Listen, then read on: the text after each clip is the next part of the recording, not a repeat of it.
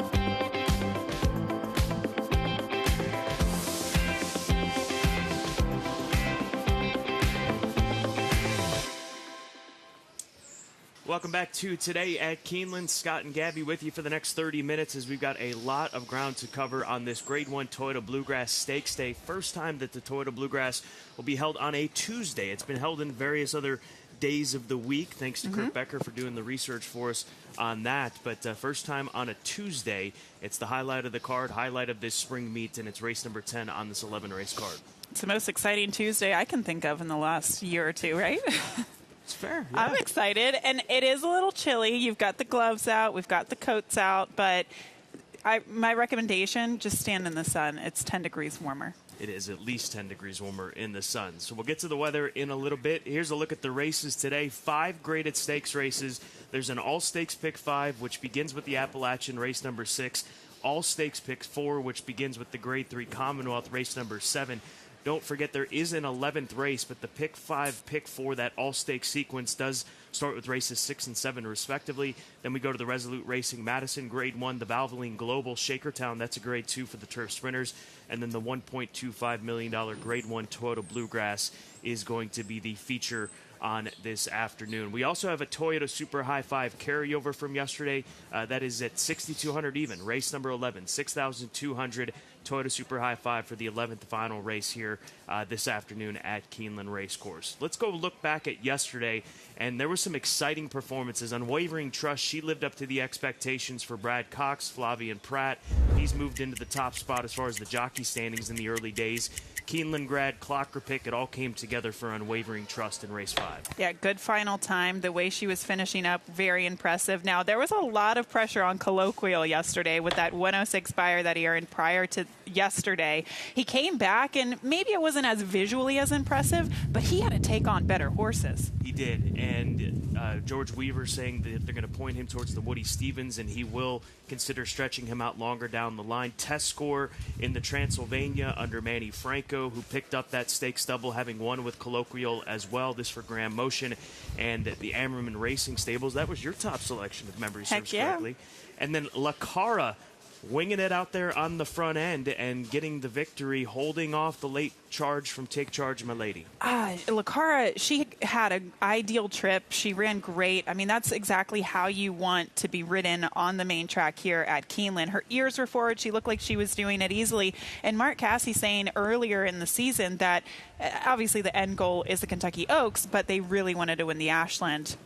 They got it done. Mission accomplished. I will say, though, Take Charge, My Lady, I hope she has the opportunity to run in the Oaks because she was running on late, and I think she's really improving right now. Let's go to WKYT for this Tuesday weather.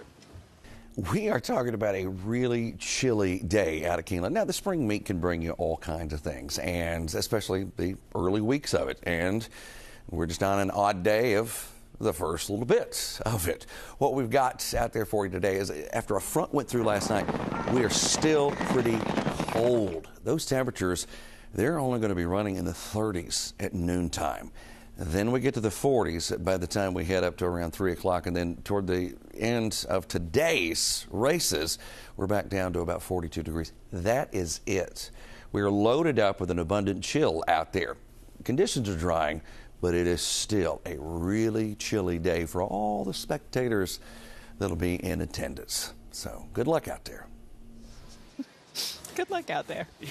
Good luck to you all. As far as the weather is concerned, we've got cold conditions, fast main track. It was upgraded to fast midway through the card yesterday, and then the turf remains good. I had a chance to be out there on the turf course. I cannot believe how good the turf course drained with all the rain that we have. Usually when you're dealing with a softer turf course, especially how much rain we've gotten in Lexington, Kentucky, you'll see kick up, right? You'll see kind of clumps of turf come back up, and you can really notice it live or on the replays. You didn't see that at all yesterday. Unbelievable job by the track maintenance crew. Fast and good conditions presented by our friends at John Deere. As far as full card selections are concerned, let's take a look at them. 11 races to get through here this afternoon. 11 big opportunities. Download the Keeneland Race Day app, and you can stay current on all of our selections. And Two races. Montalcino, which I think everybody will agree. Yes. It was kind of like Colloquial yesterday. I think everybody agreed that he would win. Montalcino, same case today. And then somehow we landed on the same horse in the last. So download that Keeneland Race Day app and get our selections each and every race day. Social media, give us a follow on X at Keeneland Racing, and on Facebook at Keeneland. Instagram, same as well, at Keeneland. FanDuel TV, you can give them a follow on X, as we'll be part of that coverage throughout the meet as well over on FanDuel TV. If you want to catch coverage of Keeneland Racing on FanDuel TV, download the FanDuel TV Plus app, Roku, Amazon Fire TV, Apple TV, and you'll have access to FanDuel TV each and every day here at Keeneland, and all of the great coverage we're going to have teed up for you when it comes to Kentucky Derby in the next few weeks. So that is a look at social media, our full card selections.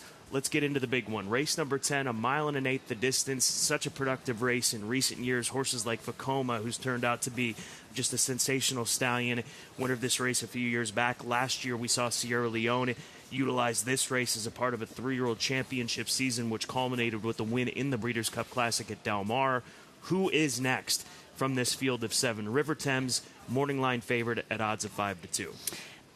There are a couple of questions in this race. Number one, distance. You have to wonder, even River Thames, I think that's an honest question for him if he can stay on at 1 1/8 miles. Same question for Owen Almighty. And then East Avenue and Chancer McPatrick. Obviously, Chancer wasn't crazy impressive last time out. I think there's room to grow.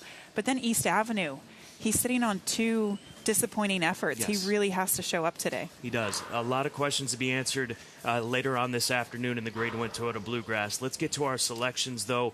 I go to Owen Almighty. I appreciate that Flying Dutchman and Brian Lynch are continuing down this path we didn't expect them to go down, because for the longest time he was going to be a one-turn horse. But what does he do? He runs second in the Sam F. Davis, and they come right back in the Tampa Bay Derby, and he's able to go out to the front end and just put together a very impressive performance, one of the best that we've seen from him. Chancer McPatrick is going to rally to finish second. It'll be interesting to see how the pace shapes up in this 1 1/8 race. Will there be more pace for a horse like Chancer McPatrick? There's a good chance of it. But there is nothing wrong with the way that the son of Speightstown performed and pulled off that win in the Tampa Bay Derby. I think they keep it rolling here today, and this is a stallion-making race. And for a horse like Owen Almighty, you've got to take that chance, and they're going to take that opportunity here this afternoon. Burnham Square, he's one that I don't want to put him in the category of East Avenue, but he needs to turn it around, right? I mean, that race last time out in the Fountain of Youth was not very good after a brilliant performance in the Holy Bull. So hopefully he can bring it together, or put it together here today.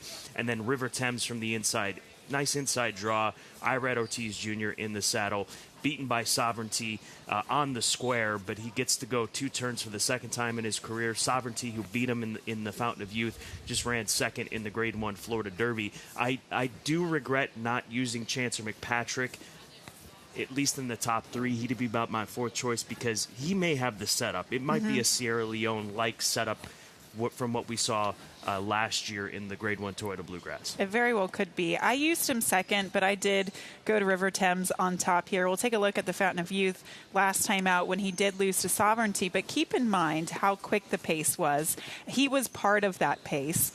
He pressed pretty much throughout, and then, or I should say, chased the pace. And then he had to hold off the late challenge of Sovereignty. Obviously, he is the 6th horse in this replay. Sovereignty is the number 2 horse. He is crying out for the wire. I'm not disagreeing with that. But it was his first time going 2 turns, going 1 1/16 miles. And I think he'll be able to get a forward trip. I think he'll be a fitter horse now, stretching out to the 1 1/8 miles. And I honestly think he'll probably sit the perfect trip behind Owen Almighty and East Avenue. If East Avenue gets back to the horse that we once knew, it's going to be those 2. Those 2 are the fastest early. River Thames could get that stalking trip to the inside. It might not look, that replay might not look great, but he lost to Sovereignty. And I truly think that Sovereignty is the best Derby prospect on the East Coast. On the East Coast, period. On the East Coast. From what we saw in Florida and New York. Yes. For that matter. Okay. And to that, I mean, Midwest, wherever. I honestly think if you consider Oaklawn, Fairgrounds, Florida, wherever, to this day, I think Sovereignty is the best. I mean, journalism obviously is number 1 for me. But anyway, he lost to him. The 6, Chancellor McPatrick, Chad Brown said that he wasn't 100% going into the Tampa Bay Derby. I think he had missed some training with him or just kind of took him a little long to get him going. He probably wanted a couple more works into him. So he was a short horse last time out, and he was up against it from a pace standpoint. I expect a big improvement for him. And then, obviously, the 4, Owen Almighty. Distance is a question, but if he's going to get the mile and an eighth, it's here at Keeneland. I would agree with that. Let's go to Tom Leach for more on the Grade 1 Toyota Bluegrass Stakes. East Avenue comes off a full clunker in the Risen Start, his 3-year-old debut. Trainer Brendan Walsh told me he doesn't really have any explanation for it, but he likes what he sees and how the horse is training. He's done great. I mean, physically, he's gotten stronger. He's got the mind of a good horse. He's got it all, you know. So, I mean, he's done very, very well. And before the Risen Star, we thought he had done well too. So, look, I think he deserves another chance. And like I said, what we see on Saturday, I think, is going to be him. Good chance the track will be certainly less than fast. How does he handle that? Yeah, that's a little bit of a concern. There's a lot of rain coming, so, you know, we don't know what kind of a track we'll have. We're hoping we might get lucky and have a somewhat decent track if we had a dry day at least. But, you know, I don't see any reason why he wouldn't handle, you know, a slop or a wet track if we had to. If we see the version of East Avenue we saw in the Claiborne Breeders' Futurity last fall, they could all be running for second. Owen Almighty is an interesting contender in here, coming off a nice win down in Tampa. The question mark for trainer Brian Lynch, obviously, is how will this horse like a mile and an eighth? I mean, it's always a bit of a concern, but he seemed to, you know, he seems to be doing well, and we're prepared to see where we're at with him after this race. Beyond pedigree, anything else you see that gives you confidence that... Yeah, just the way he trains. I mean, just the way he trains. He trains like a horse that, you know, we gallop him 1.5 miles, 1.3 miles, and the best part of his gallop's towards the end of his gallop. So would like to think that he's that he can get the trip. Well, because of circumstances dictated by Mother Nature, it's the first time since 1988 that the Toyota Bluegrass Stakes is being contested on a weekday. Let's see how it turns out. Yeah, it is going to be an interesting exercise in trying to predict what's going to happen and then ultimately what is going to happen. We'll have more on East Avenue in the clock report as far as how he's working, but cannot wait for this race this afternoon. Horses can surprise you for better or for worse, and I think Owen Almighty is one of those horses that has pleasantly surprised the connections and his ability to stretch out so far. So why not take a shot at a Grade 1 going 1.1 miles on historically somewhat of a speed favoring track? And then, unfortunately, on the reverse side of the coin, East Avenue has been surprisingly disappointing, but I don't know. I'm willing to give him a pass for his last race. It was just such an odd race from start to finish and how the winner won and everything. It's such an interesting race this year. Let's go to race number 8. It's the Grade 1 Resolute Racing at Madison Stakes. This for fillies and mares 4-year-olds and up. Scratch out Harbor Springs. We learned yesterday that Scylla was going to scratch as she has spiked a fever here in recent days, so that takes out one of the biggest contenders in this race, and Emery, morning line favorite now at odds of 3-1. She won the Grade 2 Lexus Raven Run in the fall of last year here at Keeneland Racecourse. She's had one run since at the age of 4, tackling older fillies, and she was second to Mystic Lake in that race at Gulfstream, which we're going to show back to because I go to Mystic Lake on top. This is a filly by Motown for Safi. She's 4 years old. She's faced off against older horses in her last 2. She's won both of them. She's beaten Emery. I really think that she has just simply progressed, and the fact that they have cut her back in distance after that one try in the Grade 1 Cotillion. They took that shot against Torpedo Anna, the dual champion from last year and Horse of the Year, but she has done nothing wrong in her 2 starts this year, beating, again, Emery in that performance that we just showed you. Emery is my second choice. She's got the course form. She's a 2-time winner here at Keeneland. She's only run one race out of the top 3, and that was the only time that they asked her to go past 7 furlongs in the Grade 1 Frizette and start 2 of her career. So just a consistent sprinter as Flavian Pratt picks up the mount on Emery. And then finally the number 7 horse to round out the top 3, Justique, who has just simply blossomed since moving to Fairgrounds and Oaklawn for Cherie DeVoe and moving over to dirt and cutting back in distances. The changes have suited that Justify mare well. So 8-2-7 in the Madison. Flavian Pratt gets the pickup mount on Emery, so take note of that. I like Emery over Mystic Lake just touching on that real quick, I thought if you watch the inside information, she had a bad trip. She chased wide. That is literally the worst trip at Gulfstream on their main track. So I think she can turn the tables on Mystic Lake. But the top play for me is the 7, Justique. We'll take a look at her last race, especially coming out of the starting gate. Pay attention to this. She does not break at all. Look at how far last she is in this race. And the field honestly gets away from her. She kind of is not only slow, but awkward in the first couple of strides. And Jose Ortiz made the pivotal decision here, the very important decision to not go wide and to stay on the rail. Look at how game this filly is down on the inside, mare I should say now, down on the inside, splitting horses and getting up for this win. All that said, I mean, the ride definitely won here, but you also have to have the horse underneath of you to go through small gaps like that.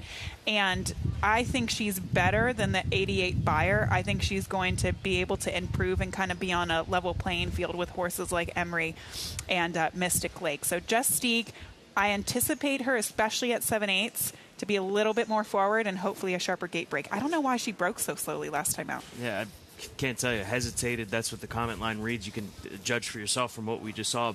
This is a big step up, though. This is a 100%. huge step up, as it would be going from a listed stake to a Grade 1 here at Keeneland Racecourse. So that's our thoughts on the Grade 1 Resolute Racing Madison. The Appalachian Grade 2 presented by the Japan Racing Association is race number 6. Now, this is the race that starts the All-Stakes Pick 5 on this card and concludes with the Grade 1 Toyota Bluegrass.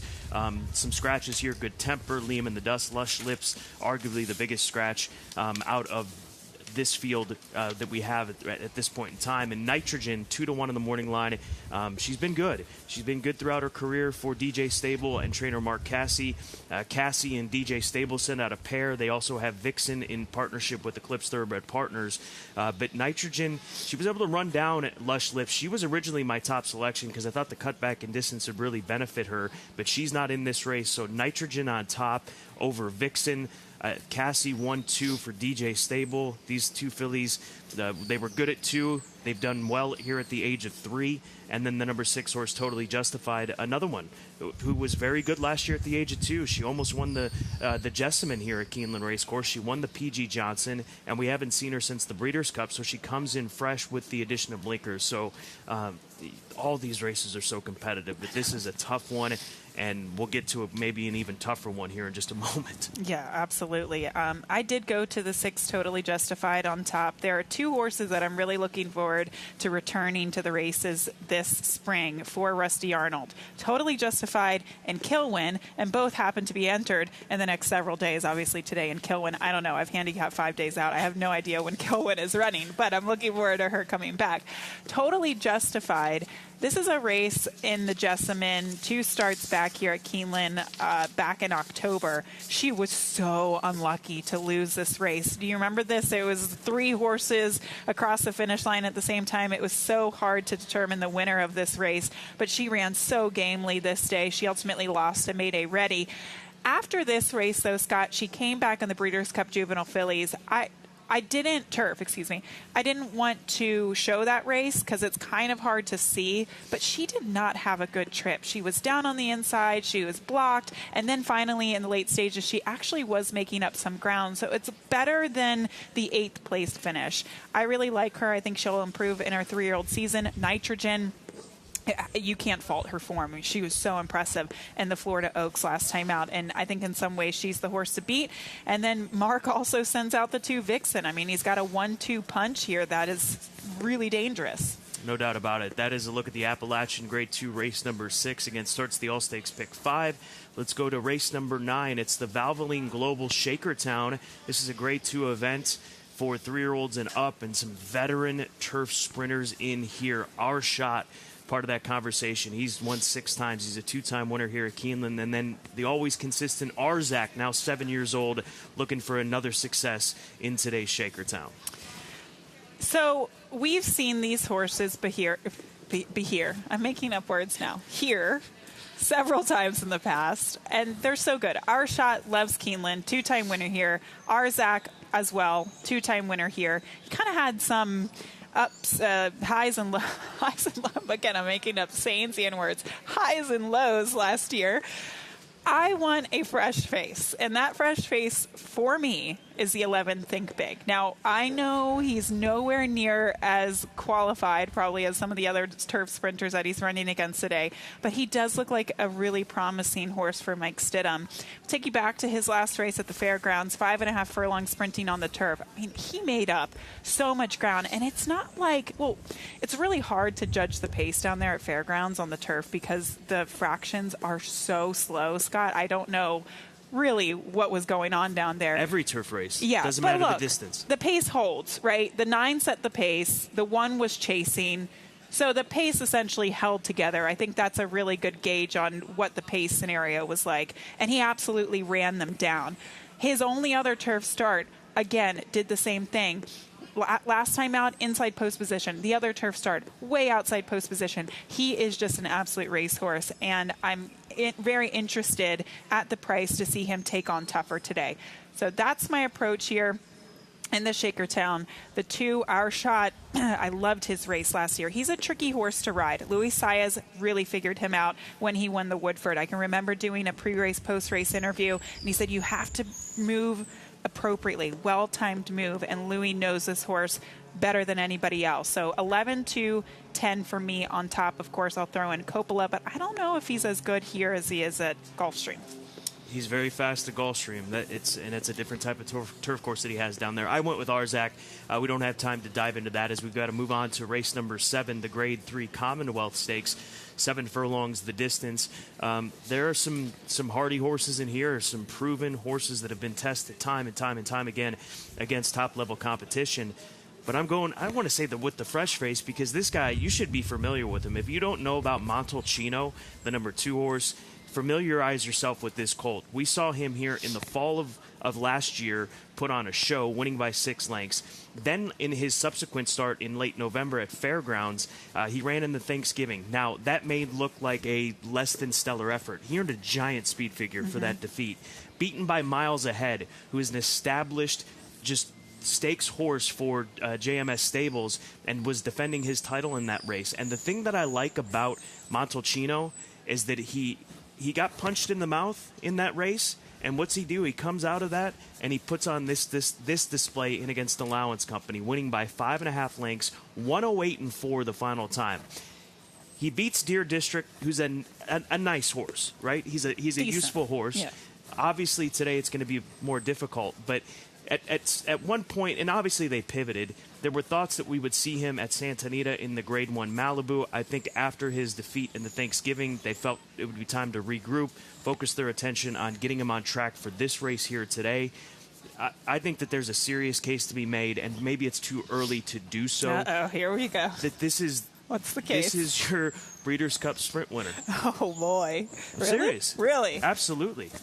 All right. Am I crazy for saying that? A little. Who do you got in the sprint? I mean, what is it, April? We're still There's in April, still some right? time. I mean, This it horse depends is a on Straight No monster. Chaser is really good. He lost a little luster in the sheen, though. He did, Golden but all the Sheen. horses that exited Saudi did. Fair enough. I'm telling you, this guy, he can hang with the big boys. I think he can. I think they are very cautious of the spots that they run him in, though. Is that fair? I don't think so. I mean, I think that today is an example of not being cautious. I think that not coming out to the Grade 1 Malibu, fine. Shipping out to California, it's not an easy journey. Yep. I think that you're going to see just, Grade 1 after Grade 1 after Grade 1 for the remainder of the year for this horse. Let's see. I love him. I love the horse. I think he's supremely talented, and I hope he gets a shot to run in the Breeders' Cup.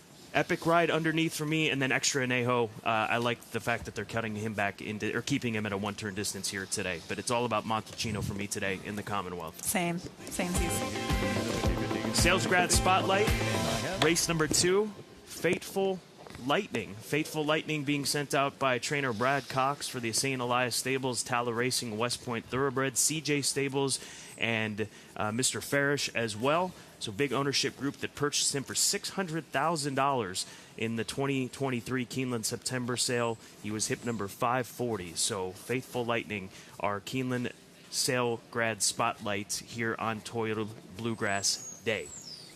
All right, let's get into the clock report.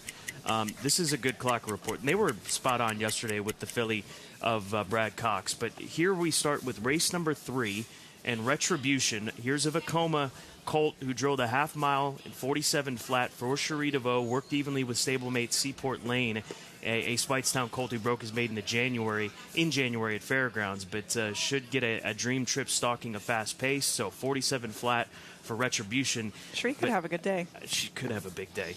But here's the workout that East Avenue put in, and he worked in company with a horse named Gosger in 1 minute and 4, and he's looking to bounce back. Now, I've got an angle on this that we can use in race number 5. You ready for this? Okay, and then He works in company with Gosger. Utilize that in race number 5 with Pitkin, because Gosger is the horse that beat him at Gulfstream Park. And then Gosger is entered in the Lexington next Saturday. So there you go. Because I just handicapped it this morning. So, but no, very important to pay attention to Pitkin to establish your opinion on him next weekend. Exactly. And I think Pitkin's going to be tough in race number 5 for what it's worth. Here is our all-stakes pick 5 swing. $40.50 is the investment starting in race number 6, the Grade 2 Appalachian. We go with the Cassie, DJ Stables, and Eclipse Thoroughbred Partners fillies down on the inside, as well as the 6, and then Montalcino, the single in the Commonwealth. Montalcino really saved us, you and I, because we don't agree often throughout the card, but finally we do in race number 7. So that is a look at our all-stakes pick 5. Let's go to Tom Leach for his long shot pick of the day.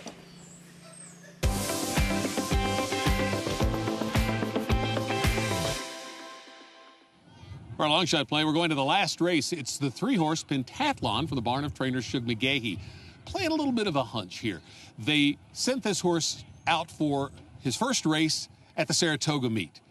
And then he came back off the layoff and ran on Belmont Stakes Day when it was contested at Saratoga last year. So that suggests to me that this horse from the 5th stable is one they have a high opinion of.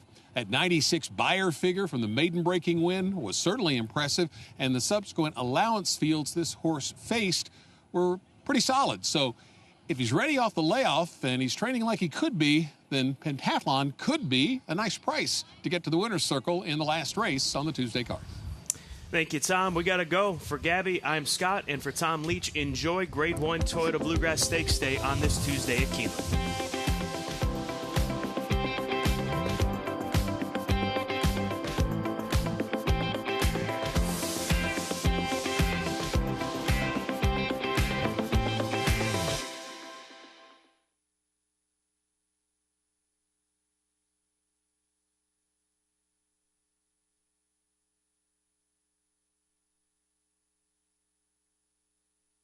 All the action, all the biggest players, all in one place. Follow the action from the racetrack to the sales ring at Keeneland on closing day of the spring meet. Right place, right time, right here. Make your move at the April Selected Horses of Racing Age sale, Friday, April 25th at Keeneland. Learn more at april.keeneland.com. This is a Toyota Grand Highlander. Toyota took the best-selling Highlander and made it bigger, more powerful, and more fuel efficient. With your choice of 3 different powertrains, including the 362-horsepower Hybrid Max. And you've got to love the 12.3-inch touchscreen. The big news is right back here, with over 20 cubic feet of cargo space. Behind a full-size third row. Now get 6.45 APR financing on any new Highlander or Grand Highlander. Toyota, let's go places.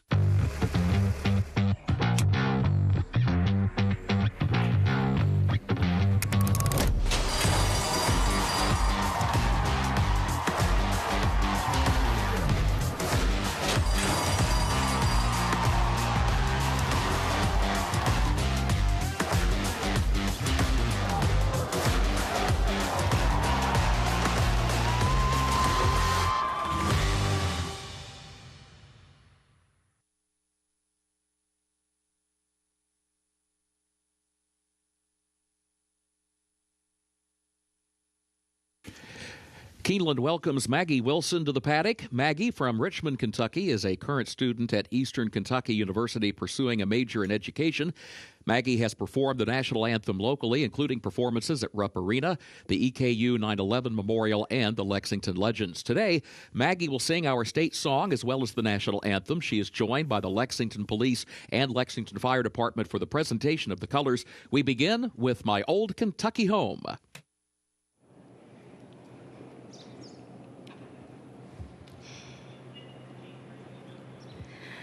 The sun shines bright on my old Kentucky home.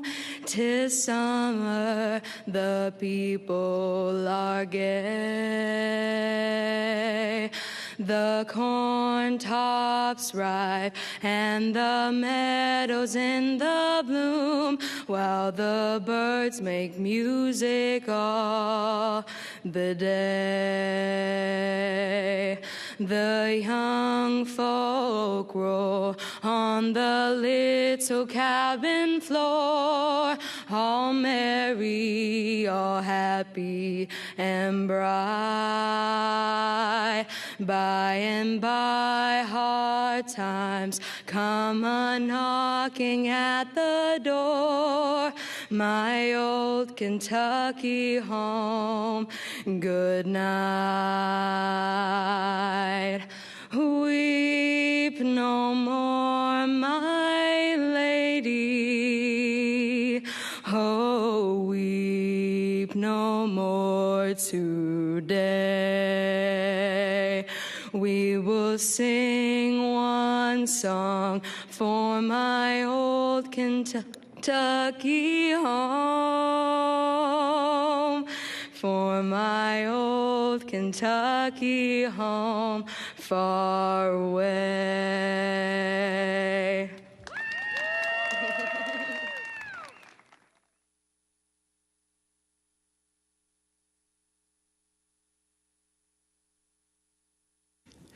Ladies and gentlemen, please rise as you are able for our national anthem.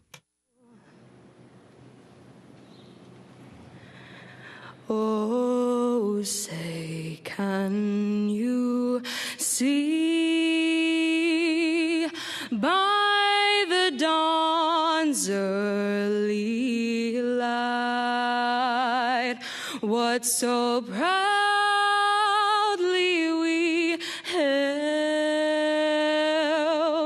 at the twilight's last gleaming, whose broad stripes and bright stars through the perilous fight o'er the ramparts we watched were so gallantly streaming. And the rocket's red glare, the bombs bursting in air, gave proof through the night that our flag was still there. Oh, say, does that star-spangled banner yet wave?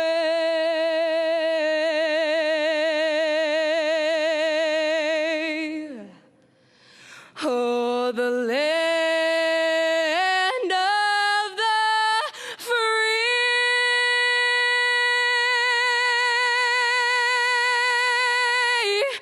and the home of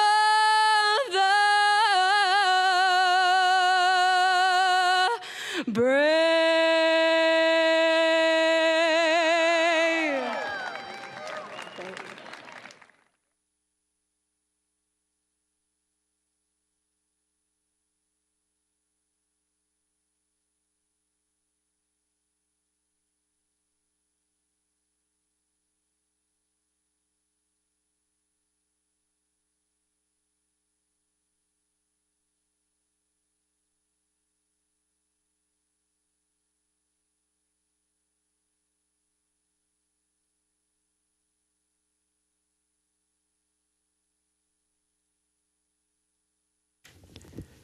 Keeneland is proud to recognize Velma Grant, a Steaks and Lafayette hospitality host, as the employee of the day. Congratulations, Velma.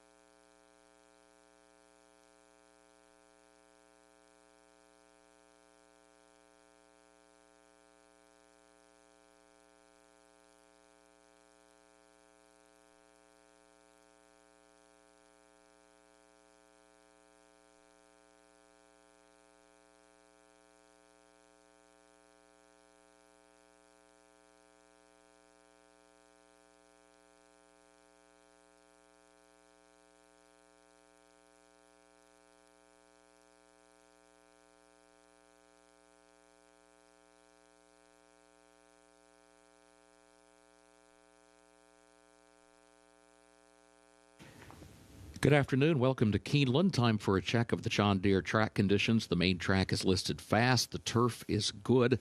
The rail at 20 feet on the turf course today. Time for a look at the program changes. First race is where the first of the day's rolling doubles and pick threes, so the early pick five begin. There are no changes in that first race. Race 2, start of the early pick 4, jockey for the 11 Bermuda Triangle, Joel Rosario. The 11 Bermuda Triangle, Joel Rosario. Third race has no changes. The fourth race, start of the Keeneland Turf Pick 3, made up of races 4, 6, and 9. Scratch the 12 Northern Invader. Scratch 13, Hurry, Hurry. And scratch 15, Degree of Risk. That's in the fourth race. Scratch 12, Northern Invader. Scratch 13, Hurry, Hurry. Scratch 15, Degree of Risk. Please note the 14, Yamato, draws into the race. Gabriel Saez to ride as programmed. The 14 draws in. The jockey as programmed. One other note on the fourth. There is a jockey change for number 5, Timeout. And that'll be Jose Ortiz. That's the fourth race, number 5, Timeout. Make the jockey, Jose Ortiz. Race 5, start of the pick 6, no carryover, no changes in race 5. Sixth race, start of the All-Stakes pick 5, the 37th running of the Appalachian, presented by Japan Racing Association. Scratch the 5, Good Temper. Scratch 7, Liam in the Dust. Scratch the 8, Lush Lips. That's in race 6. Scratch the 5, Good Temper. Scratch the 7, Liam in the Dust. Scratch the 8, Lush Lips. Jockey change on the 9, Foxtastic, John Velasquez. Number 9, Foxtastic, the jockey, John Velasquez. Also, one note for that sixth race regarding equipment for number 3, Fionn. Number 3, Fionn, wore the blinkers last out on March 8 at Fairgrounds. Wears the blinkers again today. That is not a change. That is blinkers as regular equipment for the 3, Fionn. Seventh race, the 38th running of the Commonwealth. That is the start of the All-Stakes Pick 4. In that seventh race, the jockey for number 4, Caramel Chip, will be Manny Franco. That's the seventh race, number 4, Caramel Chip, Manny Franco, the jockey. Eighth race, the Grade 1 Resolute Racing Madison. Start of the late pick 4. Scratch number 3, Harbor Springs. And scratch the 6, Scylla. That's in the 8th race. Scratch number 3, Harbor Springs. And scratch the 6, Scylla. Jockey change on the 2, Emery, Flavian Pratt. Number 2, Emery, Flavian Pratt, the jockey. 9th race, the Valvoline Global Shakertown. Scratch the 6, Nonay Hudson. That's in the 9th race. Scratch the 6, Nonay Hudson. Jockey change on the 10, Coppola, Manny Franco. Number 10, Coppola, Manny Franco, the jockey. 10th race, the featured Grade 1 Toyota Bluegrass Stakes. No changes in race 10. 11th race, carryover for the Toyota Super High 5 of $6,200. Take out the also eligibles 13 and 14. They did not draw into the race. Time now to check in with Scott Hazelton and Gabby Gaudette. It is a big Tuesday of racing here at Keeneland Racecourse. Scott and Gabby with you for the 11-race card. It is Toyota Bluegrass Stakes Day, but on top of the Toyota Bluegrass Stakes here today, Gabby, we have 5 stakes races in total, an all-stakes pick 5, which starts with race number 6, and then that all-stakes pick 4, which begins with race number 7, but it all ends, as far as those sequences are concerned, with the Grade 1 Toyota Bluegrass Stakes. It's definitely one of the most exciting Tuesdays I think I've ever had with these 5 stakes races on tap. Looking forward to that sequence as well, and of course it is highlighted by the Grade 1 Toyota Bluegrass. This is a very interesting race this year. I think not only is there a question of distance with some of these horses, including Owen Almighty, but also the question whether whether or not the 2-year-olds progressed at 3, like East Avenue and Chancellor McPatrick. And then throw River Thames into the conversation as well. He draws the rail, recently second in the Fountain of Youth after setting the pace for a good portion of that race. He's going to have to step up, no doubt about it, at this 1 1/8 distance here today. So we've got the Appalachian, the Commonwealth, the Resolute Racing Madison, the Valvoline Global Shakertown, and of course the big one, the $1.25 million Grade 1 Toyota Bluegrass.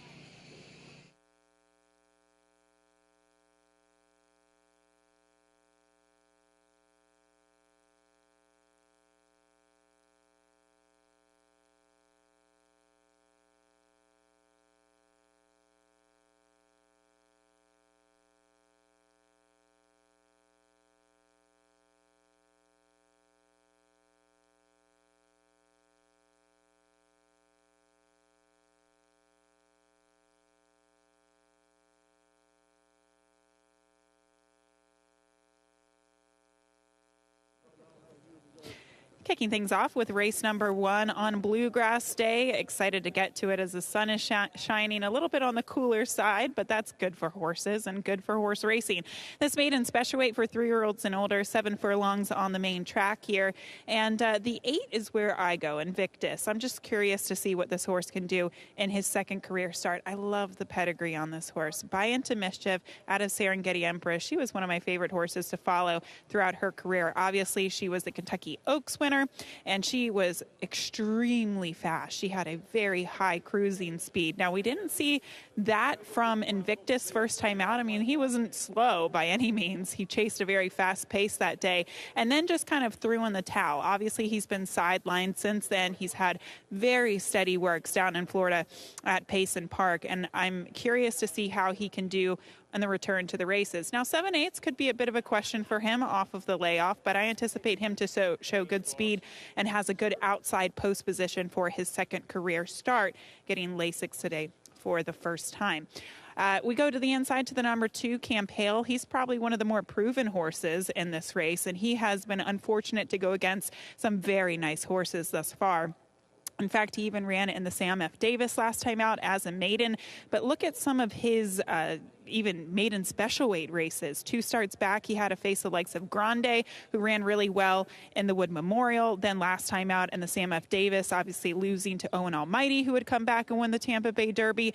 So those fields have been absolutely loaded. I know this is still a maiden special weight, but it is somewhat of a class relief, and he's going against unproven sorts. And here he has really proven himself against stiff competition so far. And then finally, the 3, Playa del Mar, is the 3rd selection here for trainer Bill Mott.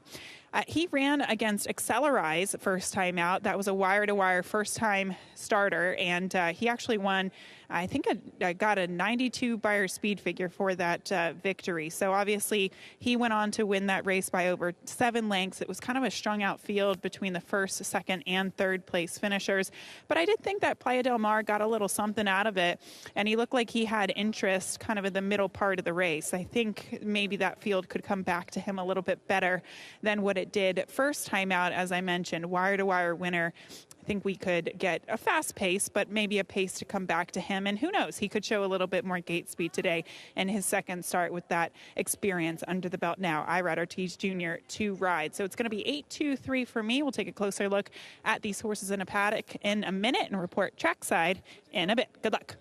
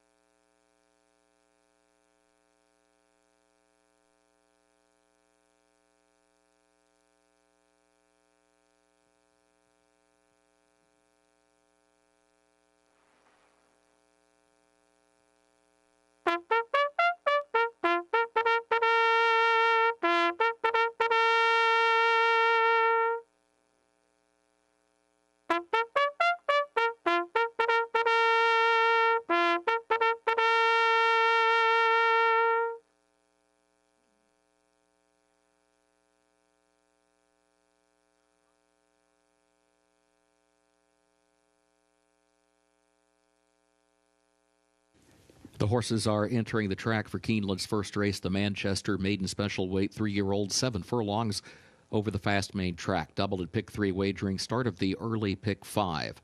Main track is fast, the turf listed good, the rail at 20 feet on the turf course. No changes in the first race. Post time at 6 minutes.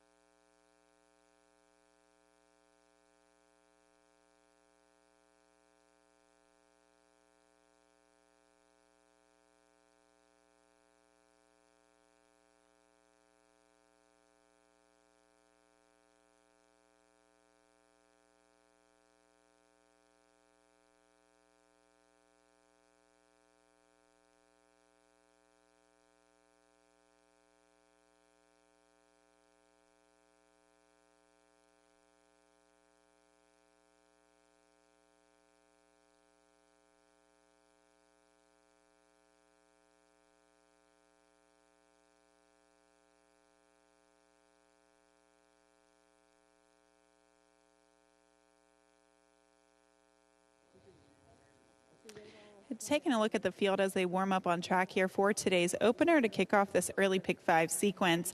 Here's a look at your 8-5 favorite, Camp Hale, for trainer Ian Wilkes. And I do like the cutback in distance for this horse, even from a physical standpoint. Sometimes I look at horses that are proficient at the 1-turn mile or the 7 furlongs, and they almost kind of have elongated features, kind of a little bit of a longer back, longer neck, and that's what I see from the 2 Camp Hale. He clearly tried to go a distance of ground, but I honestly think that in some ways his best races were going 1 turn, especially even that race at Gulfstream Park when he had to face the likes of Grande. I know he lost as a favorite that day, but Grande, a very nice horse there for Todd Pletcher.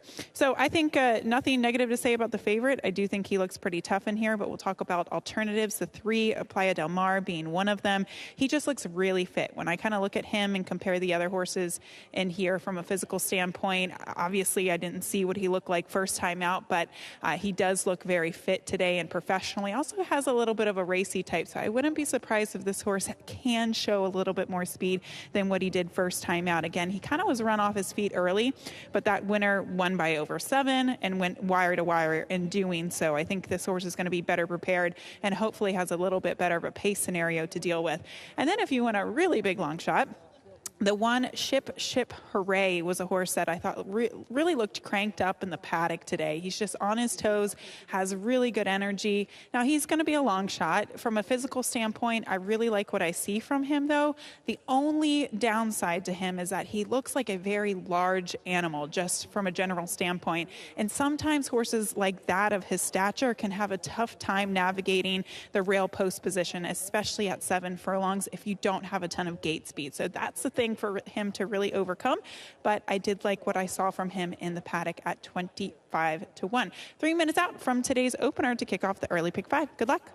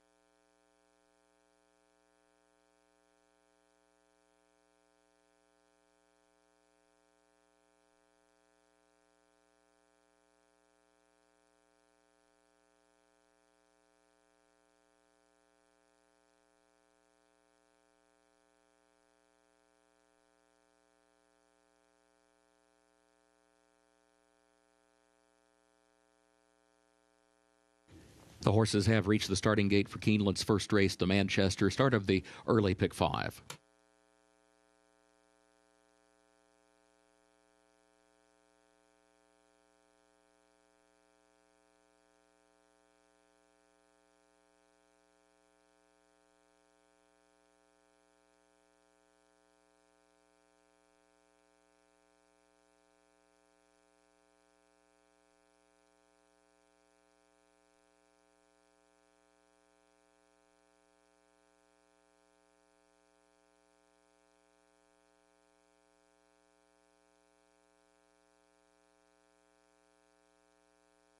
Moving into line, first race.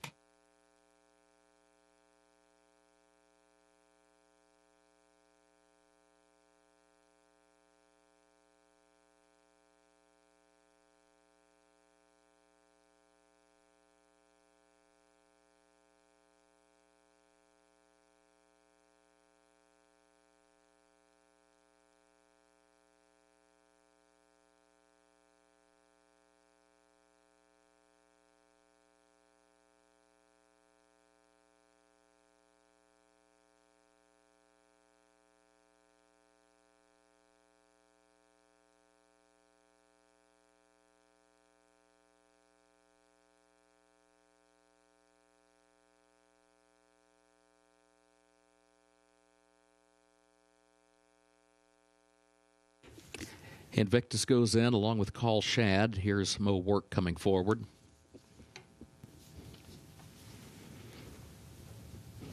Socket to Me goes into line. Shepherd, the last one. Goes in, they're at the post. And they're off. There's Camp Hale, Playa del Mar, Invictus far outside. These three come forward in the opening strides. Camp Hale moves up to challenge Invictus for the lead. Playa del Mar backs away into the 4th position. Mo Work moves by to the far outside in 3rd. Ship Ship Hooray moves up the inside 4th. Playa del Mar between horses center pack now in 5th. Call Shad is 6th.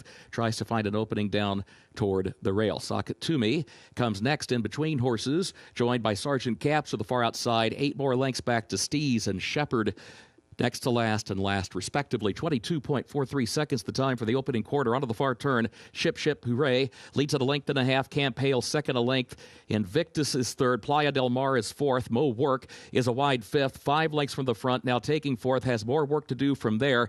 Here's Camp Hale trying to take aim on Ship Ship Hooray. These two separated by less than a length for the lead. Quarter mile to go. Then a gap of 3 lengths. Invictus is 3rd. Camp Hale to the outside to challenge and to put ahead in front, as Ship Ship Hooray is still there, but now second to the inside. Then Invictus in 3rd, still 3 lengths away. Mo Work and then Playa del Mar on the outside. Steez is 6th back toward the rail. Camp Hale a narrow lead. Ship Ship Hooray to the inside. Invictus is running on from the outside. Invictus hits another gear. It is Invictus for Flavian Pratt kicking on to win the opener. Camp Hale was home 2nd, and then Ship Ship Hooray was 3rd.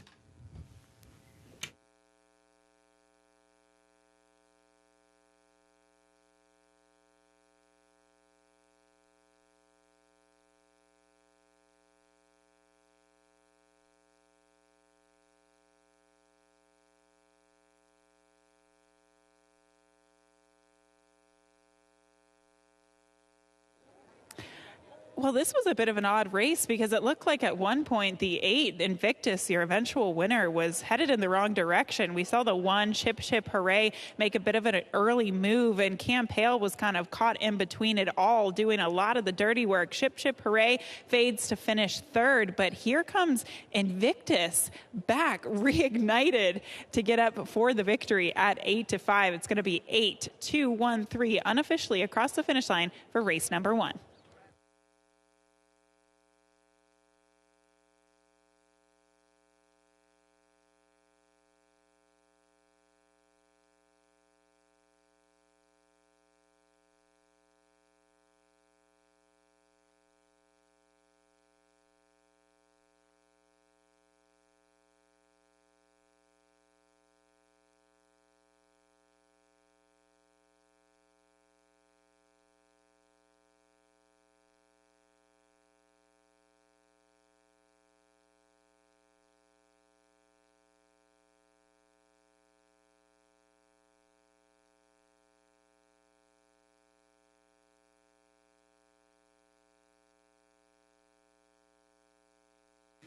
The unofficial results of Keeneland's first race: number 8, Invictus, was first. Number 2, Camp Hale, second. The 1, Ship Hooray, third. And number 3, Playa del Mar, fourth. 8213, unofficial.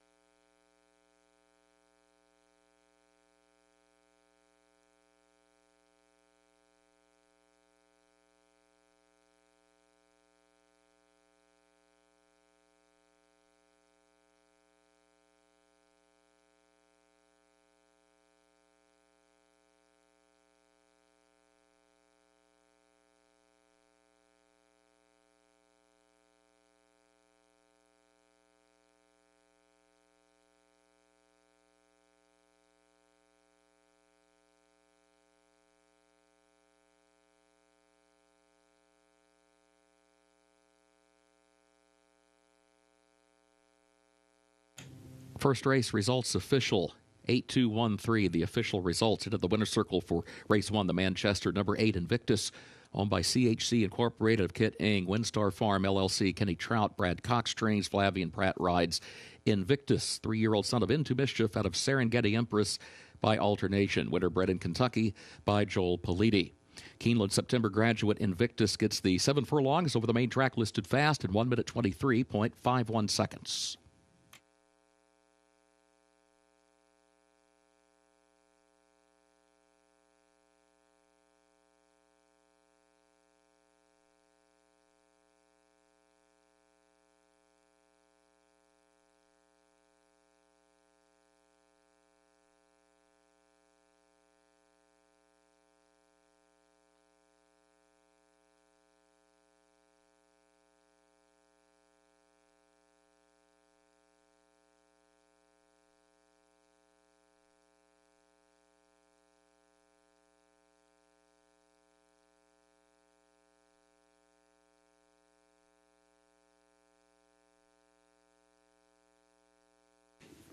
In the winner's circle, the Manchester Trophy presentation to the connections of Invictus.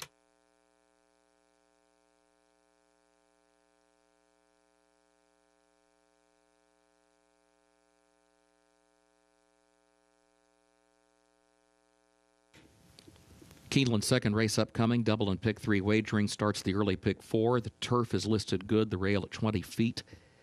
Jockey for the 11, Bermuda Triangle, Joel Rosario. The 11, Bermuda Triangle, the jockey, Joel Rosario.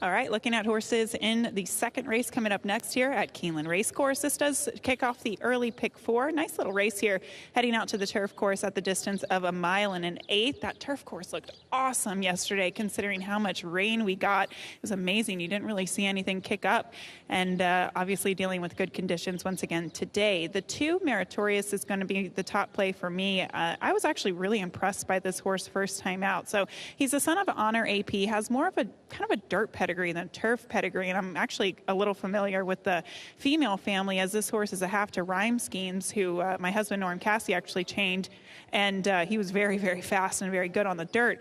But Meritorious, I think he probably needed that first race. He also definitely needs 2 turns. He was a horse that really the field got away from him first time out. Disruptor, very impressive horse that day, won by almost 10 lengths. So you can't really hold the margin of defeat, I should say, against Meritorious. And again, he was kind of one of those that just really started to get going late. So going with a bit of a price here, 14-1 as the top play. The 1, Tomasello, did nothing wrong in the last 2 races. Last time out, he lost to a horse by the name of After Taxes. That horse went wire to wire that day, and unfortunately, Tomasello just couldn't make up any ground on that horse after those fractions, and obviously the way that the Gulfstream Park turf course can play at times, especially 7.5 furlongs. So I think the biggest question with this horse is the distance, 1 mile and an eighth distance stretching out today. I think there's kind of a reason why he's remained at lesser distances in the past, but I think the key to him is probably get a forward trip and just stay on as long as you possibly can. And then finally, the number 9, Fateful Lightning, for trainer Brad Cox, making his second career start here, the son of Tappet. They paid $600,000 for him, and out of Gamble's Ghost, that Ghost Zapper mare. The winner of that last race at Gulfstream also closed, so kind of a race where we saw horses set up from off the pace, going the 1 mile and an eighth. But I do like the fact that he has proven that he, in some ways, I mean, obviously he's just a second-time starter, but he did show that he's capable of going the 1 mile and an eighth distance. And I think experience will certainly help this horse, because kind of looked like he was figuring it out along the way, and then once the light bulb turned on, the proverbial light bulb turned on, it was a little bit too late, but a really game effort first time out, and I would anticipate a big improvement today. So 219 for me across the board. We'll take a closer look at these horses and report back in a few minutes for race number 2. Good luck.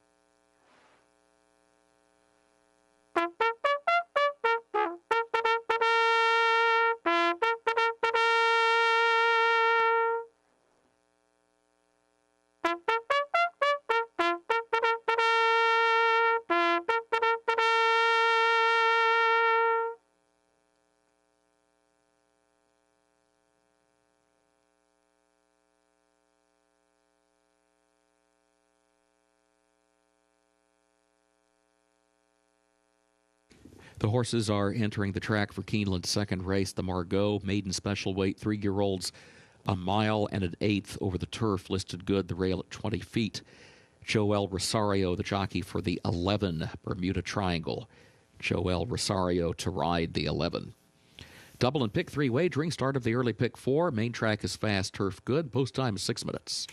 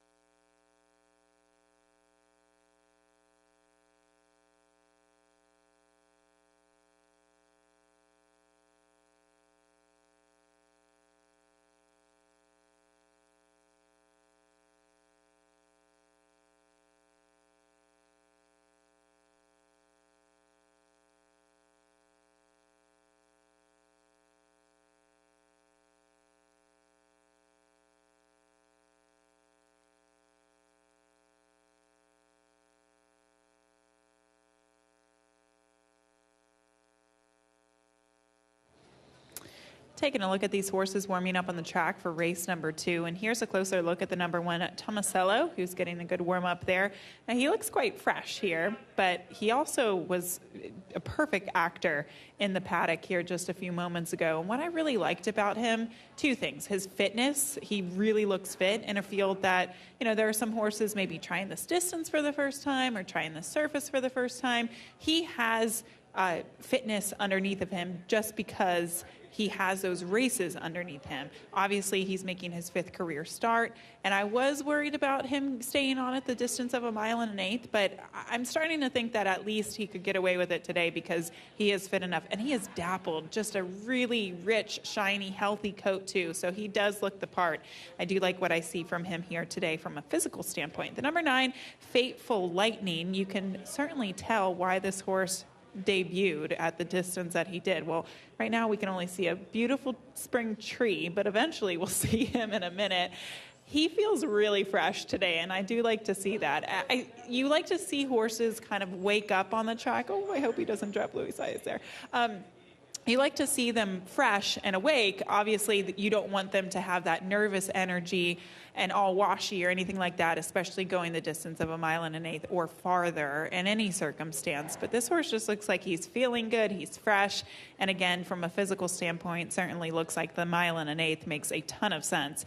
And then another horse that this distance, I think, makes a lot of sense for is the 11 Bermuda Triangle. So he's a son of Justify. Obviously, we've known what the sons and daughters of Justify can do, especially on the turf. He's out of a Warfront mare, so you get that in the pedigree as well. The siblings haven't really accomplished that much, so I guess at the end of the day, you have to kind of question what he is able to do on the turf against this level of competition. But from a physical standpoint, he's just a big boy. I just think that 6 furlongs he didn't want any part of, or I should say 6.5 furlongs he didn't want any part of first time out. And the mile also, I think, might have been a little bit too short for him last time out. He lost a Final Gambit, who came back and won a Derby prep. So obviously the 11 Bermuda Triangle, he does have to step up here, but I like him from a physical standpoint, and at least his last race has been somewhat productive. He could take that big step forward on the turf surface here today. Certainly looks like he should handle it well at 8-1. Right now, your favorite, though, the number 9, Fateful Lightning. As we go to post, Brad Cox hoping for back-to-back wins on today's card.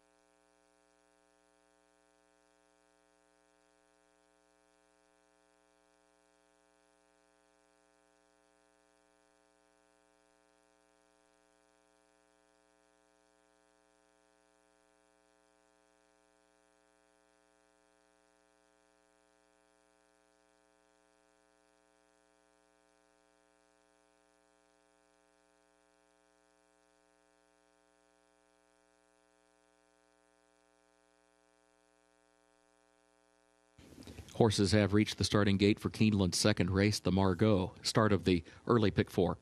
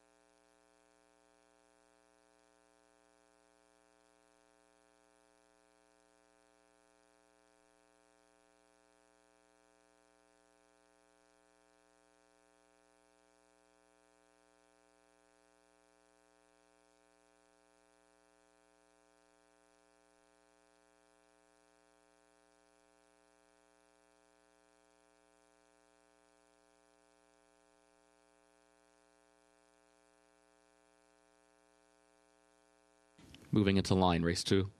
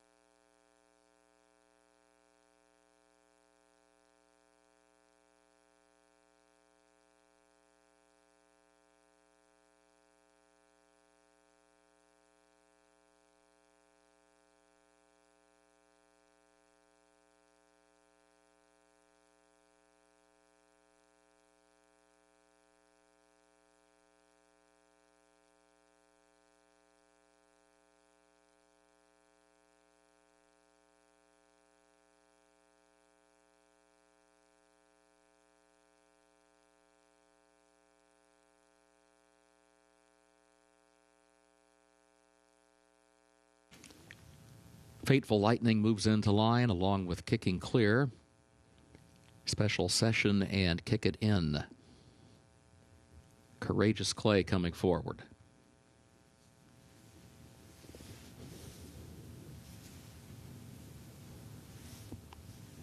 No Mo Moolah.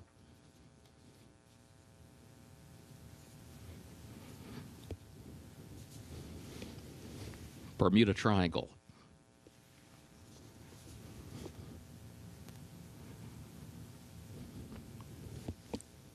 Excite. Goes in. They're at the post. They're off. There's Tomasello from the inside. Here comes an early move from Excite on the far outside. Van Ginkel has some early speed as well, but Excite's going to move up and challenge Tomasello. Tomasello to the inside, leads it by just a neck. Excite will go second up on the outside, and then Meritorious is third. Van Ginkel alongside that one is fourth as they move into the first turn. Bermuda Triangle gets over to the rail, settles toward the center of the pack in fifth. One lane off the rail around the first turn. Fateful Lightning is sixth on the outside of that one. Kicking Clear goes seventh. Trigger Point is eighth. Kick It In is a wide ninth. Courageous Clay is in 10th position. Special Session is 11th off the first turn. No Mo Moolah is last of the 12. That opening quarter went to 23.39 seconds. Tomasello, the leader, 3/4 of a length. Excite goes second by a length and a half. Van Ginkel is third by just ahead. Meritorious fourth back toward the inside by a length. Bermuda Triangle is fifth. It's running nearly 5 lengths off the lead. Has company to the inside. Kicking Clear moves up a closer sixth. Fateful Lightning will have to go wide seventh. 48.07 seconds the time for the first half mile. Tomasello and Excite go 1-2. Van Ginkel wide but third, a length off the lead. Meritorious stays against the rail in fourth, a length and a half from the front. Then Bermuda Triangle is in fifth. Kicking Clear sixth. Fateful Lightning is seventh and still nearly 8 lengths off the lead. Van Ginkel swings up on the outside of Tomasello to challenge for the lead. Meritorious is in behind that pair, changing lanes toward the outside. And then Bermuda Triangle is fourth. Fateful Lightning, awkward move, has unseated the rider. Fateful Lightning unseated the rider. Tomasello has the lead in deep stretch, chased by Van Ginkel, 2 lengths between them. It is Tomasello moving on for the win. Tomasello, Jose Ortiz to win it. Van Ginkel was second, Meritorious was third, and Kicking Clear was fourth.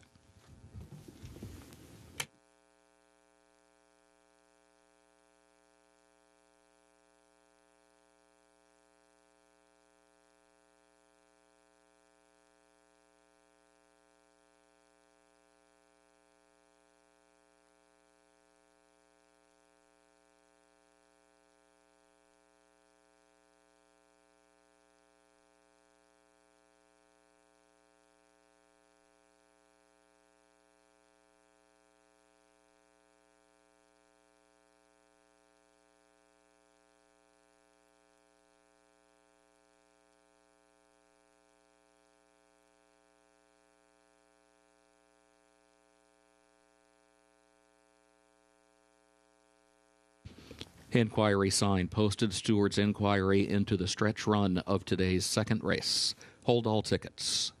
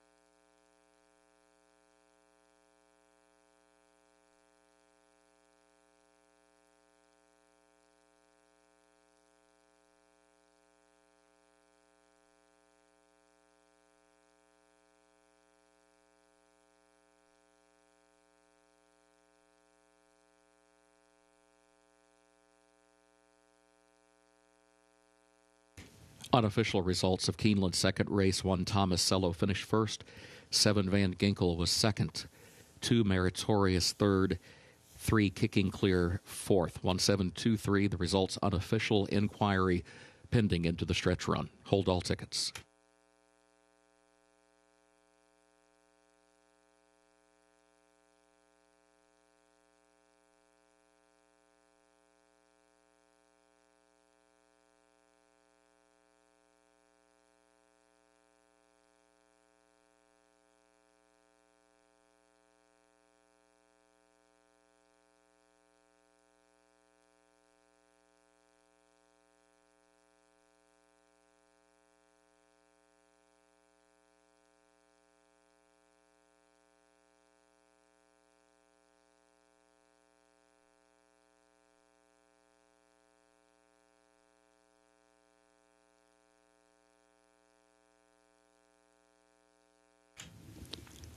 Unofficial winner in the winner's circle for Keeneland second, the Margaux, number 1 Tomasello. Owned by the Iron Horse Racing Stable, LLC of Harlan Malter, TNT Equine Holdings, LLC of Robert and Bress Thorierkaus, the trainer Mark Cassie, and the jockey Jose Ortiz. Tomasello, 3-year-old son of Authentic, out of Dakota Queen by Warfront, bred in Kentucky by Barry Becker and Judith Becker. 1 minute 51.54 seconds, a mile and an eighth over the turf, listed good. Inquiry pending. Hold all tickets.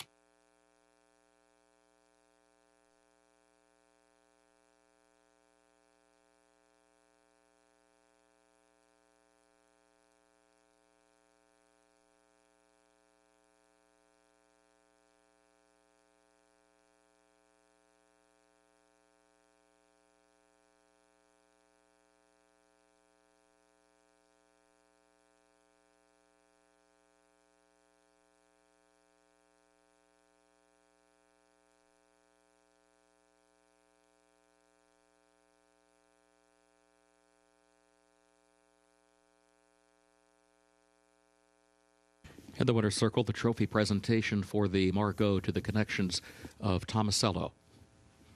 Result unofficial, inquiry pending.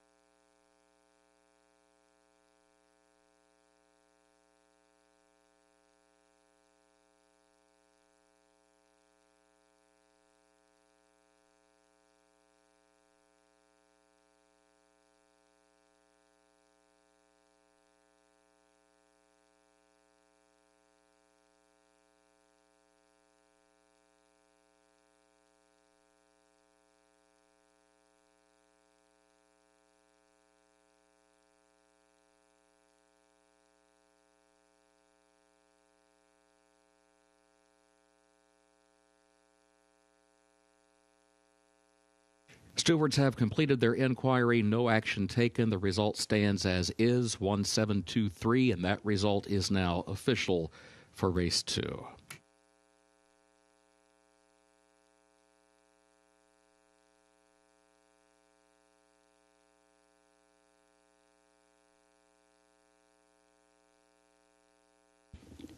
Keeneland's third race upcoming, including double and pick 3 wagering. No changes in this third event. Main track is fast, the turf listed good.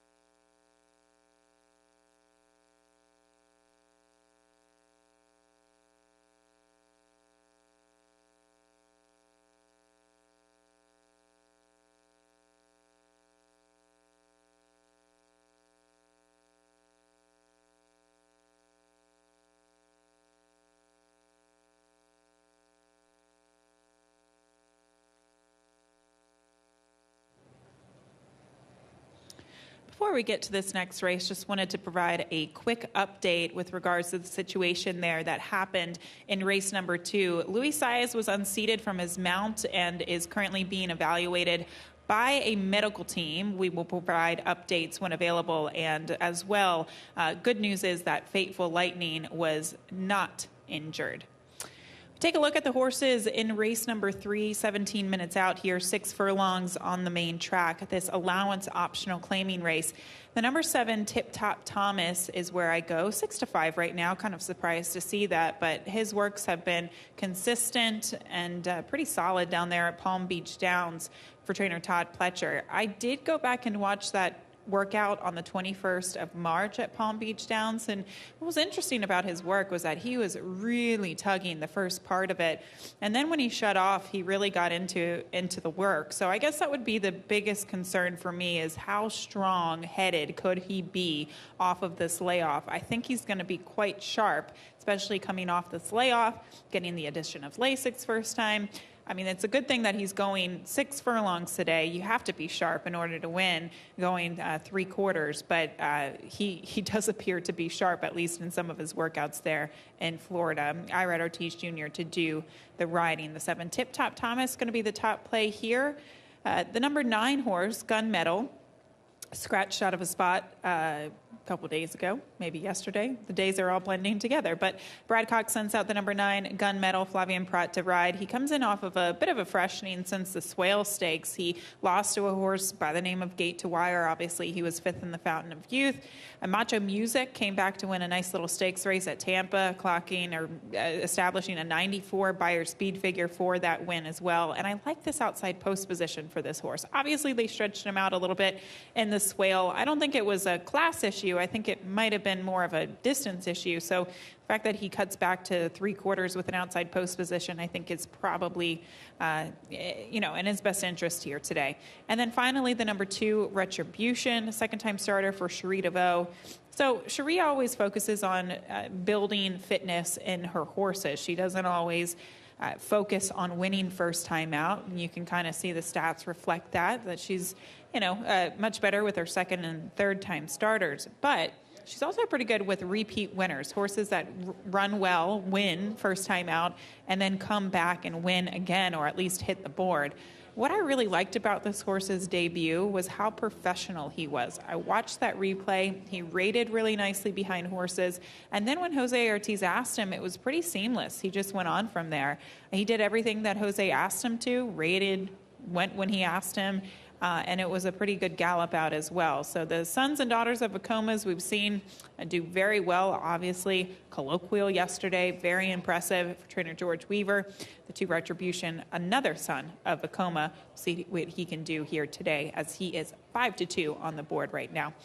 Kind of chalky for me, 7-9-2 with the 7-5 favorite on top for race number 3.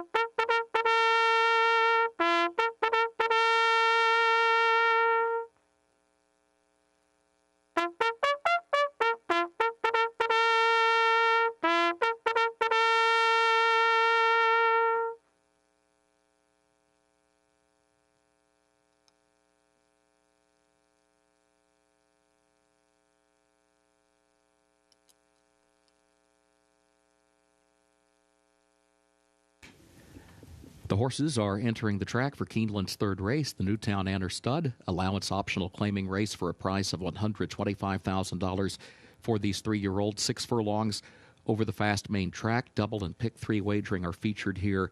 No changes. Post time at 6 minutes.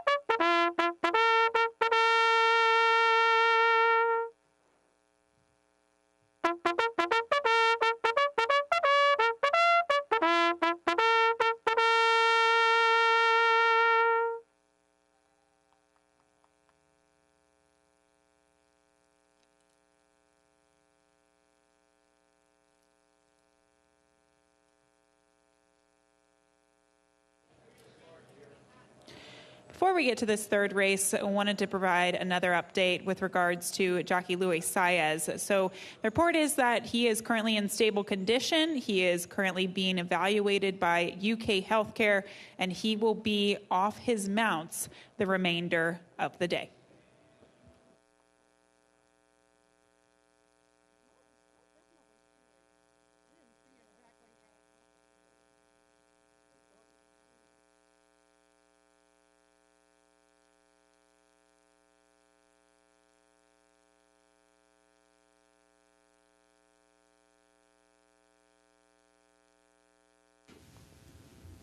As we heard the update from Gabby, Luis Saez off his mounts the rest of the program today. A number of jockey changes will be forthcoming. Right now, the horses have reached the starting gate for race 3.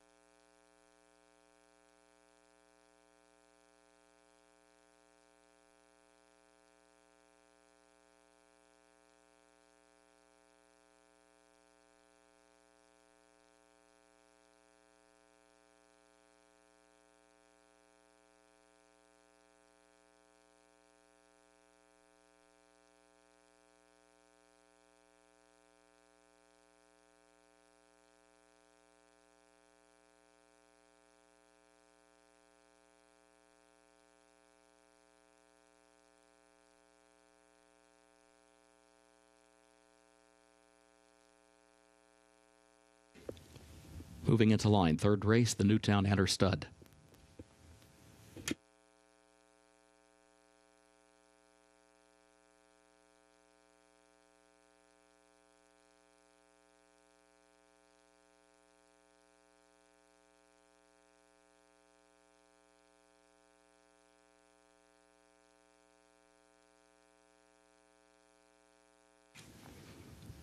Brodeur goes in.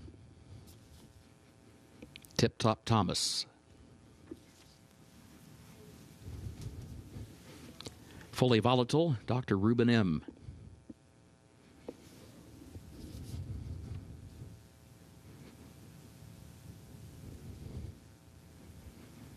Gunmetal, the last one.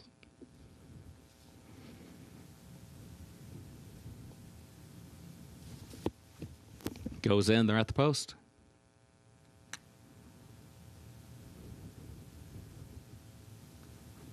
And they're off.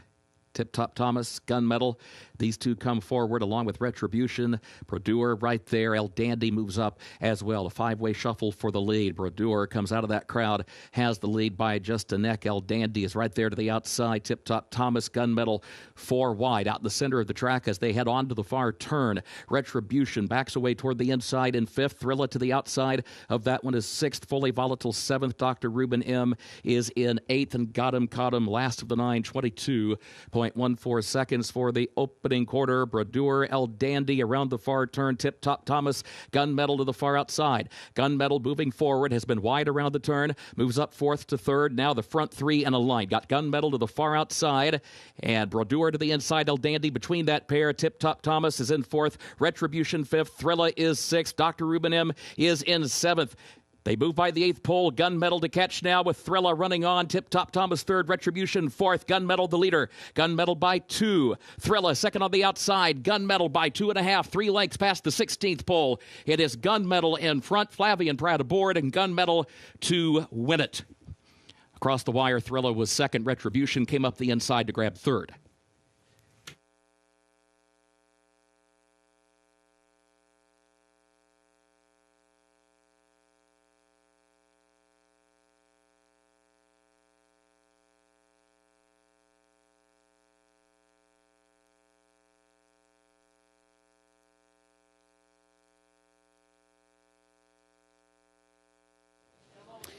outside post position seemed to help this horse today because it really did give jockey Flavien Prat so many options in playing the break. A couple of horses decided to go to his inside. He pressed a little bit wide, but it didn't matter in the end. This horse was much, much the best. He gets the win at odds of 6-5, 39-1. Thrilla finishing second. It's going to be 9-1-2 unofficially across the finish line.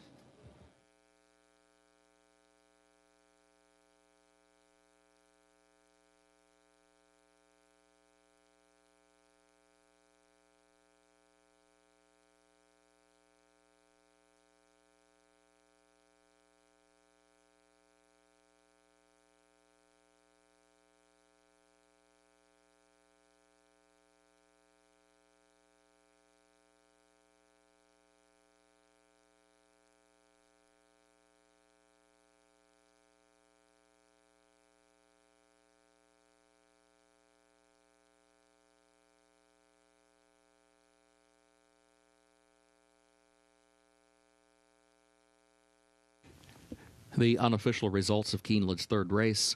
Number 9, Gunmetal first. Number 1, Thrilla was second. Number 2, Retribution was third. And the 7, Tip Top Thomas fourth. 9-1-2-7 unofficial.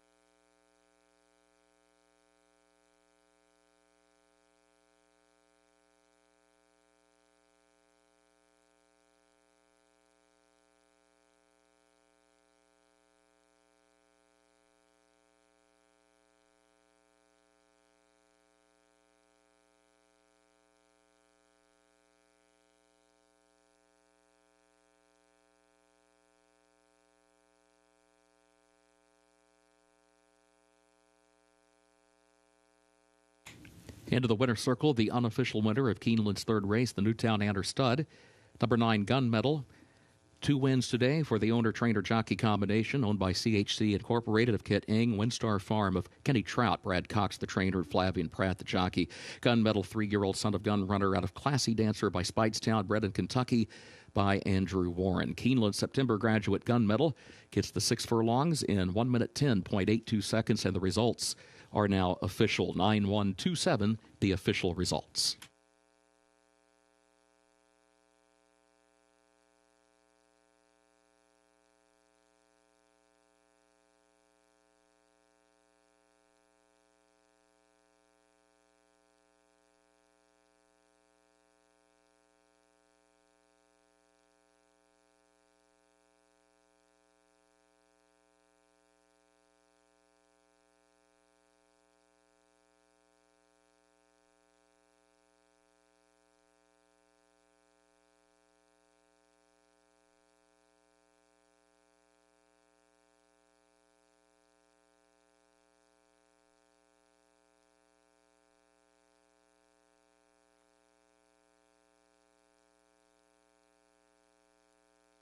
In the winner's circle, the Newtown Anner Stud Trophy presentation to the connections of Gunmetal.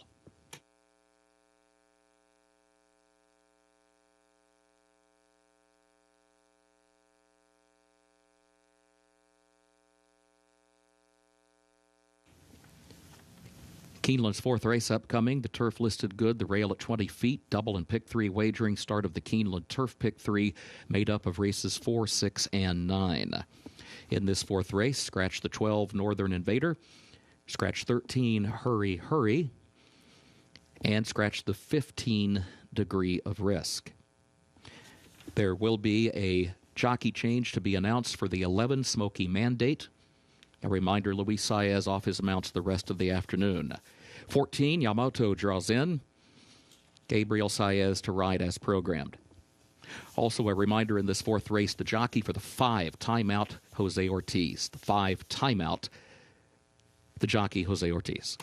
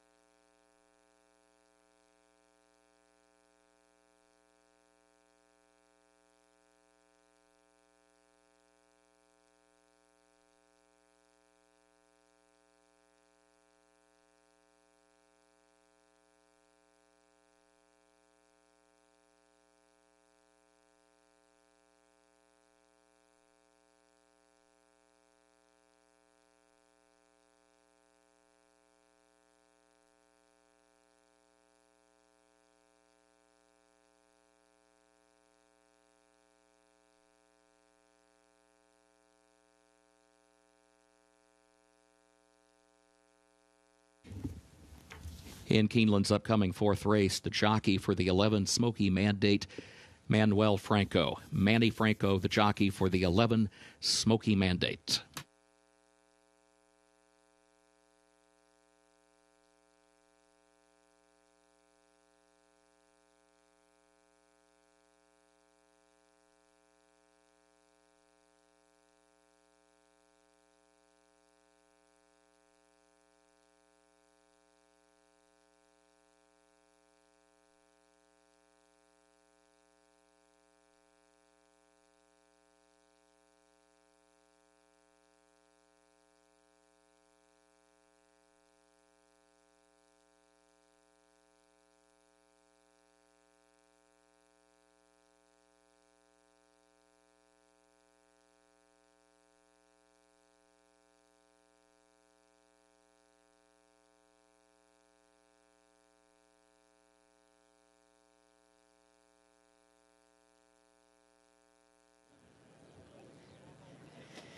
All right, I guess I'm shopping for prices today, and must have been in that type of mood when I was handicapping the card, because I'm going crazy here with a 31-1 shot.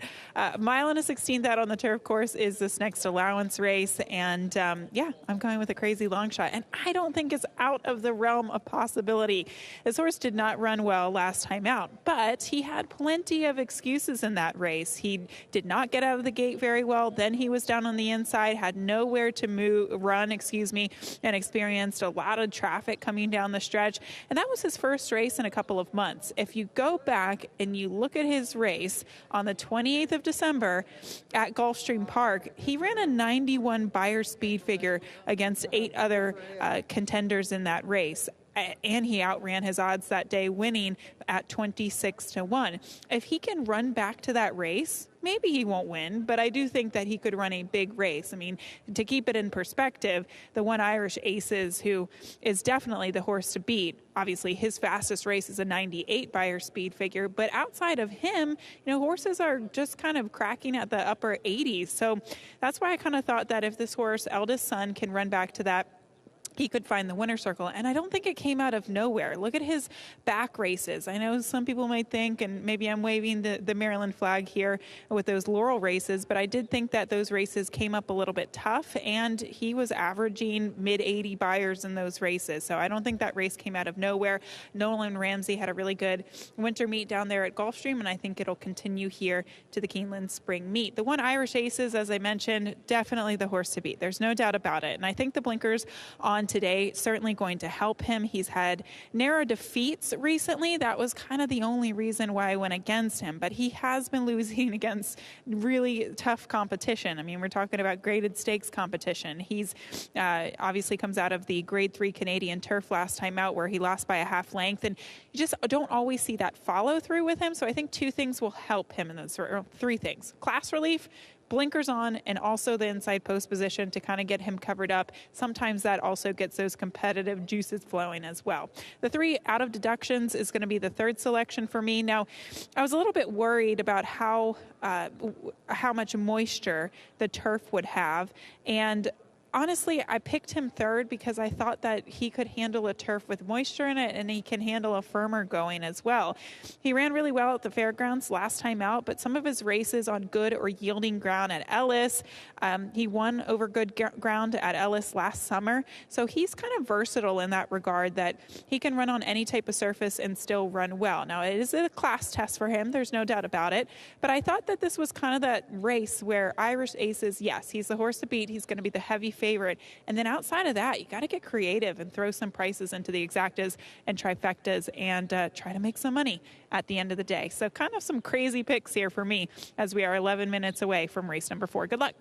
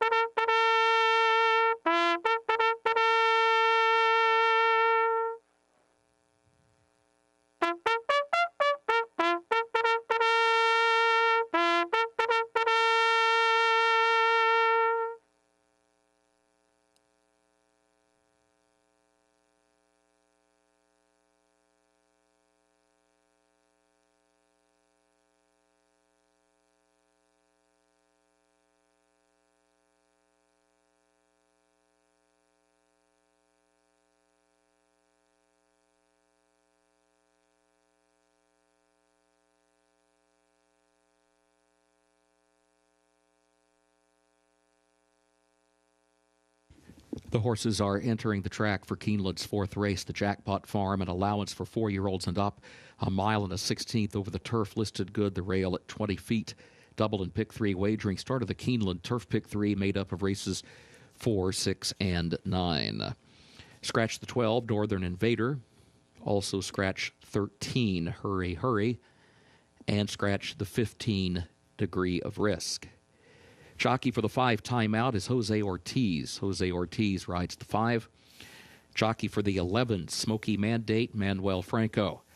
11, Smoky Mandate, Manny Franco, the jockey. And a reminder, the 14, Yamato draws in, Gabriel Saez as programmed. Post time, less than 4 minutes.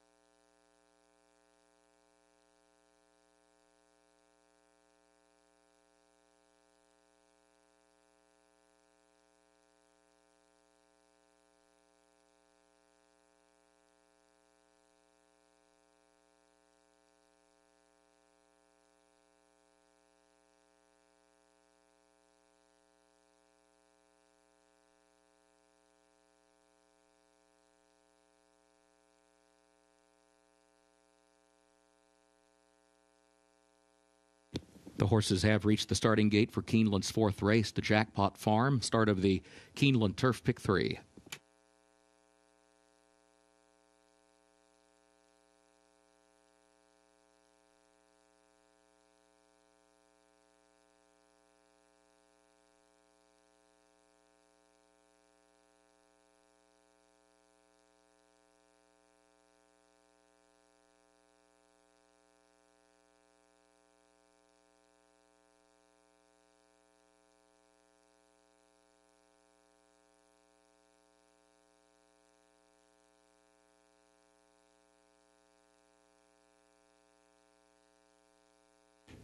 Moving into line, race 4.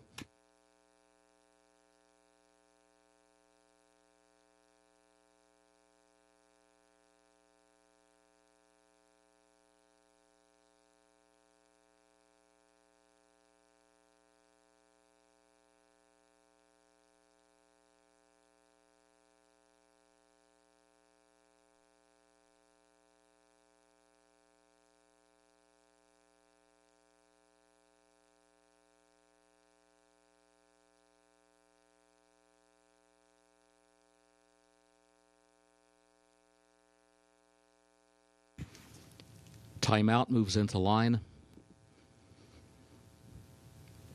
Tall Boy, Wonderful Justice, Smoky Mandate with Manny Franco aboard. Yamato will be the last one.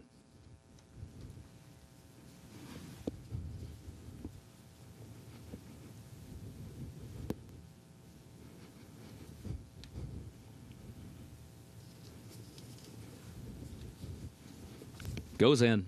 They're at the post. And they're off. Irish Aces from the inside. Here comes Piper's Factor, Eldest Son. Wonderful Justice to the far outside. As they head down for the first turn, Eldest Son puts a head in front. Got Irish Aces there to the rail and has company in the form of Wonderful Justice to the outside. A close-up third but wide onto the first turn. Smoky Mandate moves forward from fourth into third. One lane off the rail, threads the needle through some traffic. Further back, West Hollywood is sixth, tucked away to the inside of Piper's Factor in seventh, and now moving up between horses. Noted is back toward the inside in eighth. Yamato is in ninth. Timeout is 10th off the first turn, and up the back stretch, Lincoln Highway is 11th, and Tall Boy the last of the 12. 22.91 seconds for the opening quarter. Irish Aces the leader.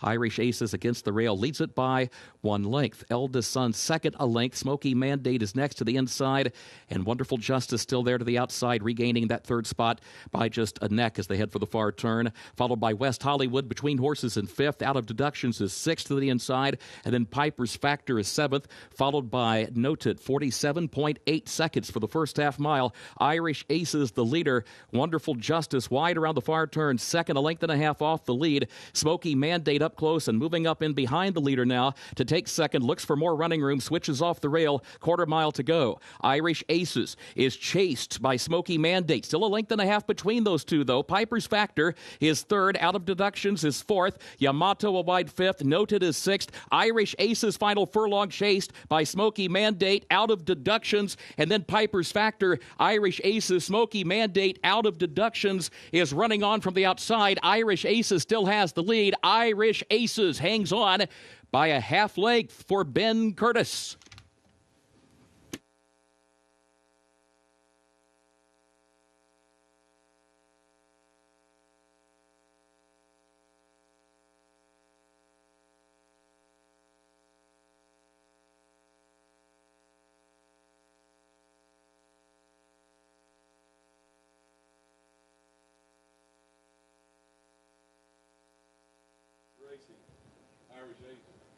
Irish Aces gets the victory here today. I loved this move by Ben Curtis. It was an aggressive ride. I also thought it was helped by the blinkers on. But what do you do with a horse that hasn't been wanting to pass horses? You put them on the lead and don't let them have to pass horses. You put them in the position to succeed. Now, obviously, he was coming out of much tougher races, but this was a great ride, and he holds on the wire coming up just in time. He gets the victory here at odds of 2-1. It's going to be very very close for second between the 3 and the 11. It's going to come down to the head bob and the placing judges for who finishes second, but no doubt about that winner, Irish Aces on top.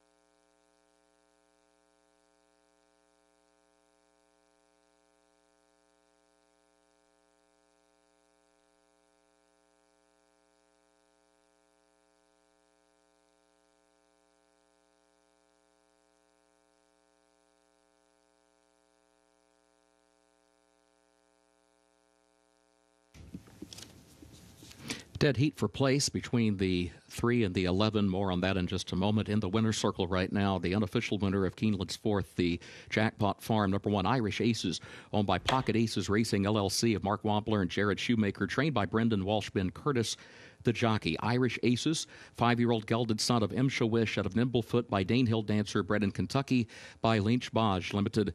The Keeneland sales grad gets the mile at a 16th over the turf, listed good, 1 minute 43.01 seconds.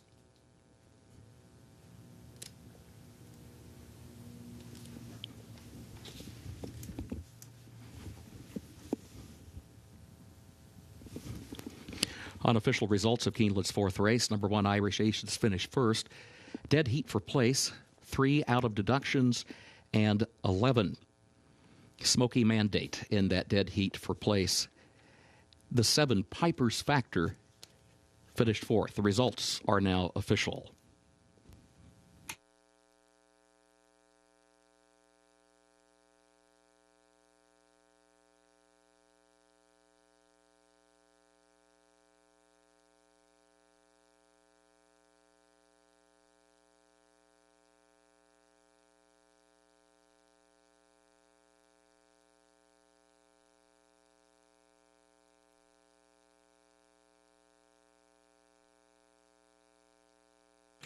In the winner's circle, the Jackpot Farm Trophy presentation to the connections of Irish Aces.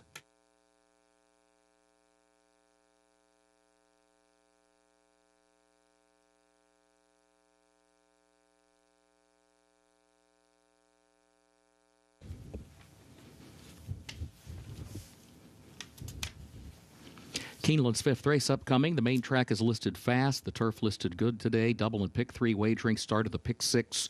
No carryover. Rail at 20 feet on the turf course today. A reminder, race 5 will finish in the short stretch at the first wire.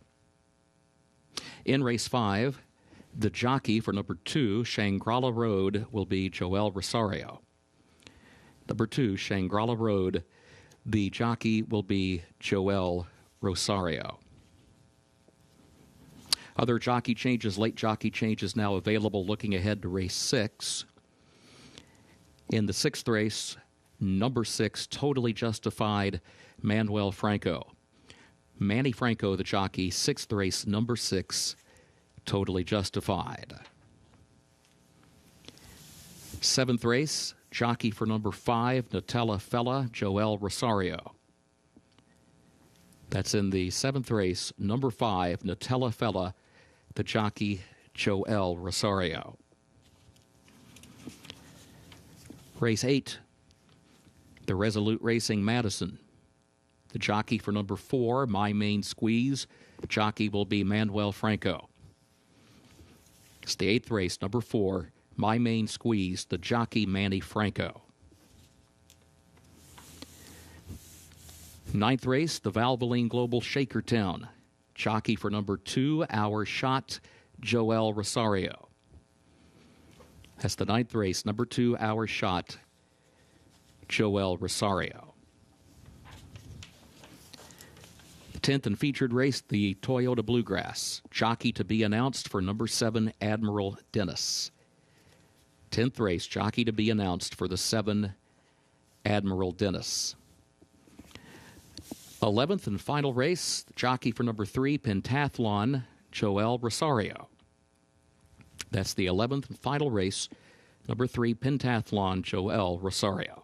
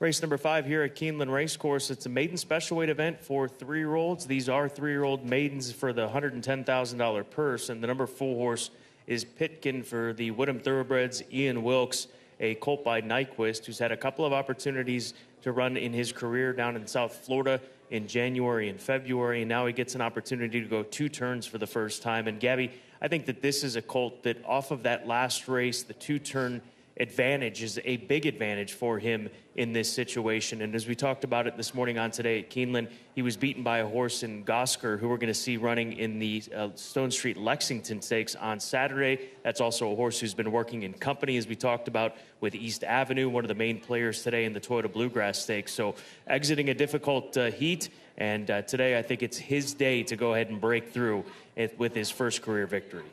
I agree with you, Scott. And when you look at that the second race, the Gosker race, that was really good. But even the debut was good. Jimmy's Dailies he lost to, he would come back to run in the Florida Derby. Disruptor would come out of that race to run huge, and then a troubled 5th place finish in the Florida Derby as well. So we're talking about horses that, were at one point on the Derby trail that he has been losing to, and obviously Gosker coming back in the Lexington, it makes a lot of sense as well. So Pitkin, I guess today's the day. Ian's horse earlier, he had been finishing second to a lot of nice horses, so you wonder if today's the day for him.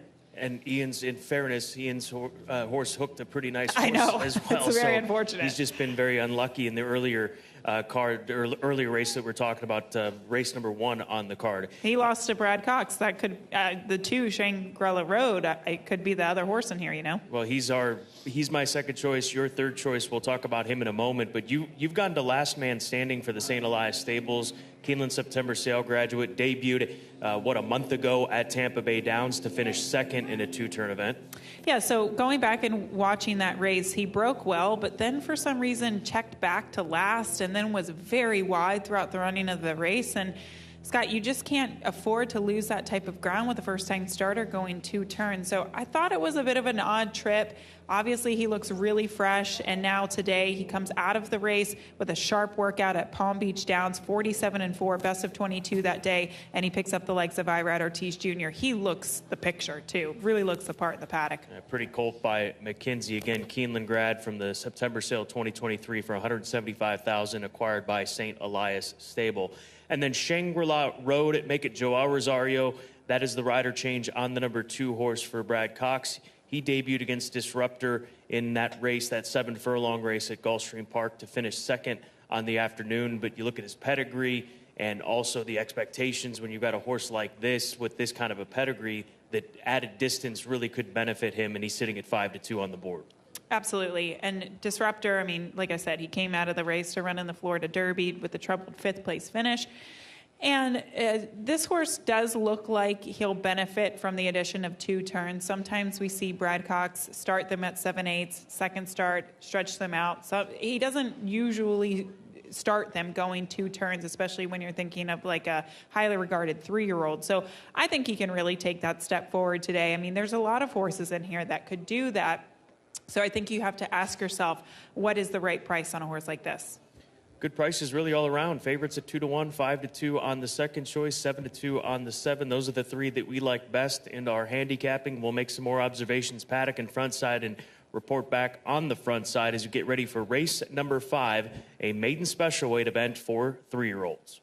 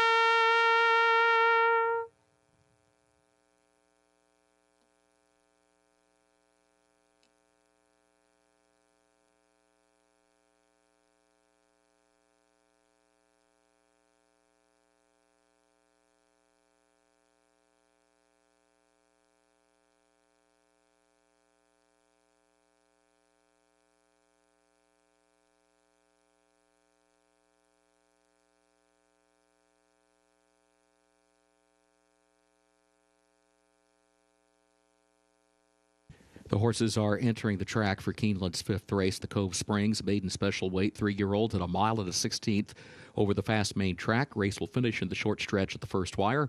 Double and pick 3 wagering, start of the pick 6 as well, no carryover. Main track is fast, turf listed good, rail at 20 feet on the turf course. A reminder, the jockey for the 2, Shangri-La Road, is Joel Rosario. Number 2, Shangri-La Road, Joel Rosario. Post time in 6 minutes.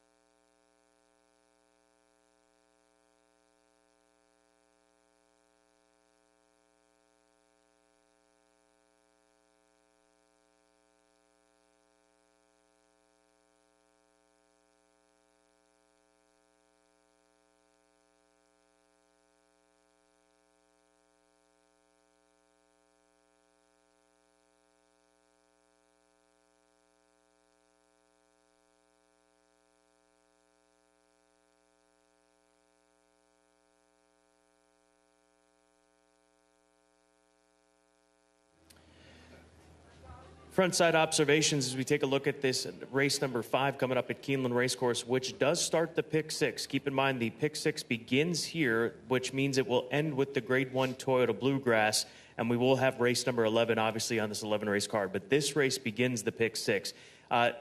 This is in no particular order, Gabby, but as far as horses that really stood out from a looks, physical perspective, the full horse activity, or 4 horse Pitkin, excuse me, as we were looking at 5-2, he's right up there with the others that we'll talk about being sent out by Ian Wilkes. He just looks incredibly fit. I think those last 2 races really did a ton for this horse's fitness, but at the same time, he's maintaining good weight. And one thing I notice about him is his coat. Scott, you and I could both kind of see him walking by in the paddock, and he is dappled. And a dappled horse means a happy horse, so hopefully he can deliver his best today. I like the 4. I like the 7 a little bit more as far as from a looks perspective, and that's being nitpicky. I just really do like Last Man Standing. Is there's a lot to like about his looks out there with Irad Ortiz Jr. And not only that, I mean, he's got a very shiny, healthy-looking coat. He's incredibly fit. You can see the definition in his hindquarters, his shoulders, all of that. But he also has some confidence about him, doesn't he? He was really walking around here like he owned the paddock, and you can even see that presence on the track right now in the warm-up. The 10-horse development fee is currently sitting at 15-1, stretching out start 2 of his career. Blinkers being added by Cherie DeVoe. Jose Ortiz signs on once again to ride this horse as he was with him in his debut. What did you see that led you to point towards this horse here as we saw him in the paddock? He just looks like a horse that will like 2 turns, honestly, and I'm not surprised to see it that Cherie DeVoe sprinted him. He obviously was slow out of the starting gate, didn't really make up a ton of ground that day. She had the winner in the race in Retribution, but development fee, clearly look at him. I mean, he's got a long back, a big body, big stride. He just looks like a horse that would benefit from stretching out to 2 turns. And also the blinkers on, given the tardy start first time out. 13-1 on development fee. Pick 6, pull over $62,000. Begins here, ends with the Grade 1 Toyota Bluegrass, the pick 6 sequence on this Grade 1 card. Good luck.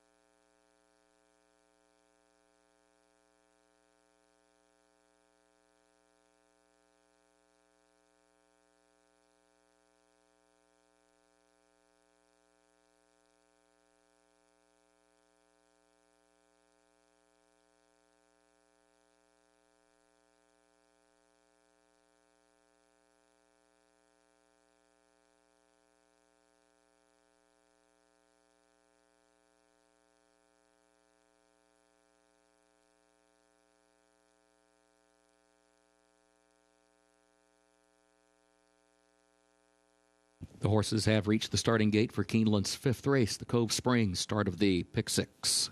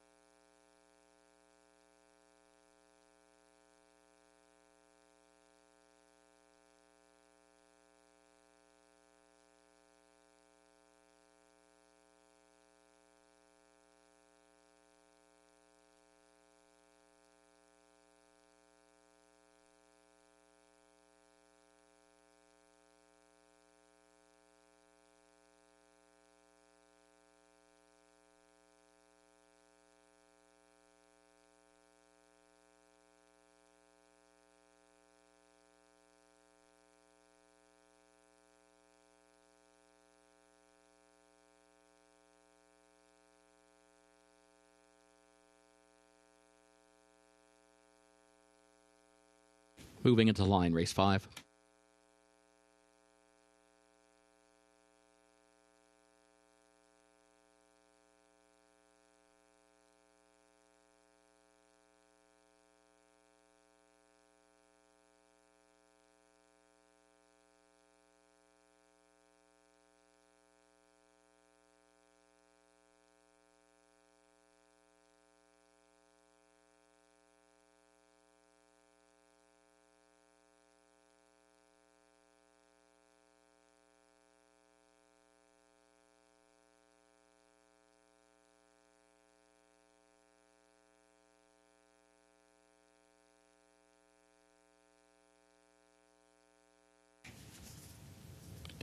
Development fee moves into line. Chillax goes in. Fountain Lake. Fett. Interceptor, the last one. Goes in, first wire at the post. And they're off. There goes Midnight Vengeance along with Shangri-La Road. Shangri-La Road moves up for the lead. Activity is up close in the opening strides. Then Development Fee, who's 4th up on the far outside, followed by Chillax, who's 5th down toward the inside. Fett will go 6th outward from the rail into the first turn. Pitkin hugs the rail in the 7th position as they swing around the turn. Keen Talent 3 wide moves up 1 spot into 8th. The gap of 2 more lengths. Fountain Lake is toward the outside 9th. Abbey Fide is in 10th. Interceptor is 11th. Last Man Standing is last of the 12. 12. The opening quarter went in 23.79 seconds. Shangri-La Road, the leader. Development Fee far outside, challenging for second. Activity is there between horses. Midnight Vengeance fourth, down toward the inside, just a length and a half off the lead, followed by Chillax, then Fett, and then Keen Talent stacks up to the far outside, 5 lengths from the front. Gap of 2 more lengths then back to Pitkin, who's toward the rail, the opening half mile in 48.31 seconds. They head for the far turn. Shangri-La Road is the leader, leads it by just 1 length. Midnight Vengeance sneaks up the inside into second by a neck. Development Fee wide to the turn in third position. Activity has lost ground in fourth. Chillax is in fifth. Fountain Lake is a wide sixth. Now moving up into fifth, now to fourth. Still 3 lengths off the lead, though. Shangri-La Road has the lead off the far turn past the quarter pole to the top of the short stretch. And then Chillax, who tries to move up toward the inside and look for some running room. Chillax is going to cut the corner and squeeze through an opening toward the inside to challenge Shangri-La Road. Chillax to the inside, Shangri-La Road now to the outside, and then Fountain Lake is in third. Shangri-La Road with a head in front. Chillax is there to the inside. These two down to the wire. Shangri-La Road wins at a half length. Chillax was second, Fountain Lake was third, and then Pitkin was fourth.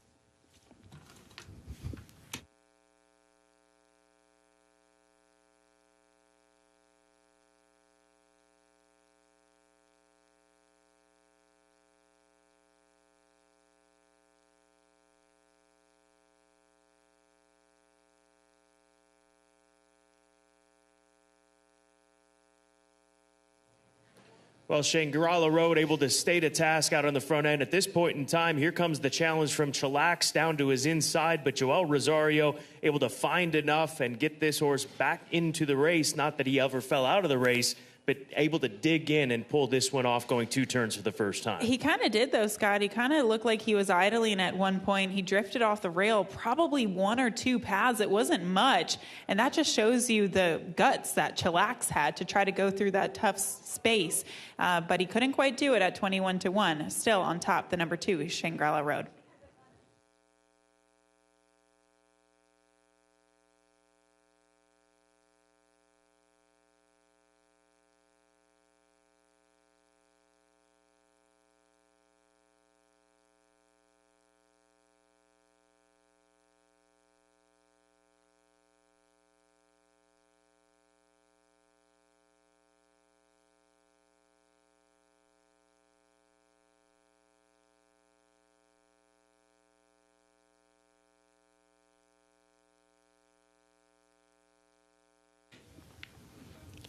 Unofficial results of Keeneland's 5th race. Number 2, Shangri-La Road, was first. Number 5, Chillax, was second. The 11, Fountain Lake, third. Number 4, Pitkin, was fourth. 2, 5, 11, 4, unofficial.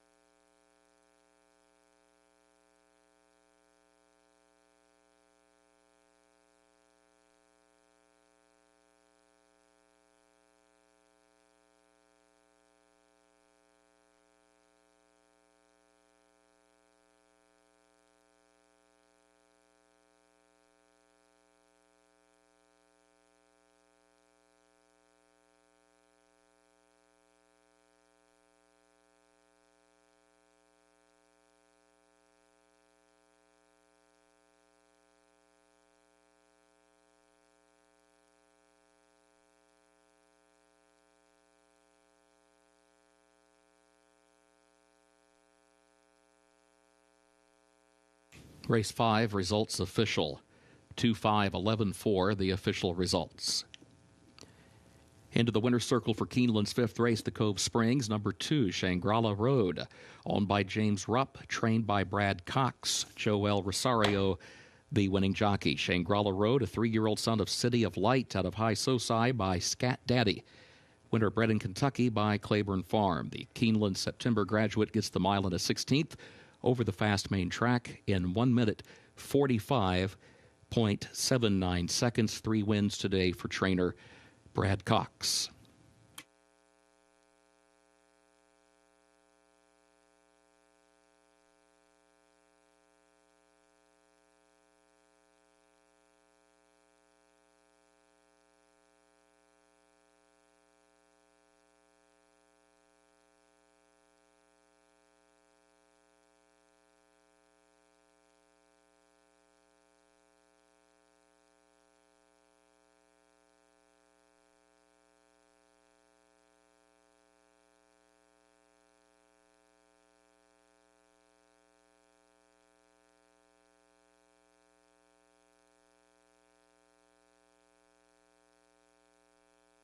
In the winner's circle, the Cove Springs Trophy presentation to the connections of Shangri-La Road.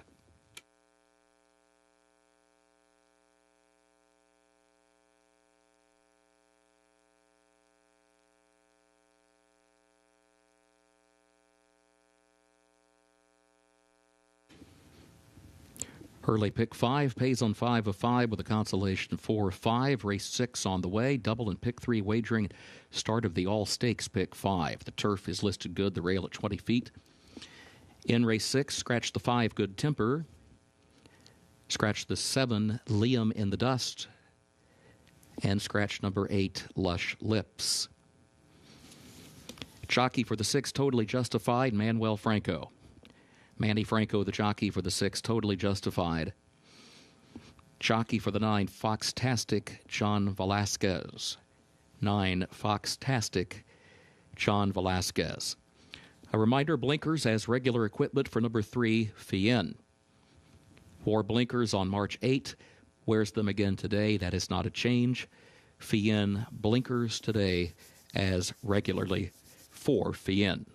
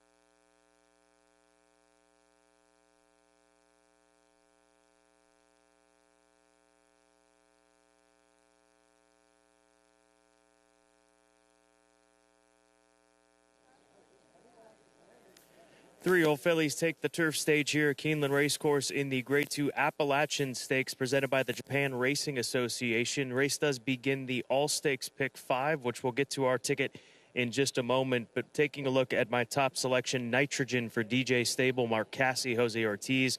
She's 8-5 right now and a beautiful daughter of Medaglia d'Oro. She's had a couple of races this year after a successful start to her career at the age of 2.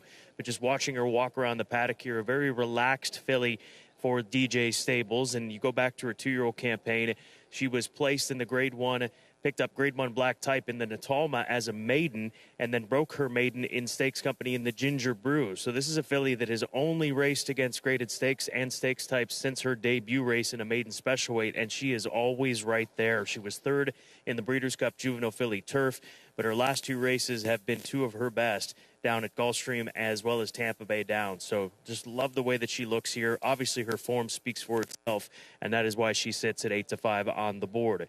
DJ Stable also has Vixen along with the Eclipse Thoroughbred Partners, the number 2 horse, also trained by Mark Cassie, and she has a very similar resume coming into this afternoon's race. She was a broker maiden in her second start at Ellis Park. She then ran in the Grade 1 Natalma. She finished 2nd in that race, just in front of her stablemate Nitrogen, and she didn't perform quite as well in the Breeders' Cup, but she has performed well in her last 2 starts at Gulfstream Park. She's won the Sweetest Chant as well as the Here Comes the Bride, so she is not far off of her stablemate as far as form, as far as looks, and really top to bottom, very similar resume for both of these fillies out of the Mark Cassie barn. The number 6 horse that is Totally Justified, she wasn't quite as relaxed as the other 2 fillies that we've talked about, but I believe she has settled into her saddling stalls, and not that she was overly anxious, but she hasn't raced in 5 months for Rusty Arnold and Bregman Family Racing. She had blinkers here this afternoon, but she was a very good filly once they moved her over to the turf course last season, and she broke her maiden in the P.J. Johnson at Saratoga. She was just beaten a nose and a blanket finish in the Grade 2 Jessamine Stakes here at Keeneland. She did compete in the Breeders' Cup and ended up finishing 8th in that race, but just really never had any clear shot at it in that big field. So Totally Justified, 5-2 on the board right now on the comeback. Also adds blinkers here this afternoon for her 3-year-old debut. As far as the Pick 5 is concerned, the All-Stakes Pick 5, starting with the Appalachian, we'll start with the 1, 2, and 6, the fillies we just discussed here for this 6th event, the first leg. As far as race number 7, the Grade 3 Commonwealth Stakes, Montalcino, he's the single on this ticket. The Cherie DeVoe runner who's been sensational in his races, earned 100-digit buyer speed figures in his last 2 starts, including a blowout win in a second-level allowance race. So we're leaning on Montalcino in the Grade 3 Commonwealth. As far as race number 8, leg 3 of this sequence, the Grade 1 Resolute Racing Madison, we'll take it 2, 7, and 8. Emery, who's going to be a key contender in here, back here to Keeneland where she likes it. Justique, who's really come on in her sprint races between Fairgrounds and Oaklawn Park since returning to sprinting. And then Mystic Lake, a filly that has won all over the country. So you've got to respect those 3 fillies, I think, first and foremost in the Madison. As far as the Valvoline Global Shakertown, we'll end up going 3 deep in race number 9, 2, 3, and 11. Our Shot, another one who's got course form. Arzak, the consistent runner who also loves it at Keeneland. And then the 11. This is a horse that Gabby really likes in the Valvoline Global Shakertown. Think Big, who's on the ascension. He's going to have to step up facing these battle-tested runners, but he looks like he's on that trajectory based on what we've seen from him. And then finally, the Grade 1 Toyota Bluegrass, 1, 4, and 6. River Thames, the number 4 horse, Owen Almighty, as well as the 6, Chancer McPatrick, who will try to reel in some of the speed that is going to be out in front of him in this 1.8 test. Good luck in the Pick 5, All-Stakes Pick 5, which begins in 12 minutes in the Appalachian presented by the Japan Racing Association.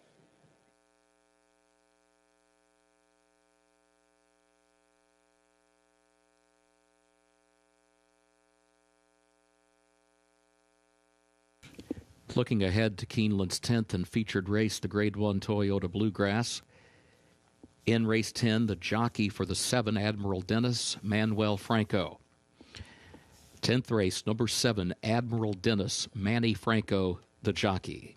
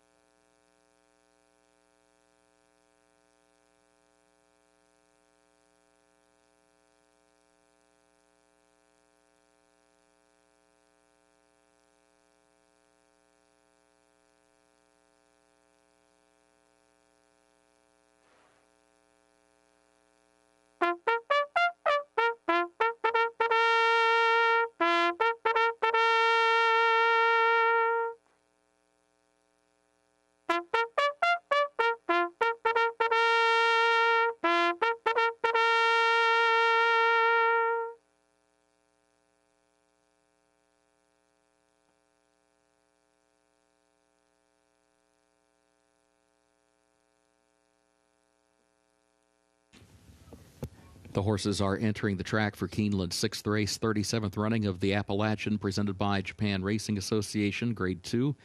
3-year-old fillies at a mile over the turf listed good, the rail at 20 feet.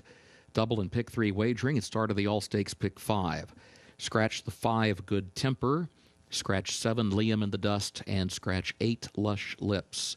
Jockey for the 6, Totally Justified, is Manny Franco. The jockey for the 9, Fox-tastic, is John Velasquez. Blinkers today, as always, for number 3, Fien. That is not a change. Wore them last out, wears them again today. Post time in 5 minutes. Let's meet the starters. Number 1 is Nitrogen, owned by the DJ Stable LLC of Leonard Green, trained by Mark Cassie. Jose Ortiz is up. 2, Vixen, owned by DJ Stable LLC of Leonard Green, owned by Eclipse Thoroughbred Partners of Aaron Wellman, trained by Mark Cassie, the jockey Irad Ortiz Jr. 3, Fien, owned by George Messina and Michael Lee, trained by Brad Cox, jockey Luan Machado. 4, Fast Market, owned by Hit the Bid Racing Stable of Hal Mintz, trained by John Terranova, Jamie Torres to ride. 5 is Scratch. 6 is Totally Justified, owned by Bregman Family Racing LLC of Alex Bregman, trained by Rusty Arnold. The jockey is Manny Franco. 7 and 8, both Scratch. 9 is Fox-tastic, racing for Ellen J. Foxwoods of Jamie Roth. The trainer, Josie Carroll. The jockey, John Velasquez. 10, Table Flirt, owned by Tranquility Lake Farm LLC of Emily and Oliver Bushnell. Bill Mott, the trainer. Flavian Pratt, the jockey. Post time, less than 5 minutes.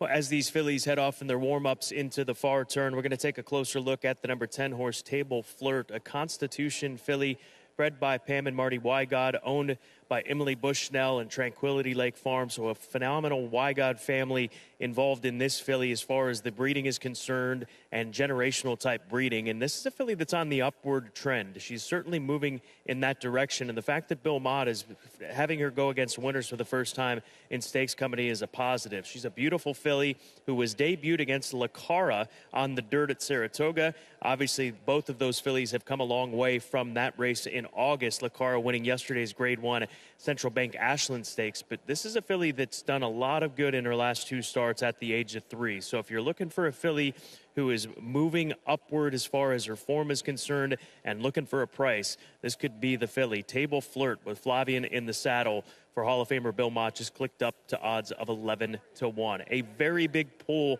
in this all-stakes pick 5 as you've got less than 3 minutes to get those wagers in. Next 5 races, all stakes, concluding as far as the pick 5 is concerned with the Grade 1 Toyota Bluegrass Stakes.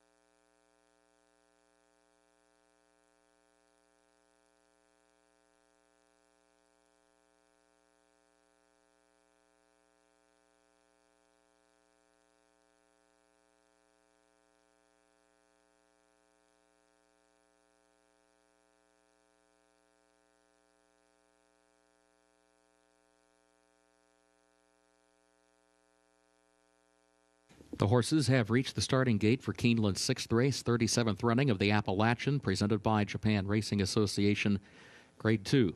Start of the All Stakes, Pick 5.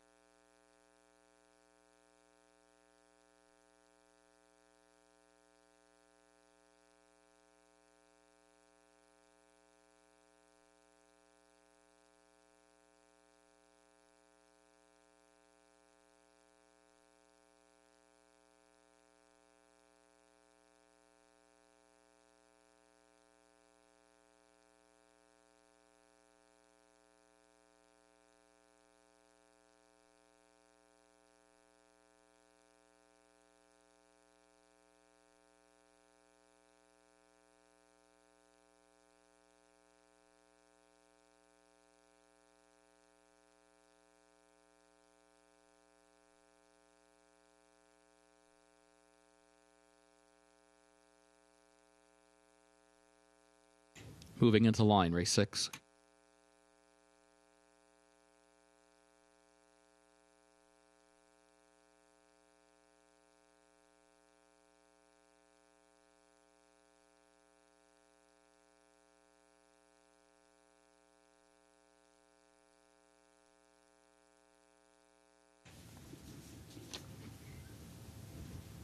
Here is Fast Market. Totally Justified. Foxtastic. Table Flirt, the last one. Comes forward. Goes in, they're at the post. They're off in the Appalachian, presented by Japan Racing Association. And there goes Fast Market out for the lead. Fast Market goes right to the front in the opening strides.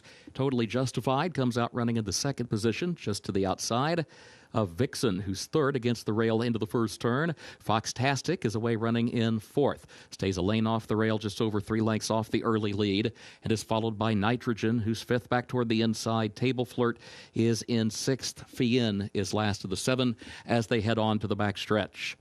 Fast Market, the leader. Fast Market leads at 3/4 of a length. Totally Justified is second up on the outside, a length and a half, followed by Vixen, tucked away to the inside of Foxtastic, who's there to the outside, fourth, followed by Nitrogen, who's toward the rail in fifth, 4 lengths off the lead, gap of 2 more to Table Flirt and Fien. First quarter went 23.31 seconds. They head for the far turn. Fast Market, the leader. Fast Market leads it by a length and a half to Totally Justified, still second by a length and a half, and then Vixen third and neck. Foxtastic is fourth up on the outside, followed by Nitrogen, 47.45 for the first half mile. Nitrogen takes to the outside, still 5 lengths from the lead though. Quarter mile to go. Fast Market to catch, leads it by 2 lengths off the far turn. Totally Justified, then Foxtastic, then Nitrogen, and Nitrogen has clear running now down the outside. Vixen in tight in fifth, back toward the rail. Nitrogen is running on for a narrow lead into the final furlong. Nitrogen by 3. Vixen's going to come late, had to change lanes toward the outside, now dives back toward the inside, but here's the wire. Nitrogen to win it for Jose Ortiz in the Appalachian, presented by Japan Racing Association. Vixen got second, close for third. Fien or Foxtastic for that third spot.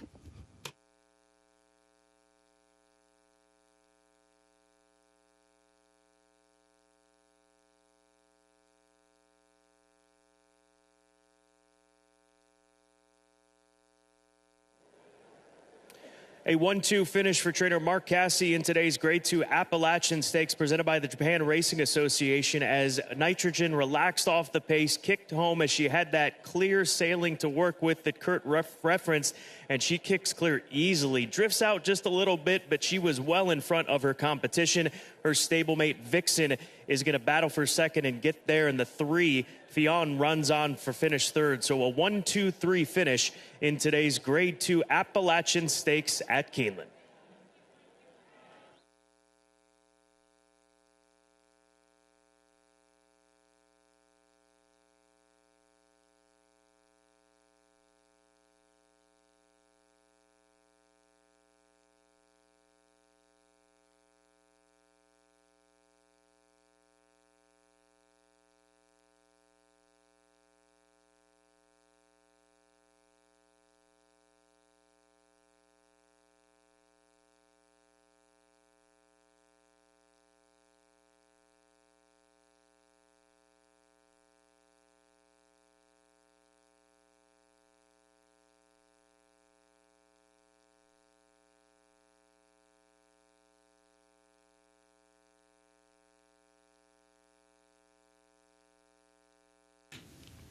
The unofficial results of Keeneland's sixth race: number 1, Nitrogen, finished first. Number 2, Vixen, was second. Number 3, Fien, was third. Number 9, Foxtastic, was fourth. 1, 2, 3, 9, unofficial.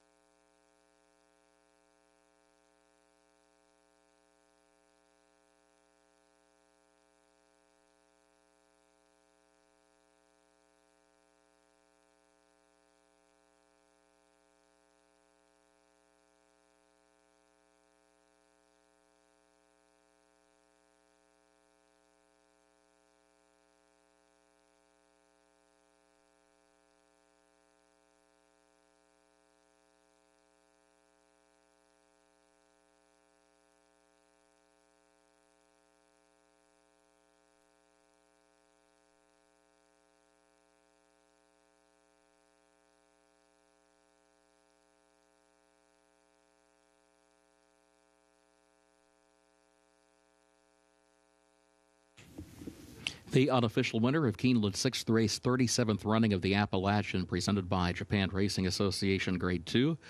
Number 1, Nitrogen, owned by the DJ Stable LLC of Leonard Green. And 2 wins today for the trainer-jockey combination of Mark Cassie and Jose Ortiz. Nitrogen, a 3-year-old filly by Medaglia d'Oro out of Tiffany Case by Uncle Mo, bred in Kentucky by DJ Stable LLC. Results are now official.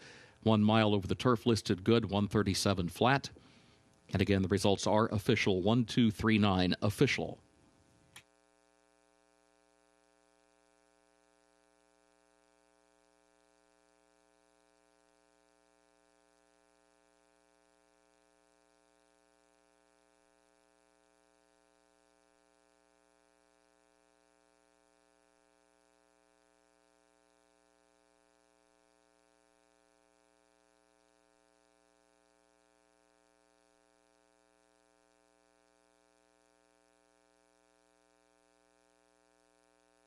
Now the trophy presentation. Rio Saito and Taka Moriya present the Appalachian Trophy presented by Japan Racing Association to the connections of Nitrogen.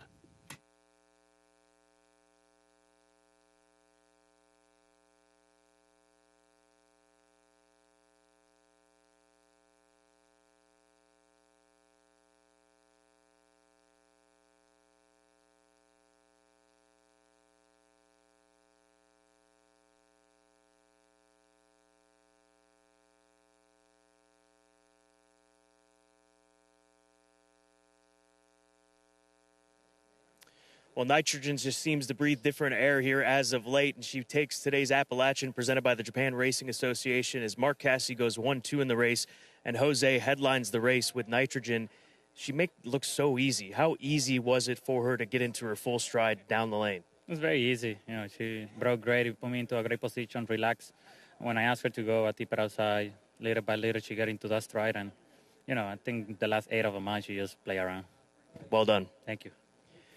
Mark, it seems as though distance is going to be a problem. Obviously, the competition isn't a problem. What is it about this filly that allows her to do what she does as of late? She's really good. I just kind of come along for the ride. But she's an amazing filly. I think she's getting better and better, and so we're going to keep our fingers crossed, and hopefully she stays healthy, and she's got a bright future. What could be on down the line? A race at Churchill? What are you thinking about? Yeah, the Edgewood's next. As long as everything's good, we'll go to the Edgewood and try to win that one. Nice result for the DJ stable here today as they go 1-2 along with Mark Cassie in today's Grade 2 Appalachian presented by the Japan Racing Association.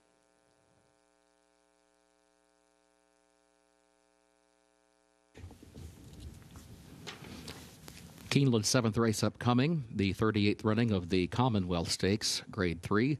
Double and Pick 3 wagering start of the All-Stakes Pick 4. The main track is fast. Jockey for the 4, Caramel Chip, Manny Franco. 4, Caramel Chip, Manny Franco. And the jockey for the 5, Nutella Fella, Joel Rosario. That's the 5, Nutella Fella, Joel Rosario.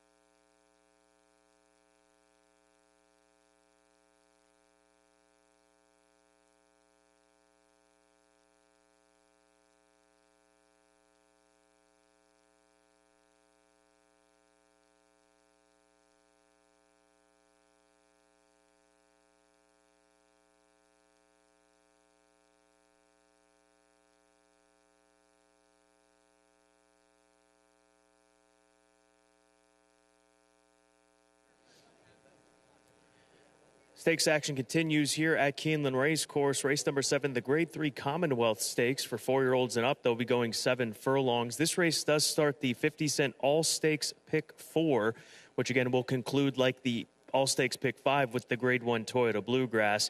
And Montalcino is a favorite right now at odds of 2-1. I'm surprised that he's not a lower price, but nonetheless, this is a step up as far as competition and what he's seen. But he has been a stone-cold runner for his connections, led by trainer Cherie DeVoe and Jose Ortiz.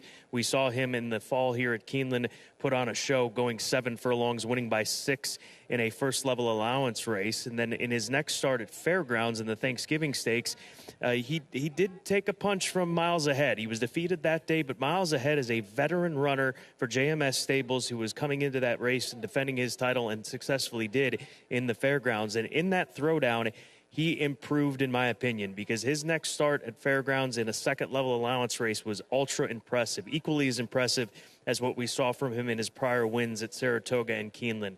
Really do think that this colt's going to be a force in the Breeders' Cup Sprint Division if they remain at the one-turn distance, and I don't see any reason why they would change things up with this colt by Take Charge Indy. So this is the biggest test to date, but he looks up to the challenge based on what we have seen from him this winter down in New Orleans. 2-1 on Montalcino. The 3-horse Epic Ride, he's 6-1. This is a runner for John Ennis that ran in the Toyota Bluegrass a year ago, finished 3rd behind Sierra Leone and just a touch, got a spot in the Kentucky Derby, but they've cut him back since that race in the Kentucky Derby. And he was 3rd here in the Perryville, the Grade 3 in the fall meet, and then 5th against older company, 5th in a straight 3-year-old race up at Mahoning Valley in the Steel Valley Sprint. But remaining at the sprint distances, he's improved at Turfway Park. Obviously, the competition is a lot more stiff here this afternoon, but I like that John Ennis has kept him at the one-turn distance, and he's a quality runner, and we've seen him run well here at Keeneland on this dirt course in a sprint, as well as the Toyota Bluegrass back last spring. And then the number 10 horse to the outside, 7-2. He is the second choice in the current wagering.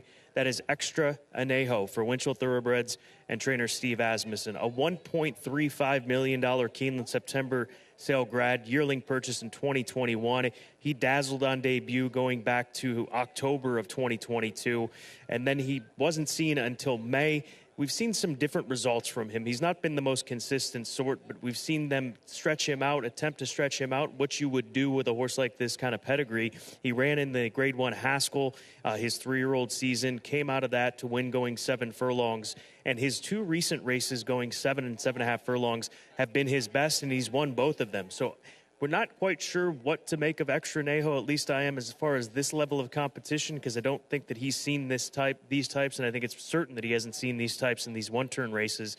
But he's got a lot of ability, and he's a stunning now 5-year-old son of Into Mischief, who has certainly matured quite a bit since the last time we saw him at Keeneland close to 3 years back in October of 2022. Grade 3 Commonwealth is coming up next. Again, starts the All-Stakes Pick 4, 50-cent minimum wager. We're less than 12 minutes to post.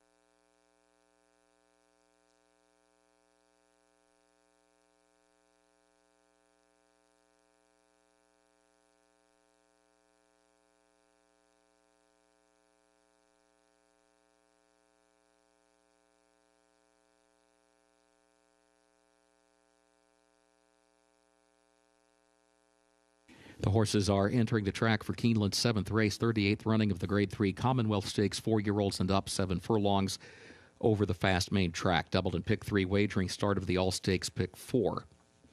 Jockey for the 4 Caramel Chip is Manny Franco, and the jockey for the 5 Nutella Fella, Joel Rosario. Post time, 6 minutes.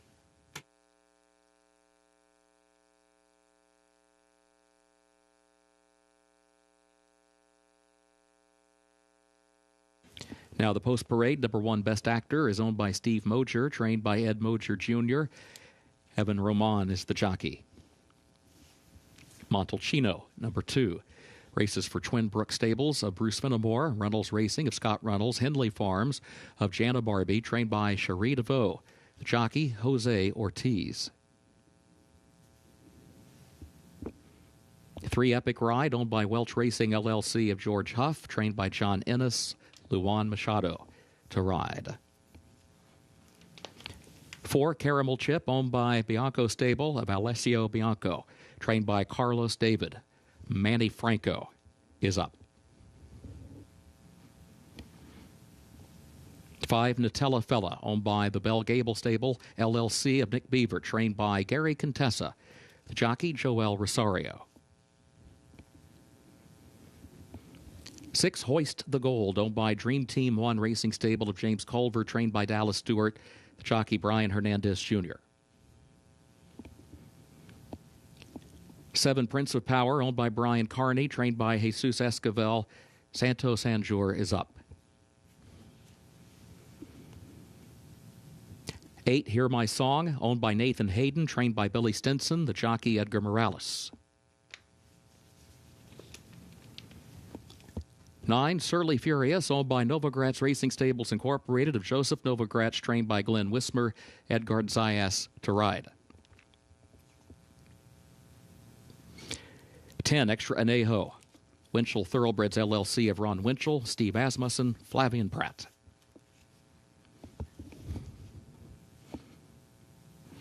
11 What You Talking About? Races for the Icewine Stable of David Reed, trained by Wesley Ward, Irad Ortiz Jr., the jockey. 12 Ashcroft, owned by Deborah Barkley, trained by John Hancock, the jockey, Julian Leperoux. Post time in less than 5 minutes.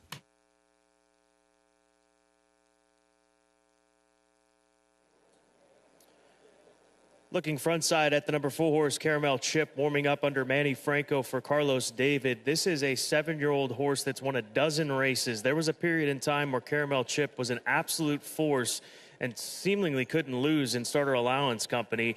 Since losing that eligibility, they have put into a position where he has been running against allowance types and graded stakes types. But here is a colt, or 7-year-old horse, who just won an allowance race going 7 furlongs. He's won here in the past at Keeneland. He's not faced these types of horses that he's facing today, arguably since his run in the Grade 3 Mr. Prospector, where he was 4th at 100-1 to Mufasa in that Grade 3 event at Gulfstream Park. But he is a winning type. 12 wins, 43 starts, a war horse to say the least. And same can be said for the 8, Hear My Song. He's 7 years old. He won this race in April of 2023 at odds of 11-1. So he's no stranger to being able to pull off an upset. He's got great course form.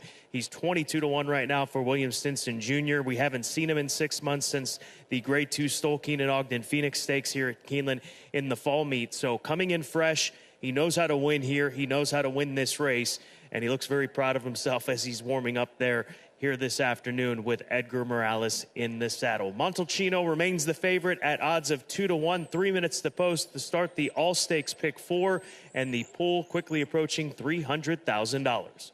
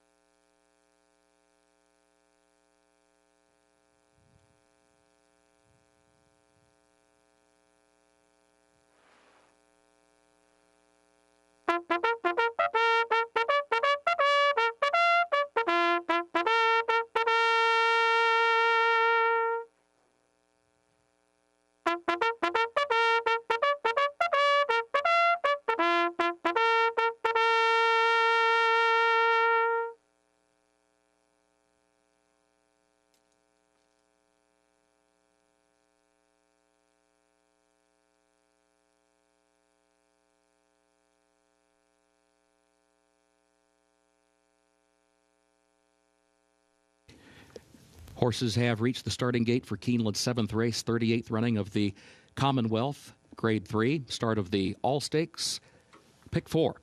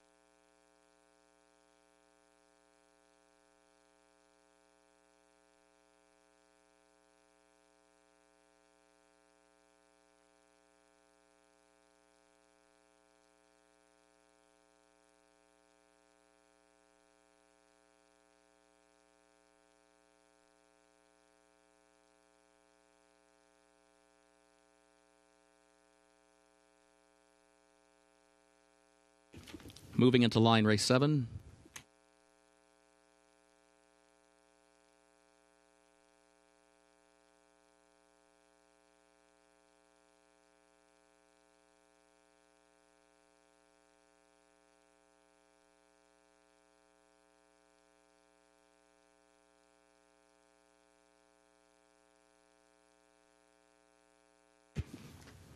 Caramel Chip moves into line.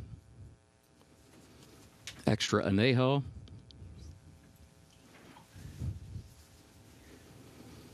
What You Talking About comes forward.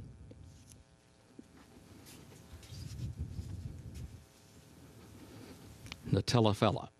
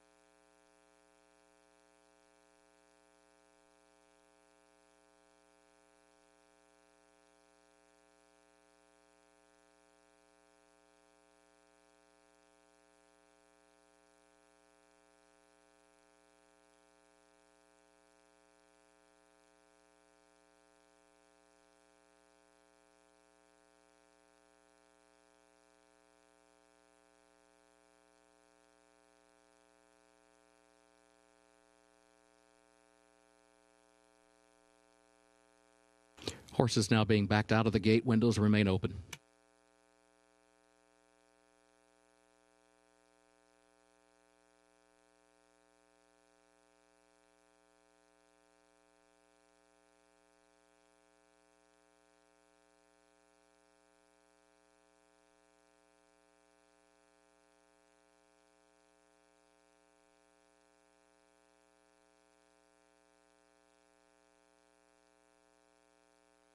Your attention, please. A late scratch. Scratch number 11. What you talking about? Injured in the gate. Keeneland, 7th race. Late scratch. Scratch the 11. What you talking about? Injured in the gate.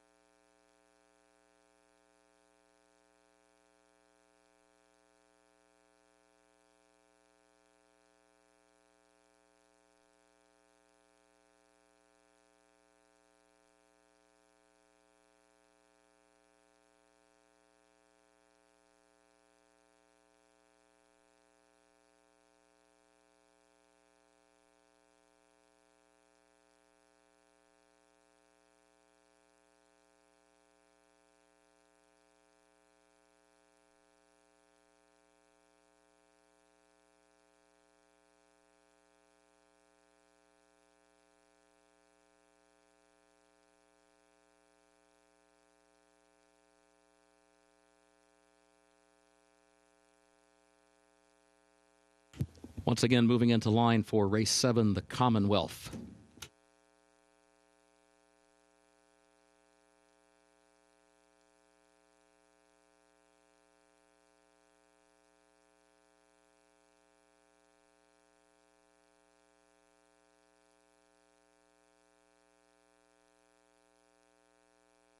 Surly Furious comes forward. Here's Caramel Chip. Extra Anejo.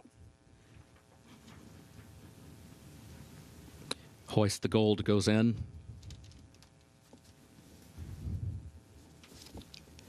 Ashcroft. Last one goes in. They're at the post. They're off in the Commonwealth. There's Hoist the Gold out for the lead. Extra Anejo is right there as well. Epic Ride kicks in Montalcino, and Montalcino moves up toward the inside. Epic Ride alongside of that one as they go 1-2. Hoist the Gold is in third. Prince of Power is fourth toward the outside. Surly Furious fifth out in the center of the racetrack. Gap of 4 more lengths. Extra Anejo is sixth just to the outside of horses. Caramel Chip seventh back toward the inside. Hear My Song is in eighth. As they enter the far turn, Best Actor ninth. Ashcroft is in 10th. The Telefella last of the 11, 21.83 seconds the time for the opening quarter. Montalcino the leader. Montalcino leads it by a length and a half. Epic Ride is second, 3/4 of a length. Hoist the Gold is third up on the outside. They're midway on the far turn. A gap of 5 more lengths. Prince of Power has lost some ground. Back into the fourth spot. Extra Anejo moves off the rail. Fifth, still 9 from the front. Just over a quarter mile to go. Montalcino has the lead off the turn. Epic Ride between horses. Hoist the Gold up on the far outside is still third. Montalcino is the leader. Montalcino by 2.5 lengths. Hoist the Gold tries to take aim, but is still second on the outside. Extra Anejo down the center of the track. Then Epic Ride is in fourth. Extra Anejo, Hoist the Gold trying to reel in Montalcino at the 16th pole as they run through the final furlong. Extra Anejo will get there for Flavian Pratt on the line to win the Commonwealth. Montalcino was home second. Hoist the Gold was across the wire in third.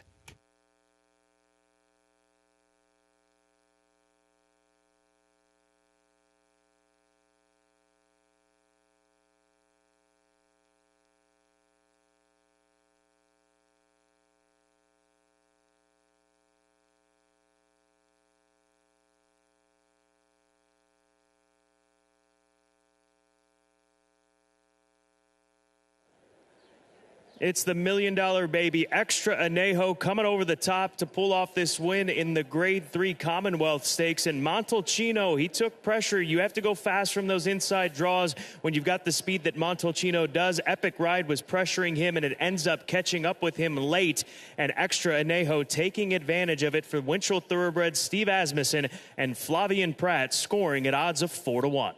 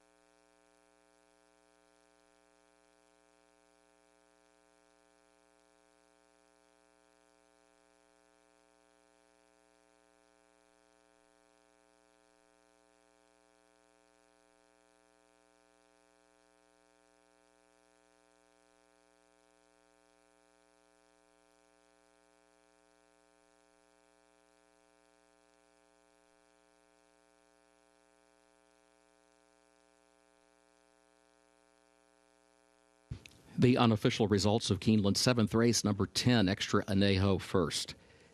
Number 2, Montalcino, was second. Number 6, Hoist the Gold, third. Number 3, Epic Ride, fourth. 10-2-6-3 unofficial.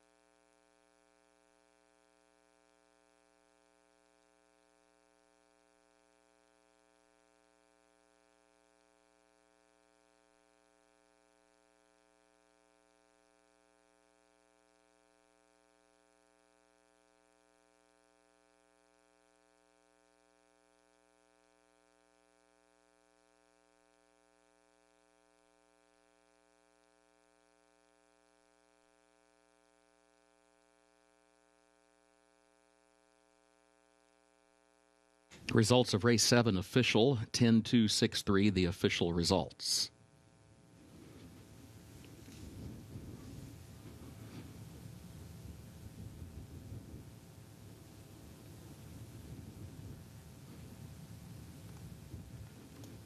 Official winner of race 7, 38th running of the Commonwealth Stakes, Grade 3, number 10, Extra Anejo. Owned by Winchell Thoroughbreds LLC of Ron Winchell, Steve Asmussen, the trainer. 3 wins today for Flavian Pratt.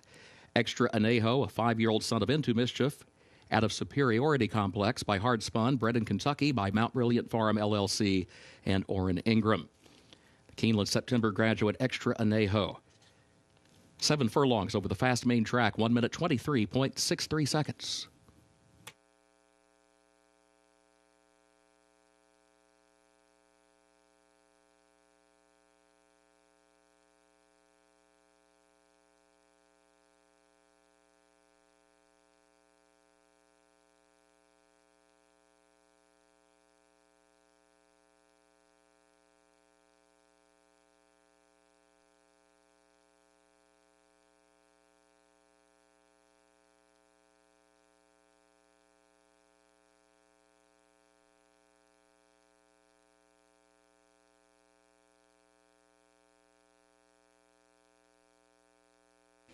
Now the trophy presentation for the Commonwealth.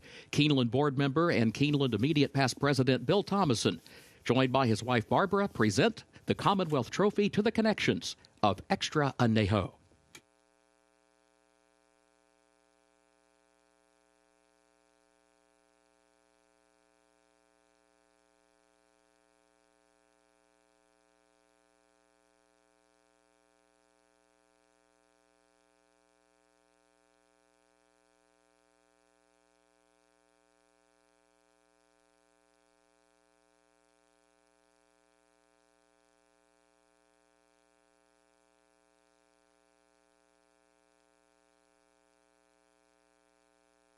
Extra Anejo, brilliant coming from off the pace for Team Asmussen. Scott Blassie, crucial part of that team, as well as Flavian Pratt aboard here today for this win in the Grade 3 Commonwealth. Describe the trip. How did things develop brilliantly out in front of you for you? Yeah, no, the trip was good. He jumped well, and it seems like there was quite a bit of pace in front of us. So decided to, kind of save ground and give him a chance, and made a good run down the lane. Congratulations. Thank you very much. Scott, you've tried various things with this horse, and now he's sprinting these one-turn races. Is this going to be his game moving forward, do you think? I think so. He's always had a tremendous amount of talent. You can tell that by the races we've ran him in, but we've always believed in him, and I'm glad Mr. Winchell kept him in training another year, and I still think he has some big things ahead of him. Grade 1 Churchill Downs Stakes, could that be on tap for him?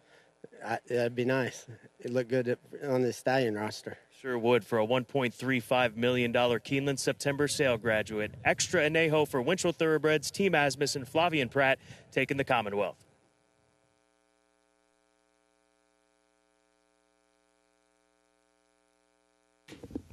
Keeneland's 8th race upcoming, the 24th running of the Resolute Racing Madison Grade 1.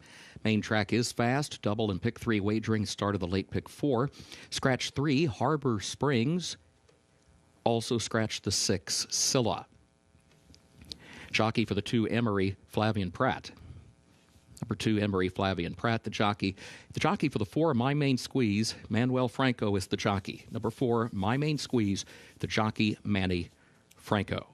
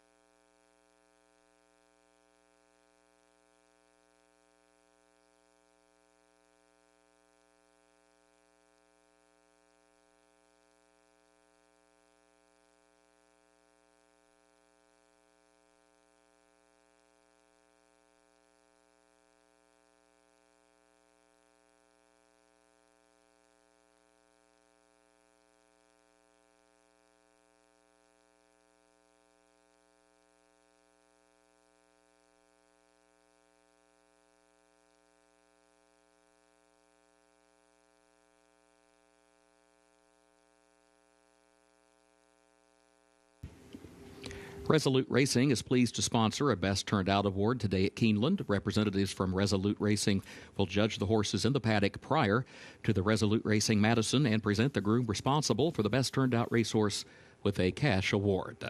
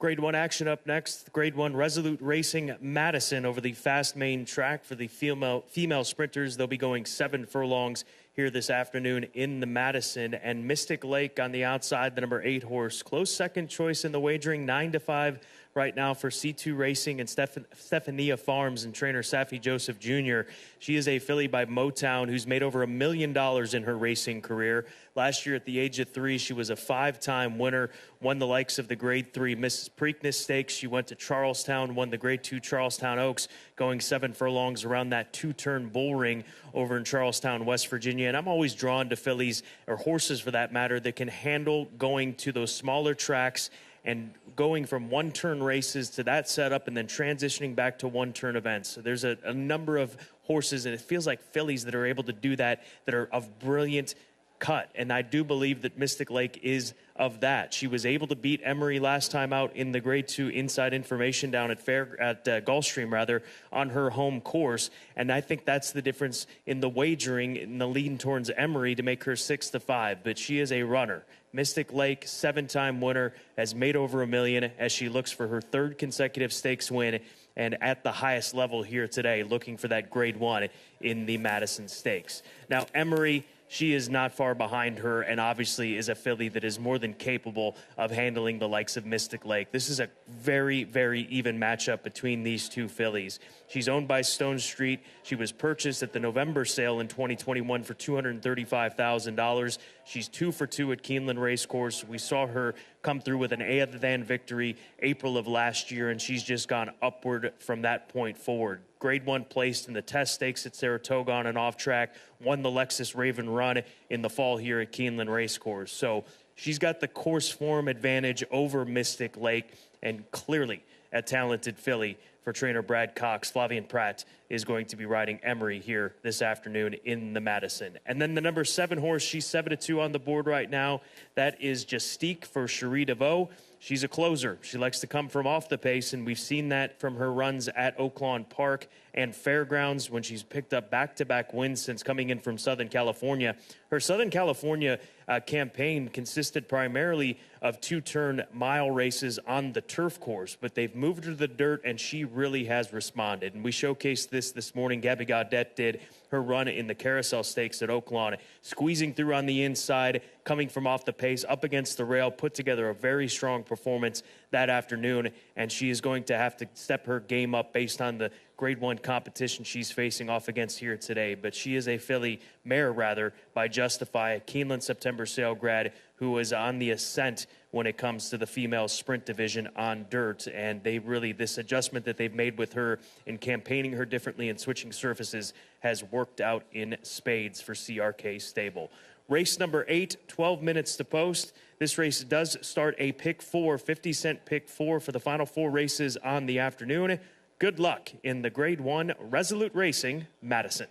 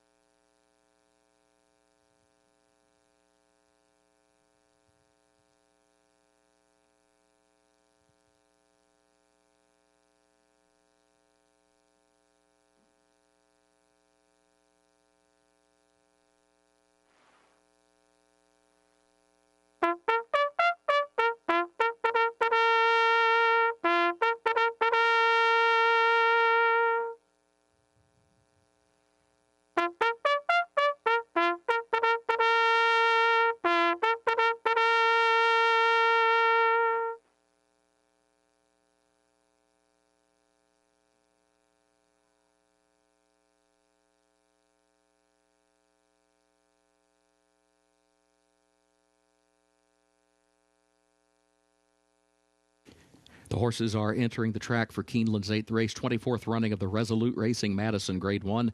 Stakes for fillies and mares, age 4 and up, 7 furlongs over the fast main track. Double and pick 3 wagering start of the late pick 4. Scratch 3 Harbor Springs and also scratch the 6 Scylla. Jockey for the 2 Emery Flavian Pratt. Number 2 Emery Flavian Pratt, and the jockey for number 4 My Main Squeeze. The jockey is Manny Franco. Post time in about 3 minutes.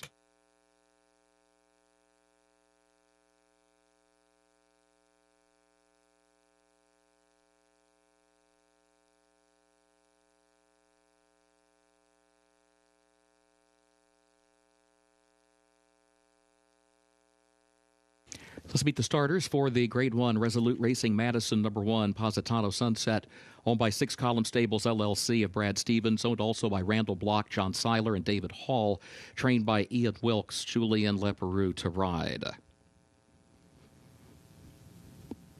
Number 2 Emery, owned by the Stone Street Stables LLC of Barbara Banke, trained by Brad Cox, the jockey Flavian Pratt. 3 is scratched. 4 is My Main Squeeze, owned by William Butler and Windstar Farm LLC of Kenny Trout, the trainer Mike Maker, the jockey Manny Franco. 5 Dazzling Move, owned by Miller Racing LLC of Myron Miller, trained by Safi Joseph Jr., Edgard Zayas, the jockey. 6 is scratched. 7 Justique, races for CRK Stable LLC of Lee Searing, trained by Cherie DeVoe, the jockey Jose Ortiz. And number 8, Mystic Lake, owned by C2 Racing Stable, LLC of Clint and Mark Cornett, owned also by Stefania Farms, LLC of Edwin Wilson, trained by Safi Joseph Jr. The jockey is Irad Ortiz Jr.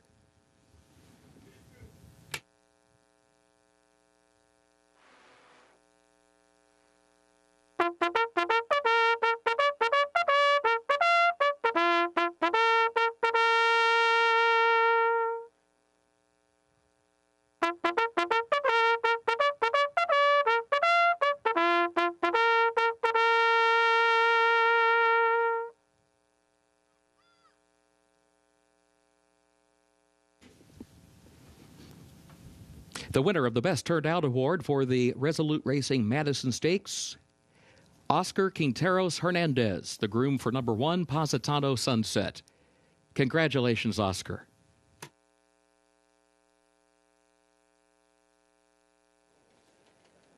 And Positano Sunset 13-1 on the board right now. This is a mare that prepped for this race in a handicap event down at Tampa Bay Downs and did so successfully. And you go through her career resume and you look at the types of horses that she's faced off against. She's run against Zeitlos and Vava and Society on multiple occasions in graded stakes, Grade 1 company. She's got form here at Keeneland Racecourse.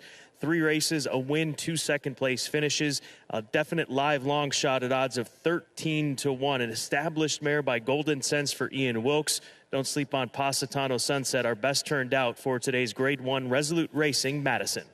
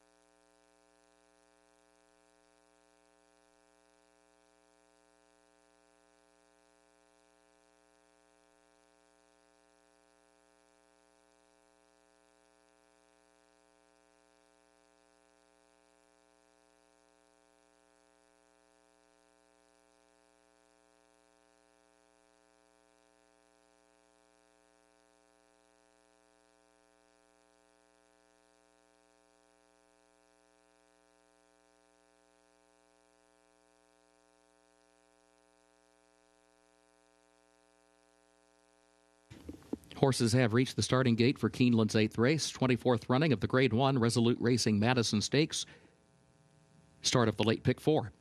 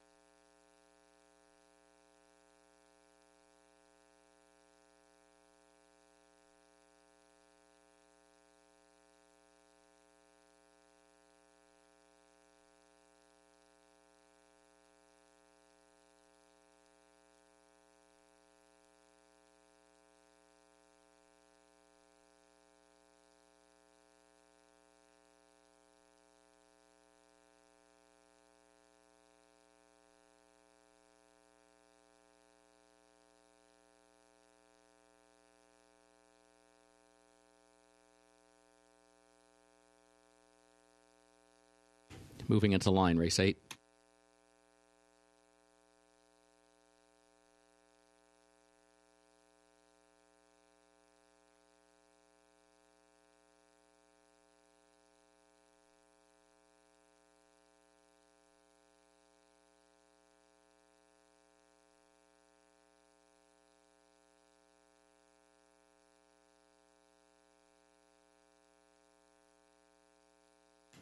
Positano Sunset, and now Emery moving into line.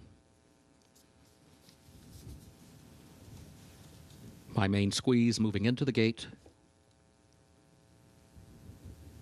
Dazzling Move.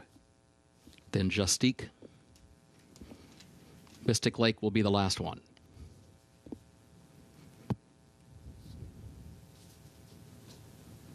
Comes forward. Goes in, they're at the post.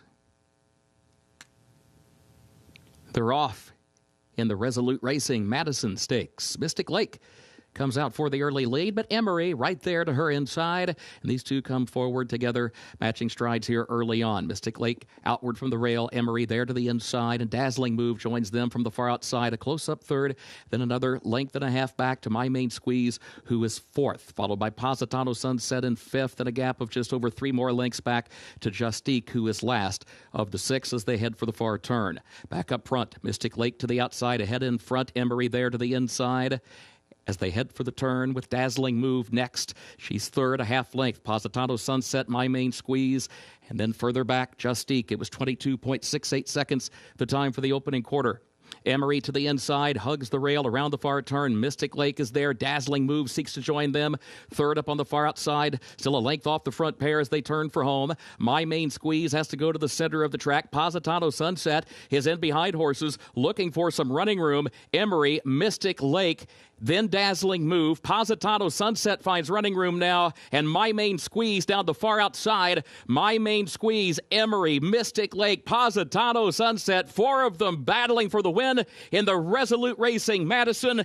Final 16th, Positano Sunset, the best turned out, is the winner of the Resolute Racing Madison under jockey Julien Leperoux for a 14-1 upset.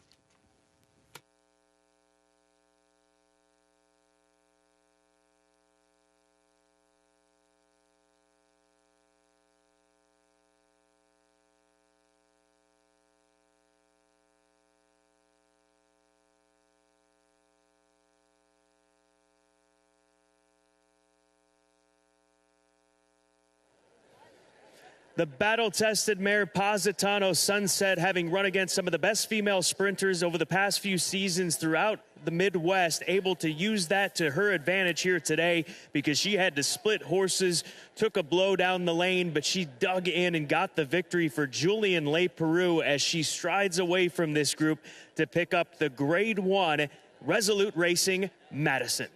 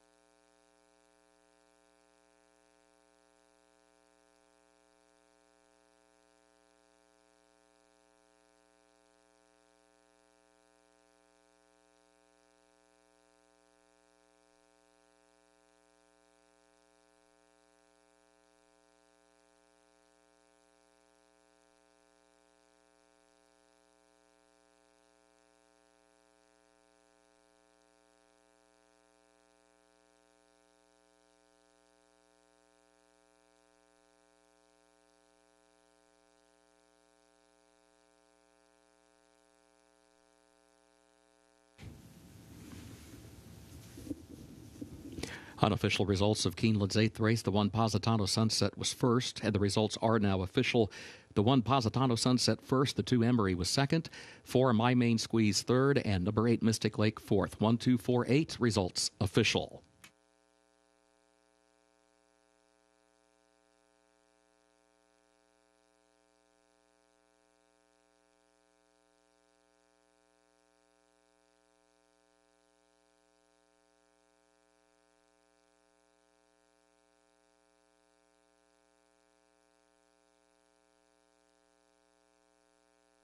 The official winner of Keeneland's 8th race, 24th running of the Resolute Racing Madison Grade 1. Number 1, Positano Sunset, owned by 6 Column Stables LLC of Brad Stevens, owned by Randall Block, John Seiler, and David Hall. Ian Wilkes, the trainer, Julian Leperoux, the jockey. Positano Sunset, a 5-year-old daughter of Golden Sense out of Giggle and Gal by Consolidator, bred in Kentucky by John Seiler, Randy Block, Trish Henson, Brad Stevens, and Dave Hall. 7 furlongs over the fast main track, 1 minute 23.39 seconds.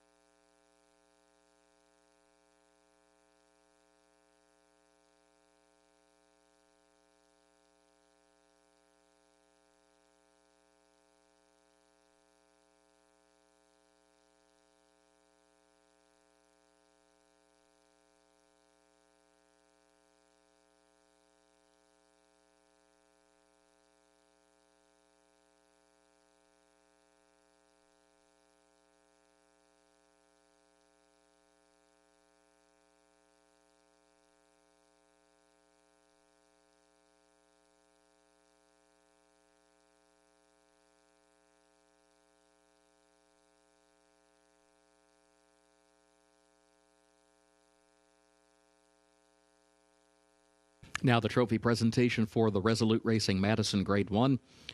Chelsea Stone, Chief Operating Officer, Sarah Stewart, Director of Marketing, present the trophy for the Resolute Racing Madison to the connections of Positano Sunset.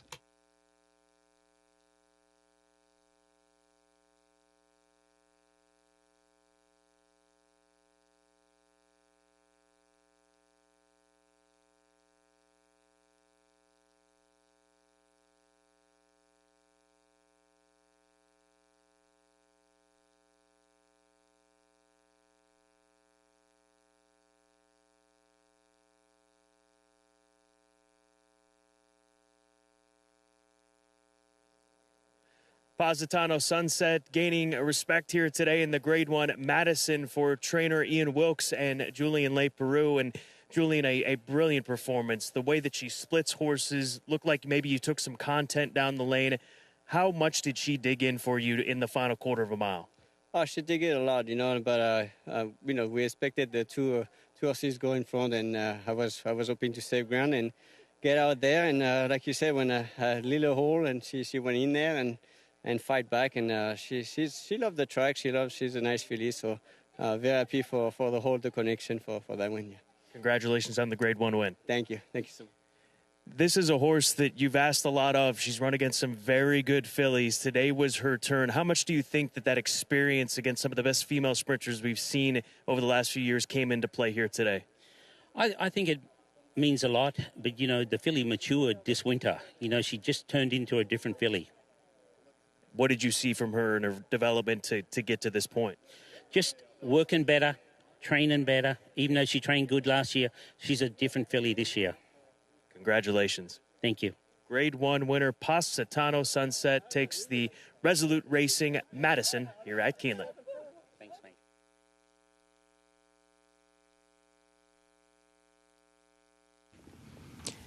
Keeneland's 9th race upcoming, 29th running of the Valvoline Global Shakertown Grade 2. Turf is listed good, rail at 20 feet, double and pick 3 wagering starts the last of the day's rolling pick 3, scratch the 6. None Hudson, number 6, is scratched. Jockey change for the 2-hour shot. That'll be Joel Rosario. Number 2-hour shot, the jockey Joel Rosario. And the jockey for the 10, Coppola, Manny Franco. Number 10, Coppola, the jockey, Manny Franco.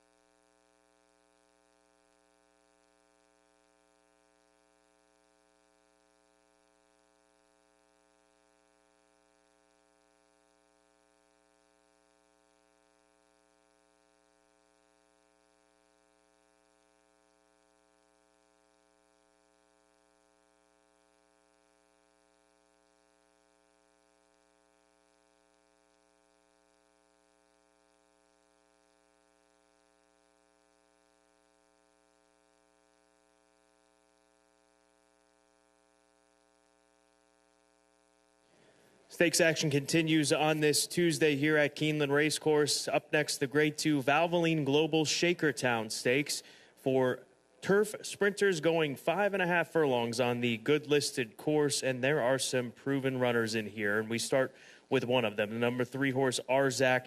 He's now 7 years old for trainer Mike Trombetta and Sonata Stables. He's made over $1 million in his racing career from 31 starts, and some of his biggest races have come right here at Keeneland Racecourse. He's a 2-time winner over this strip. He won the Woodford back in 2023. He won the Shakertown a year ago, and that's his last victory. But he's run against some of the best turf sprinters that we have, as he has established himself as a stakes runner. That is the only option that they have with this 7-year-old son of Not This Time. His last race came down at Gulfstream Park. That was a close to, 3 months ago out at Gulfstream Park, finishing second in the Janus Stakes. And he was not able to run down Coppola, who set the pace that afternoon over that very quick Gulfstream Park turf course at a shorter distance. So he gets an extra half of a furlong to work with here today.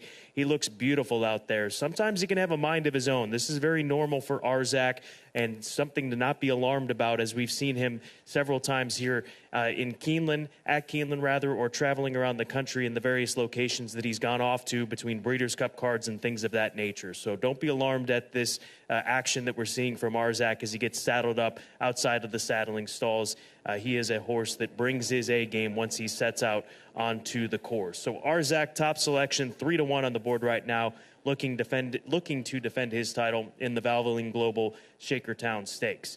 We move on to my second choice, the number 10 horse to the outside. That is Coppola, with Manny Franco picking up the mount there for trainer Dale Romans. He is all about speed. His best race comes when he gets out there and wings it out on the front end, and he is ultra fast. Now, the biggest question for him is he going to be as fast on this course here today with the rain that we've gotten? The course is in phenomenal shape here at Keeneland Racecourse, but to come from Gulfstream Park, one of the fastest turf courses in the world, frankly, to show up here, will he be as effective? That is the question mark for Coppola. He's won 3 times in the past year at Keeneland. He's not been as effective. He ran in this race last year and could not get out into the front end of that race. He was second in the early stages of it and then ultimately faded to finish 9th. But if he can establish an early lead, he could be a dangerous horse in here at odds of 6-1.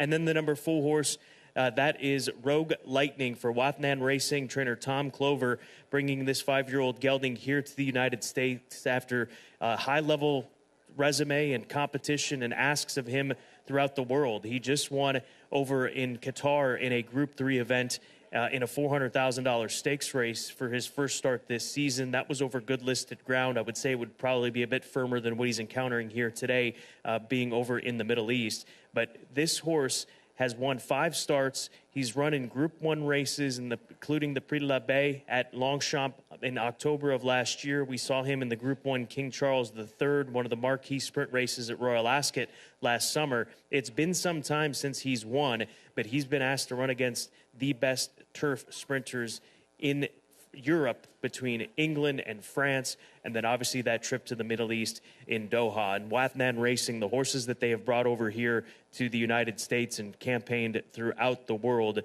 they have put on some beautiful displays, and obviously Hit Show being the most recent example of that, winning the $12 million Grade 1 at Dubai World Cup this past Saturday for Wathnan Racing. So Rogue Lightning invading here from Europe. He's currently sitting at odds of 5-1. Good luck in the Valvoline Global Shakertown. Race number 9, less than 10 minutes to post.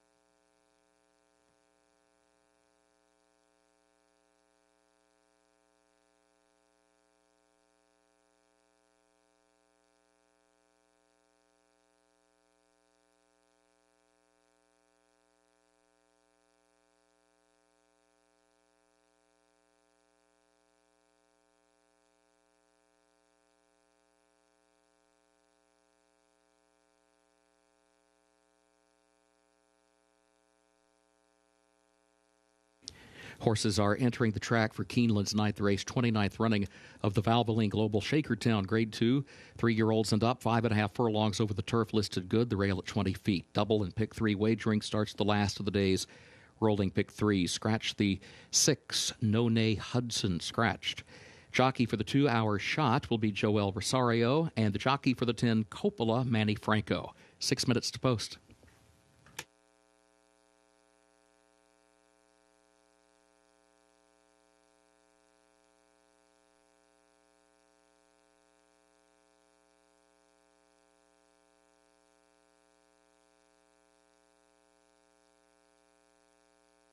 Number 1 is Run Carson, owned by the NBS stable of John Ballantyne, trained by Kelsey Danner. John Velasquez is up. 2-hour shot, owned by the Gatsis stables of Mike Gatsis, owned also by Steve Schoenfeld and John Terranova, trained by John Terranova. Joel Rosario, the jockey. 3 Arzak races for Sonata stable of Mark Thatcher, trained by Mike Trombetta. Irad Ortiz Jr. is up. 4 Rogue Lightning, owned by Wathnan Racing of Tamim bin Hamad Al Thani, trained by Tom Clover, Flavian Pratt.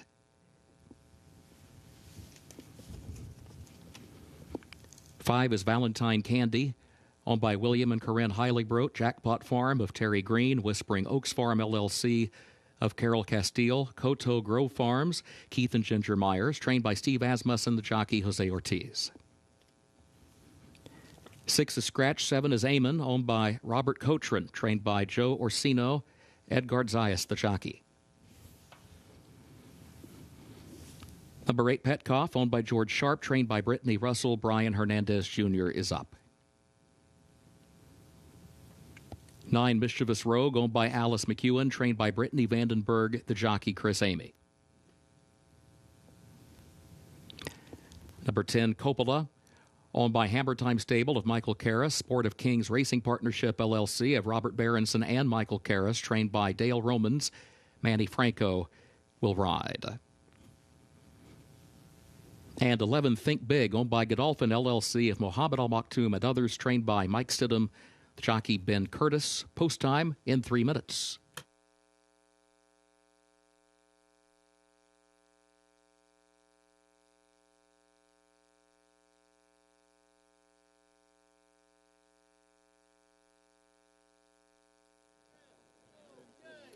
Closing in on post time for the Valvoline Global Grade 2 Shakertown Hour Shot. Joel Rosario picks up the mount there, and here's another horse with phenomenal course form here at Keeneland. He's made nearly $300,000 in his races here. He won the Grade 2 Woodford in the fall of last year, and in last year's Shakertown wasn't beaten all that far. He was beaten a length and a quarter to finish 4th in the Shakertown. So 6-1, certainly a live runner in here at a very good price.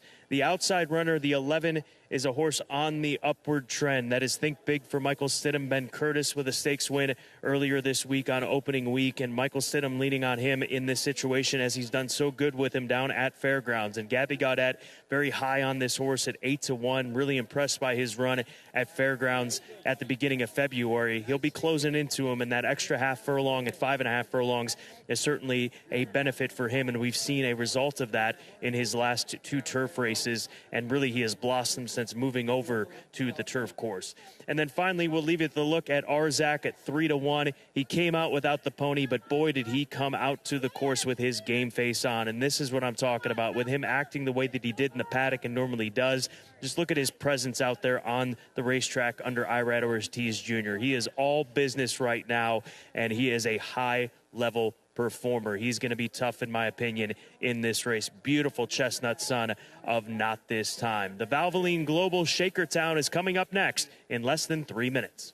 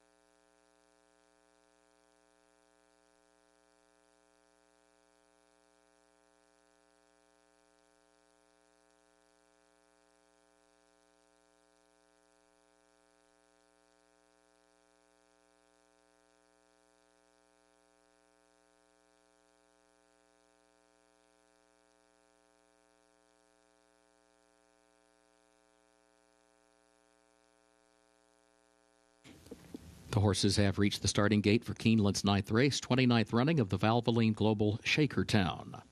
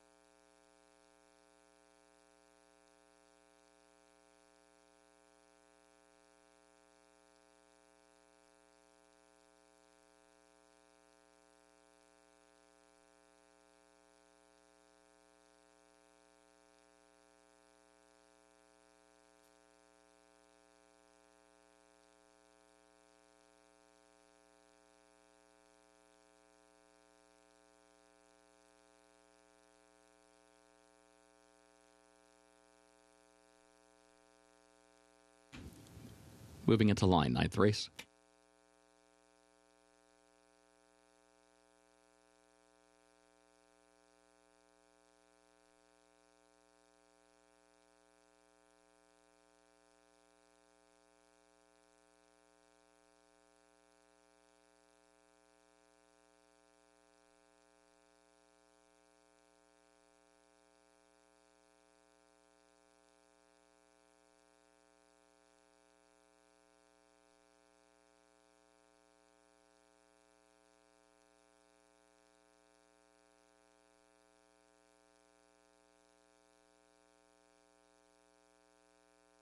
Rogue Lightning comes forward.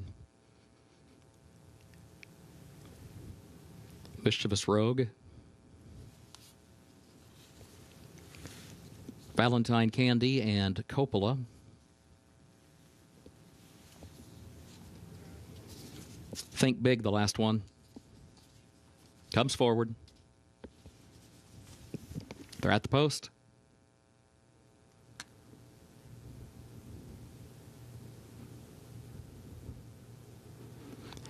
And they're off in the Valvoline Global Shakertown, and Coppola broke right into stride and goes right out to the lead.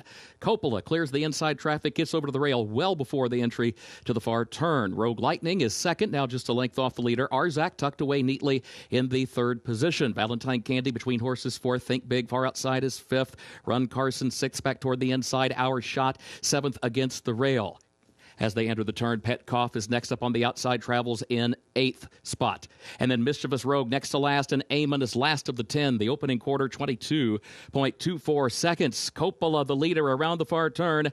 Rogue Lightning is second, a length and a half. Now 2 lengths separate the top two at the top of the lane. Think Big is third up on the outside. Arzak is fourth back toward the inside. Run Carson is fifth, still 6 lengths away. Coppola with Rogue Lightning now taking aim from the outside of the final furlong. Think Big is third. Coppola has the lead. Rogue Lightning is still there. Arzak is in behind horses down toward the inside. Here's Rogue Lightning forward for the lead. Think Big to second. Rogue Lightning and then Think Big. Think Big on the outside. Rogue Lightning inside. Think Big gets up in time to win the Valvoline Global Shakertown for Ben Curtis.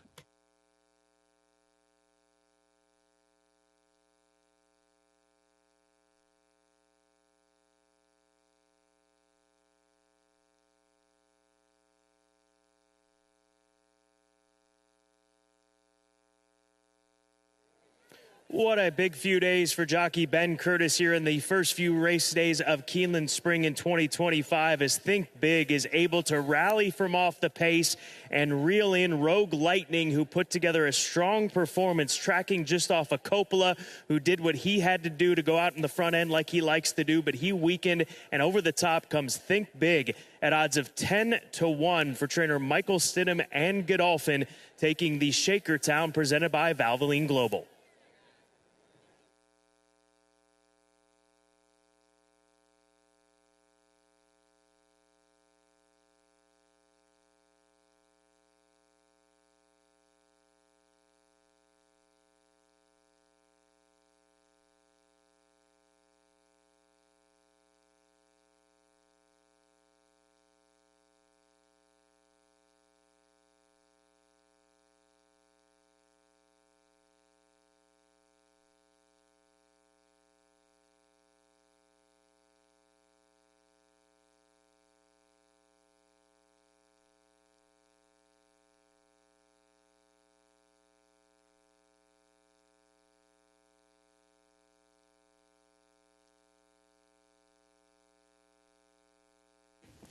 The unofficial results of Keeneland's ninth race: number 11, Think Big, was first. Number 4, Rogue Lightning, second. Number 7, Amon, was third. The 2 Hour Shot was fourth. 11-4-7-2, unofficial.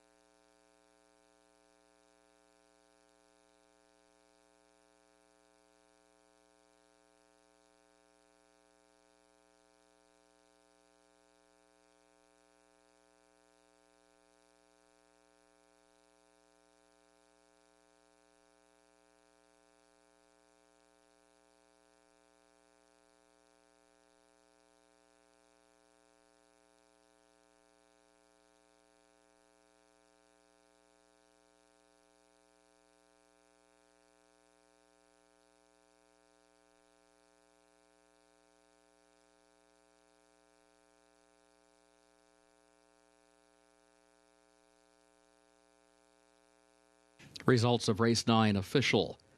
11-4-7-2, the official results.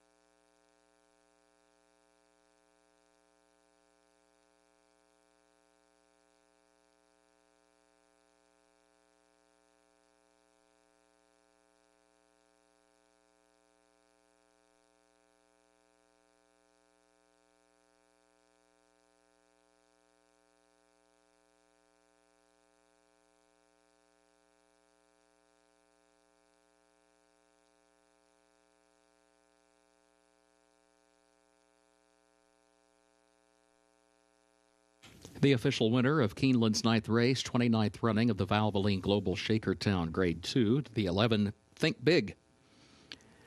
Owned and bred in Kentucky by Godolphin LLC of Mohammed Al Maktoum and others, trained by Mike Stidham. 2 wins today for Ben Curtis. Think Big, 4-year-old gelded son of Twirling Candy out of Always Thinking by Street Sense.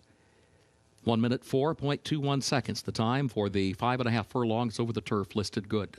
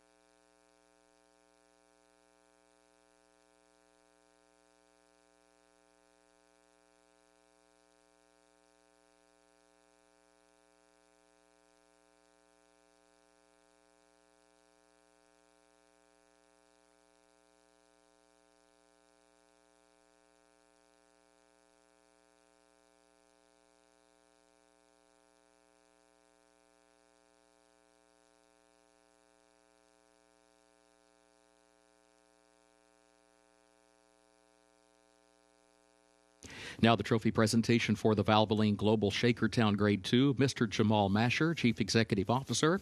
Ms. Tracy York, Chief Human Resources Officer. Mr. Tom Gerald, Chief Operating Officer. They present to the connections of Think Big.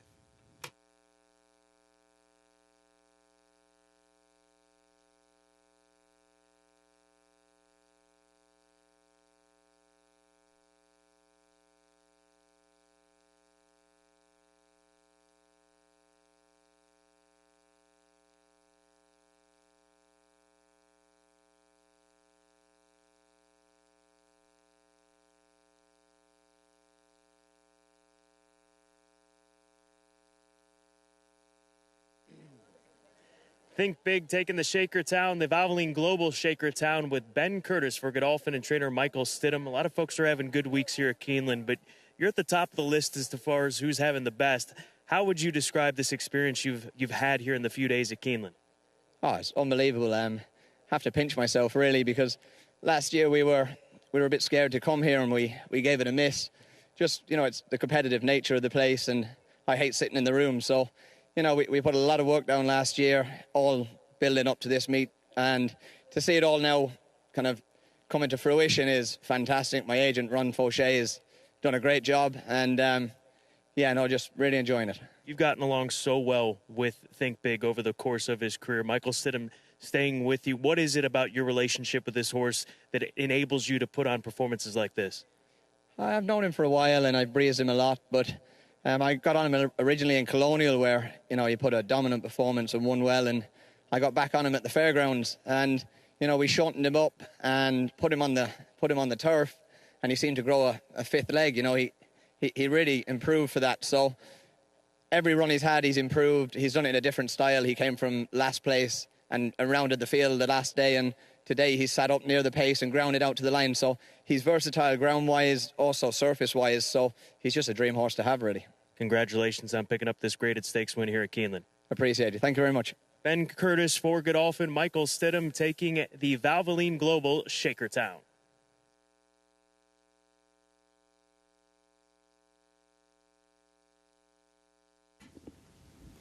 Keeneland's 10th and featured race upcoming, the 101st running of the Toyota Bluegrass Stakes, Grade 1. Main track listed fast. This will start the last of the day's rolling doubles. Jockey for the 7, Admiral Dennis, Manuel Franco. Manny Franco, the jockey for the 7, Admiral Dennis.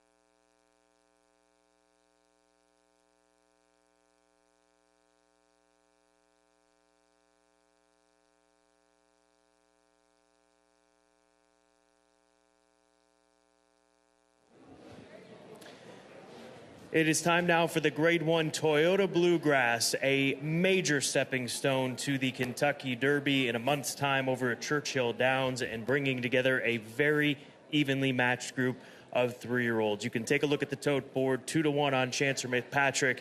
Right now 7-2 on the number 3 horse, that is Burnham Square, as well as 3-1 on River Thames down on the inside. But let's start the conversation, Gabby, with Owen Almighty, the number 4 horse for Brian Lynch, and Flying Dutchman. This is a colt that they were not fully committed to keeping going at these 2 turns, but he has forced them into that commitment based on his recent performances, most notably with his win in the Grade 3 Tampa Bay Derby. Sometimes horses can surprise you, for better or for worse, and honestly, Owen Almighty has been a pleasant surprise thus far. He keeps on delivering when they ask him, especially with his added distance. Now, he did get an ideal trip last time out in the Tampa Bay Derby, and generally speaking, Tampa Bay Downs, the main track, is quite speed favoring, so he really has to prove that he can get this job done on this track at Keeneland and get the added distance to 1 1/8 miles. I think the same can be said for River Thames. He's a horse that, looking at his pedigree, it doesn't exactly scream mile and an eighth type of pedigree. He's obviously a very good horse in the way that he won his first 2 starts. Last time out, first time going 2 turns, he was run down late by a very good horse, though, in his defense and Sovereignty. Yes, if you watch the replay of the Fountain of Youth, it did look like he was gasping for air by the time he got to the finish line. But I think it was because it was his first start stretching out to 2 turns, first start going 1 1/16, and he had to chase a fast pace and then hold off the late challenge that he got from Sovereignty, who, in my opinion, is one of the best 3-year-olds on the East Coast and Midwest and South. I mean, all over the place, with the exception of journalism. So I think that it might be a little bit better than what it looked visually, Scott. And I think he can get the 1 1/8, but it's going to be a stiff test because of the presence of other pace in here. I don't think that there's a question about Burnham Square getting the 1 1/8. I really don't feel that way. He's the number 3 horse here for Ian Wilkes. He was very good in the Grade 3 Holy Bull. He just lacked a punch in the Grade 2 Fountain of Youth. That would be the biggest concern, but obviously the talent is there, but I don't think the distance is going to be an excuse here this afternoon. So I thought he got a good setup in the Holy Bull. I was a little bit against him in the Fountain of Youth. I thought he got a good pace, closed, and he did beat Tappan Street in there, who would come back to win the Florida Derby, so that's a feather in the cap. But I thought he got a good setup, and then in his next start, he also got a good setup. Obviously, Sovereignty closed from off the pace, and he was hard ridden throughout. He just looked lackluster and dull. He can bounce back. He very well could, Scott, but he does have a little bit of something to prove. Actually, he has nothing to prove. Look at where he started his career. He was in for a tag first time out, so he really has been an overachiever.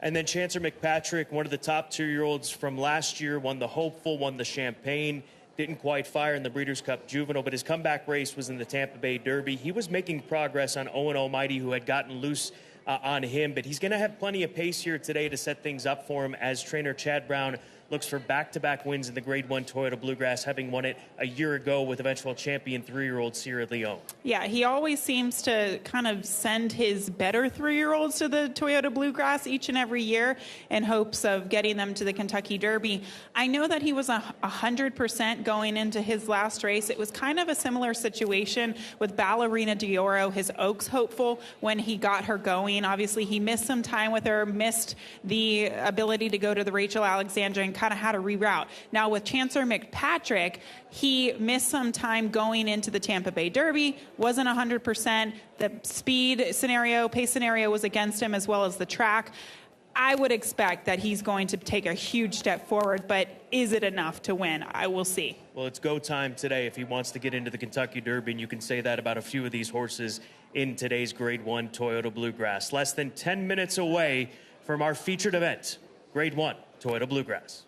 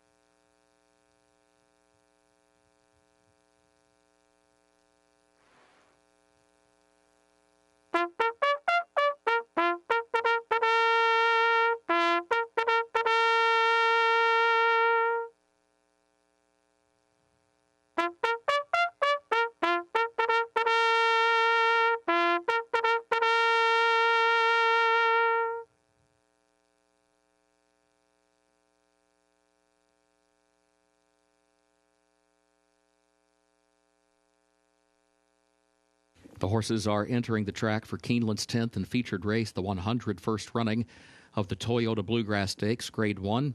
3-year-olds at 1 1/8 over the fast main track. Manny Franco, the jockey for the 7 Admiral Dennis. This will start the last of the day's rolling doubles, post time in 5 minutes.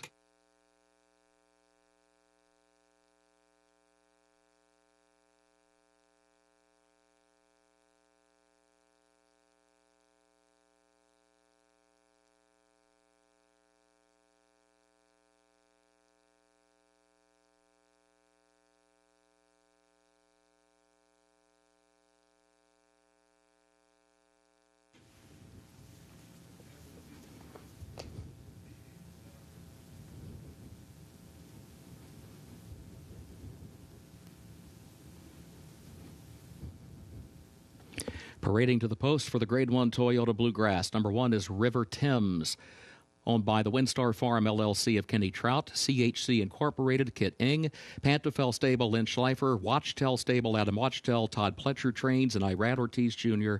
is the jockey. 2, Render Judgment, owned by Bakari Racing Stable LLC of Chris Bakari, Dream Walkin' Farms Incorporated of Tony Covell and others, MJM Racing, Michael J. Mackin, Rocket Ship Racing of Brooke Smith, trained by Kenny McPeak, the jockey Sheldon Russell.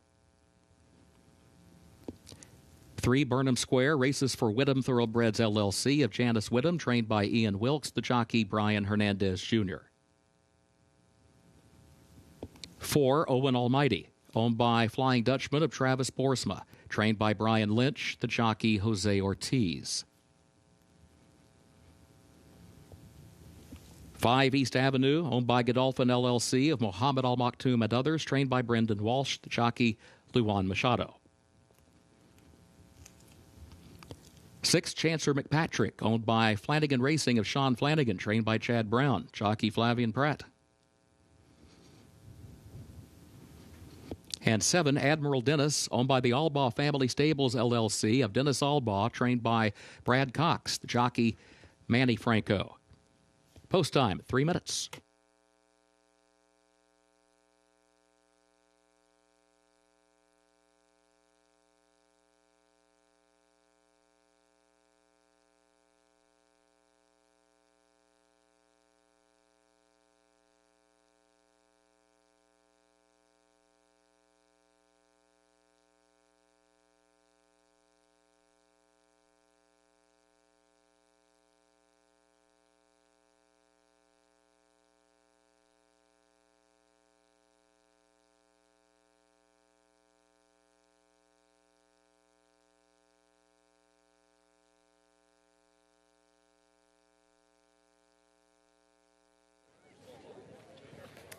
Taking a look at East Avenue. Gabby, if I would have told you after the performance that we saw from East Avenue in the Claiborne Breeders' Futurity that we would arrive here in the spring for the Grade 1 Toyota Bluegrass and East Avenue would be 6-1 with 3 minutes to post, what would you have said to me? You're crazy. You're absolutely crazy. Look, if you've always liked him, today is the day that you need to bet him at this price. And if you're trying to find excuses, you can find legitimate excuses. Obviously, in the Breeders' Cup Juvenile, it's well documented. His stumble out of the starting gate, he was left with absolutely no hope after that, considering the way that Citizen Bull ran, going wire to wire in the Breeders' Cup Juvenile. And then he came back in the Risen Star, and I did think that he was kind of in a tough spot chasing the pace that day. Magnitude ran a hole in the wind. It was just a weird race from start to finish. And talking to Brendan Walsh earlier today, I asked him, did he find an excuse? He said, not really, but he will say that this horse is completely different coming back here to Keeneland. He's been back here for 2 weeks, and he said he's really thrived. And maybe that was it. Maybe he just didn't like Louisiana. And I can tell you, after his dull performance in the Grade 2 Risen Star down at Fairgrounds, they have really picked up his workouts. He's as fit as a horse could possibly be. He's one of the prettiest horses you'll ever come across. So East Avenue at that number, can he rebound? He has to if he wants to earn a spot into the Kentucky Derby here with a performance in the Grade 1 Toyota Bluegrass. Good luck. 1 minute to post before our feature.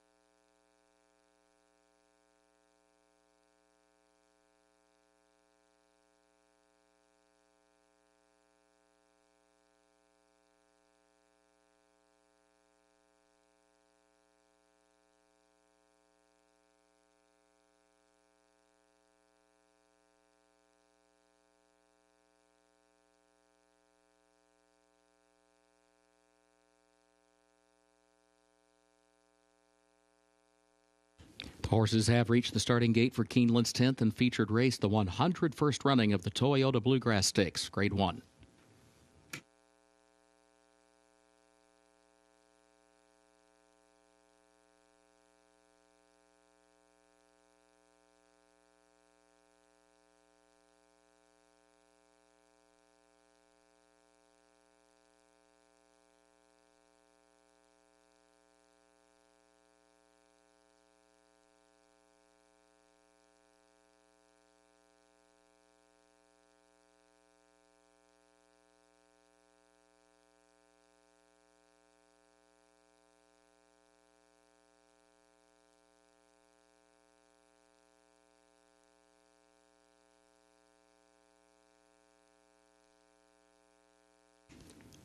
Moving into line, race 10.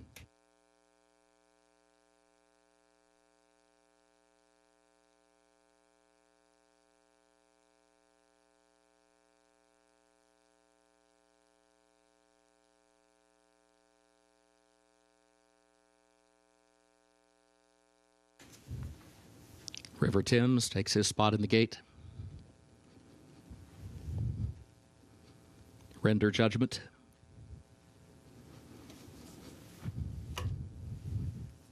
Burnham Square.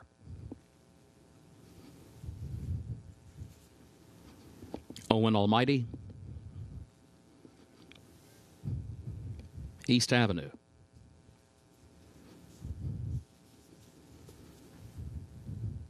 Chancer McPatrick. Admiral Dennis, the last one. Comes forward. They're at the post. And they're off for the Toyota Bluegrass Stakes. There goes Owen Almighty. And East Avenue goes with him. Owen Almighty, East Avenue come right to the front as a team as they head down into the first turn. East Avenue from the outside moves up and is determined to have the lead. Clears now with the lead. Gets over to the rail, and East Avenue will guide the field around the first turn. Opens up by 3 lengths. Owen Almighty is second by 2.5 here early on with River Thames in third position, and is followed by Render Judgment against the rail in fourth, a half length. Chancer McPatrick fifth on his outside. Admiral Dennis is sixth, and Burnham Square last of the 7. Running 10 lengths off the lead. The opening quarter went in 22.95 seconds. East Avenue, the leader. East Avenue, a 3-length lead. Midpoint of the backstretch. Owen Almighty, second, 3/4 of a length. River Thames, third up on the outside. Then a gap of 2 more lengths. Render Judgment is fourth by just a neck. Chancer McPatrick is still there with him in fifth. Followed by Admiral Dennis in sixth. And Burnham Square last of the 7. 46.95 seconds the time for the first half mile. Over to the far turn they go. East Avenue, the leader by 2 lengths. Owen Almighty is second by just over 2. And now River Thames picks up the chase from third. Render Judgment is fourth. Chancer McPatrick is 6 lengths off the lead in fifth. Burnham Square has to go wide from last. Around Admiral Dennis, they move for the top of the stretch. East Avenue, the lead now down to just 1 length. Owen Almighty is in second position off the turn. River Thames is in third. Burnham Square still has a lot of work to do. Moves out to the center of the racetrack. Coming into the final furlong. Owen Almighty challenging East Avenue. River Thames seeks to join them. Admiral Dennis runs late toward the rail. Burnham Square from the outside. They've got to get East Avenue. He's got the lead in deep stretch. He leads a length and a half. River Thames is still trying. Burnham Square unleashing a final try down to the wire. Burnham Square gets there. A last to first run in the Toyota Bluegrass under Brian Hernandez Jr.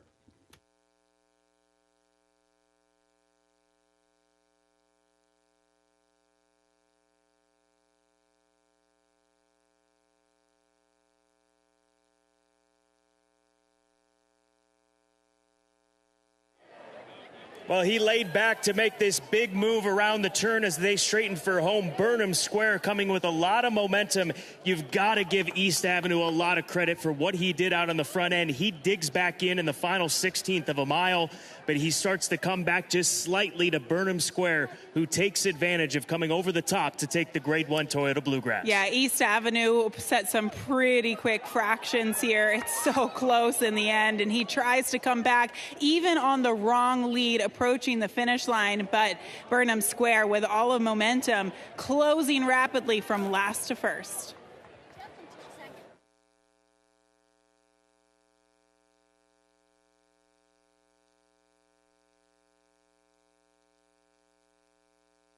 Photo for the win. Hold all tickets.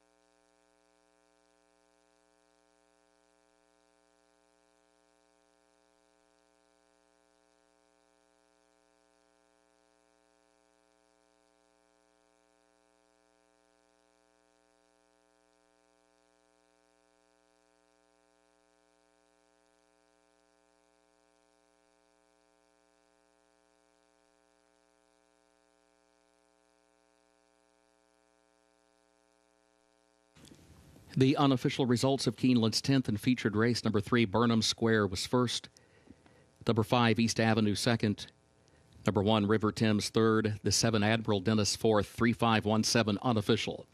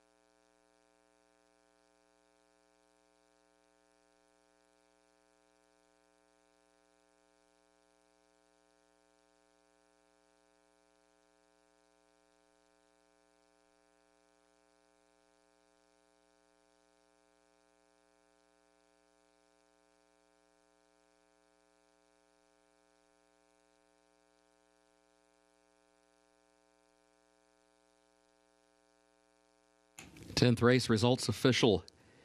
3517, the official results.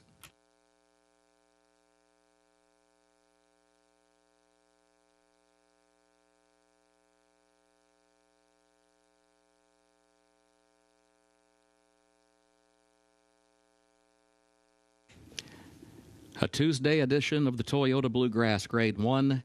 The official winner, number 3, Burnham Square, takes the 100 first running. Owned by Whittam Thoroughbreds, LLC of Janice Whittam. Trained by Ian Wilkes. His second stakes winner on the card, the winning jockey Brian Hernandez Jr. Burnham Square, 3-year-old gelded son of Liam's Map out of Linda by Scat Daddy. Bred in Kentucky by Whittam Thoroughbreds, LLC. Mile and an eighth over the fast main track, 1 minute 51.33 seconds.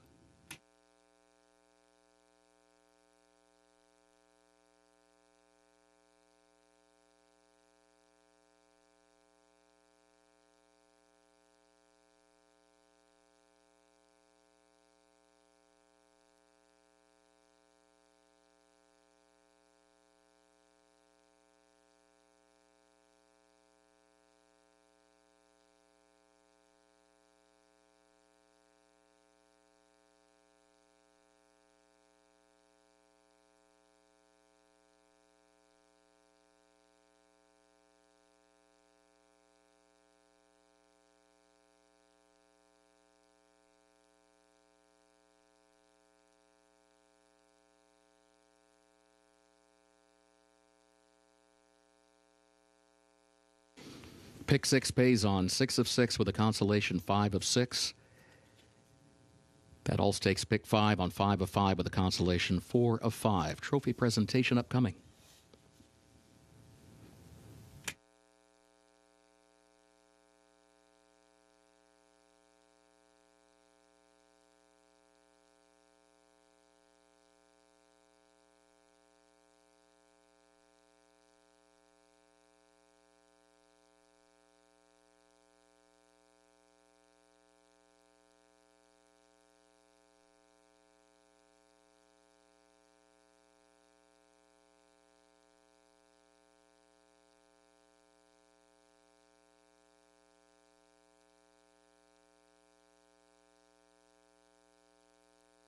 Now the trophy for the Toyota Bluegrass Grade 1.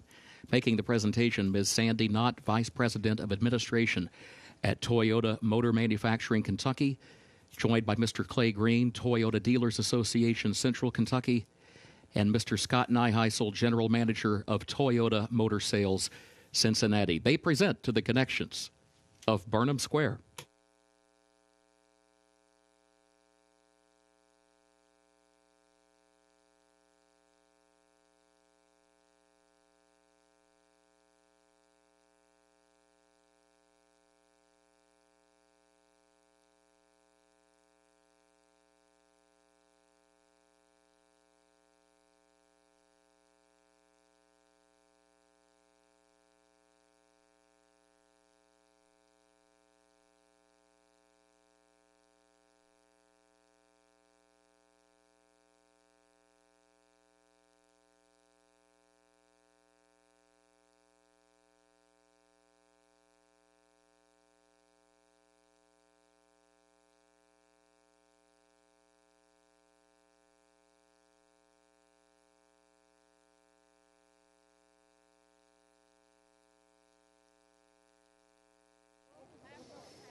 Burnham Square with the last of first move in this year's Grade 1 Toyota Bluegrass. Brian, when you were kind of handicapping this race and envisioning what it might look like, did you picture yourself where you were in the early stages of the race?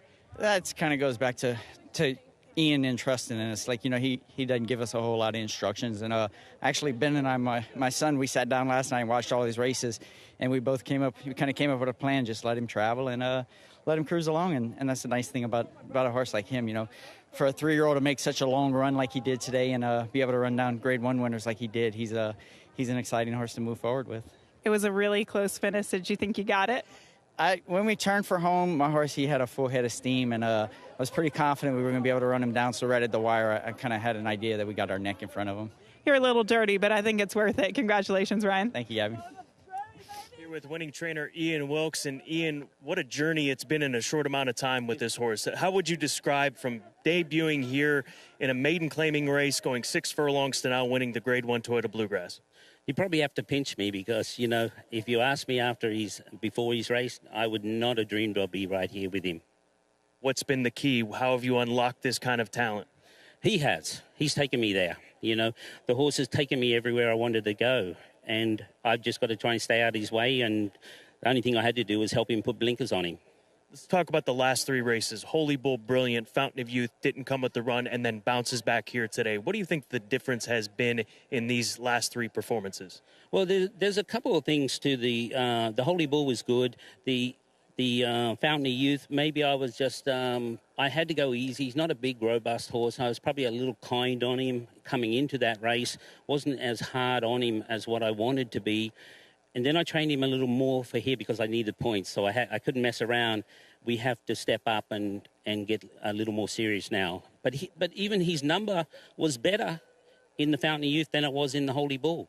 How do you manage him from this point to the first Saturday in May? Watch him. He'll tell me what I need to do, but don't take the gas, the pedal. Got to keep the foot down here. We've got to get a little better again because there's going to be very deep waters, and we've got to get a lot better. 2 Grade 1s here at Keeneland. How's that feel? Well, it's a great place to win Grade 1s. Anytime you win Grade 1s, it's great. It's fantastic. It's unreal. Ian Wilkes, Burnham Square, taking the Grade 1 Toyota Bluegrass on to Churchill.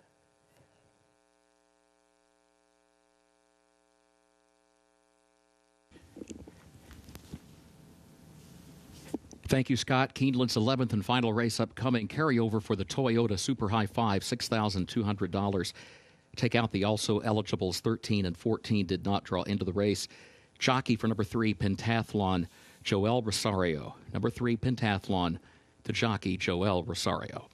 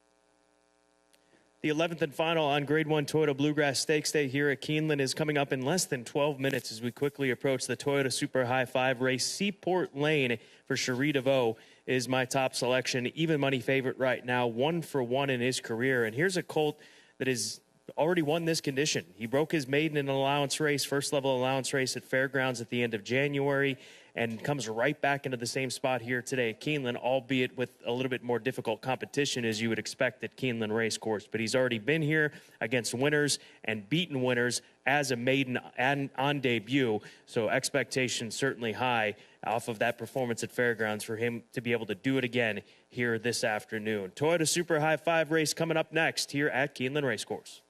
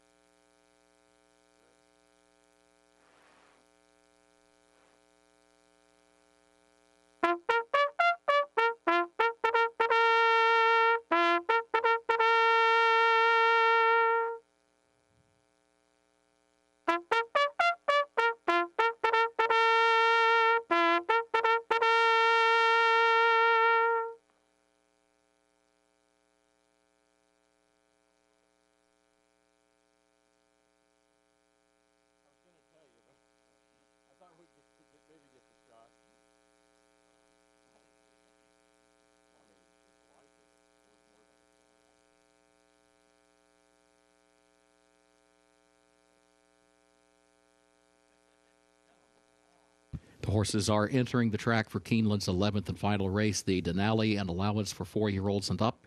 7 furlongs over the fast main track. Carry over $6,200 for the Toyota Super High 5. Take out the also eligibles 13 and 14 did not draw into the race. The jockey for number 3, Pentathlon, Joel Rosario. Post time, 3 minutes.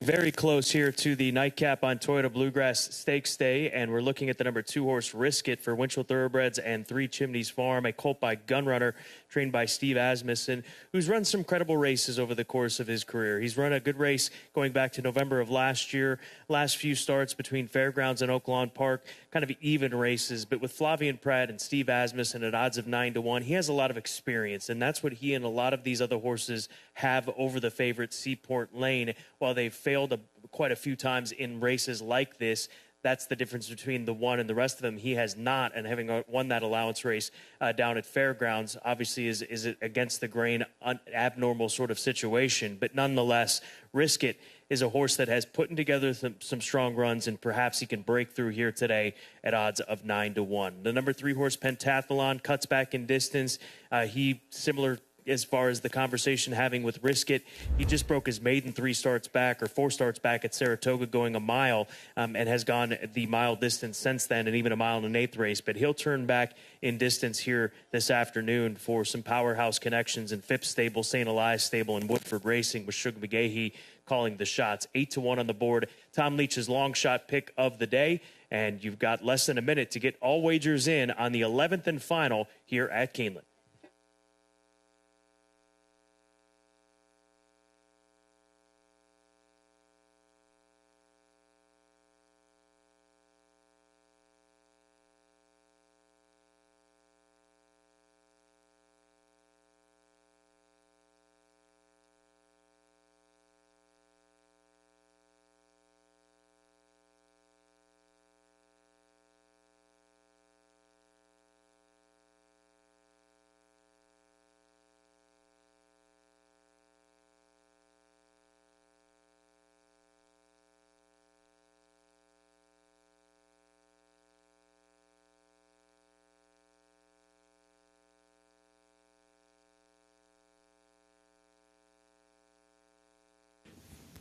Horses have reached the starting gate for Keeneland's 11th and final race, the Denali.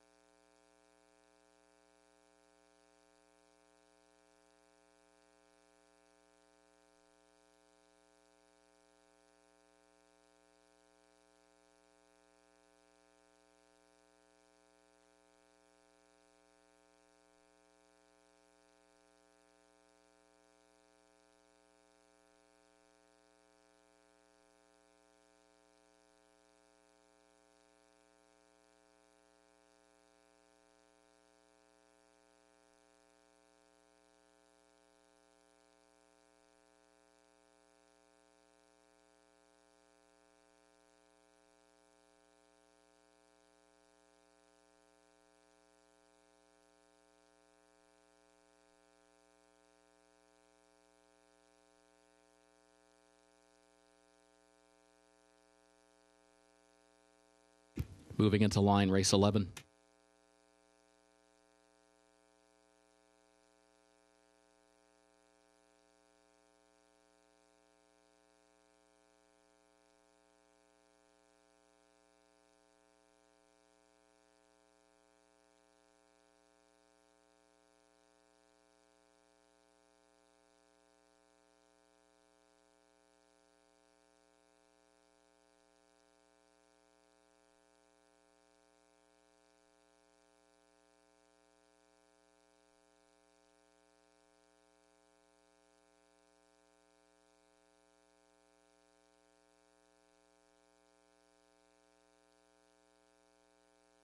Pentathlon comes forward.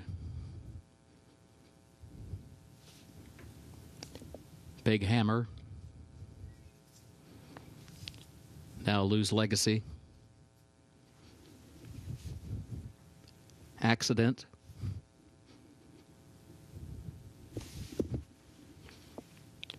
Run, Jalen, Run. It's My Life. Reynolds Channel.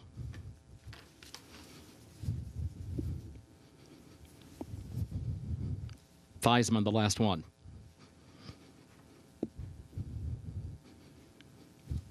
Goes in, they're at the post.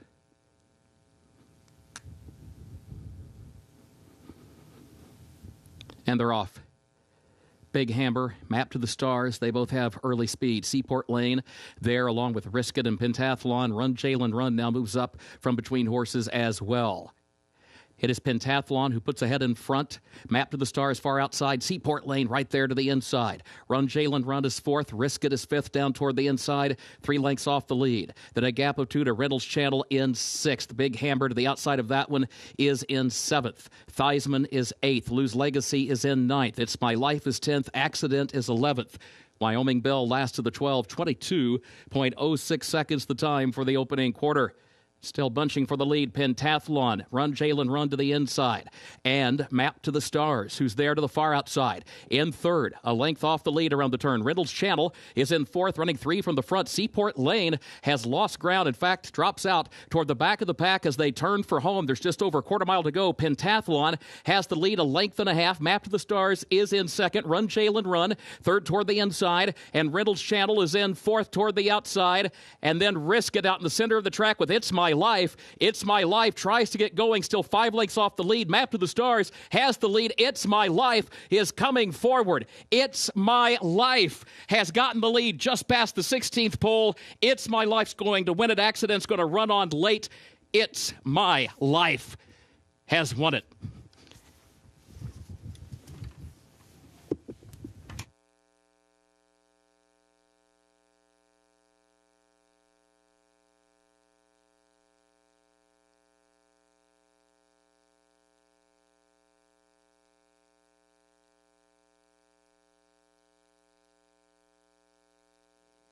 At a price of 16-1, It's My Life. He starts to lean on Risk It there and pushes Risk It into a position that had him lose a little position down the lane. But down the lane comes It's My Life as he straightens up and finishes strong to get the victory. Back-to-back wins for this son of Into Mischief. Edgar Zaya is in the saddle to take the nightcap by open lengths.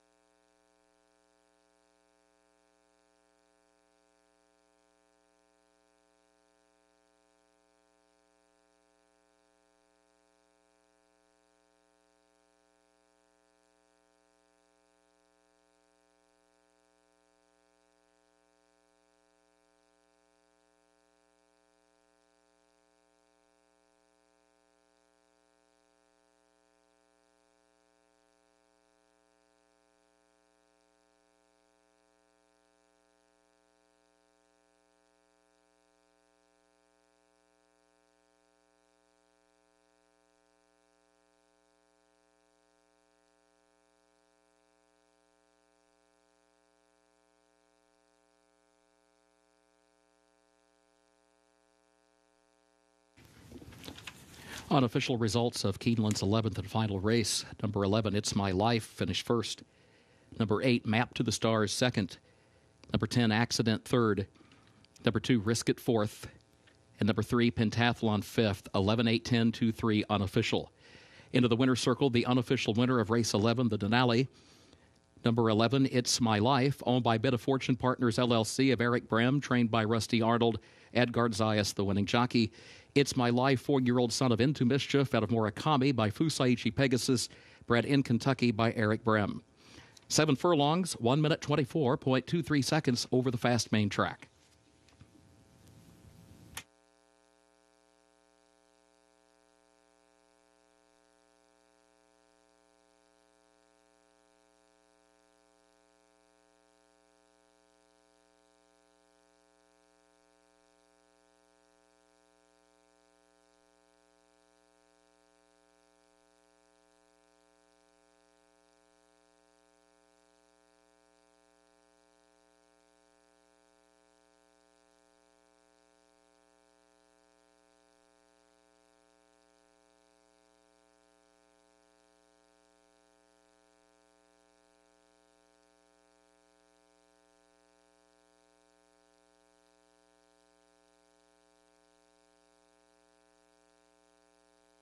In the winner's circle, the Denali Trophy presentation to the connections of It's My Life.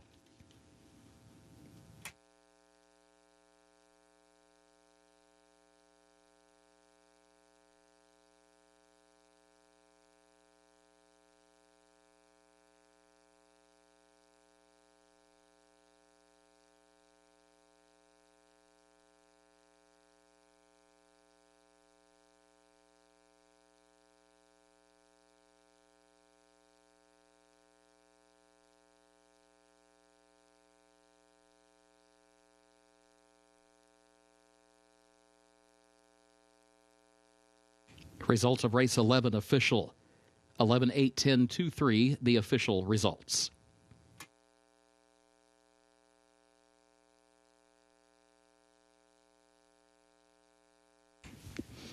Carryover for the Toyota Super High 5, $32,121. When live racing resumes here tomorrow, 1 p.m. Eastern. The sports bar, the mezzanine bar, will remain open for simulcasting for another 10 minutes. You may advance wager any races occurring after that time. For now, on behalf of Keeneland, thank you and good evening.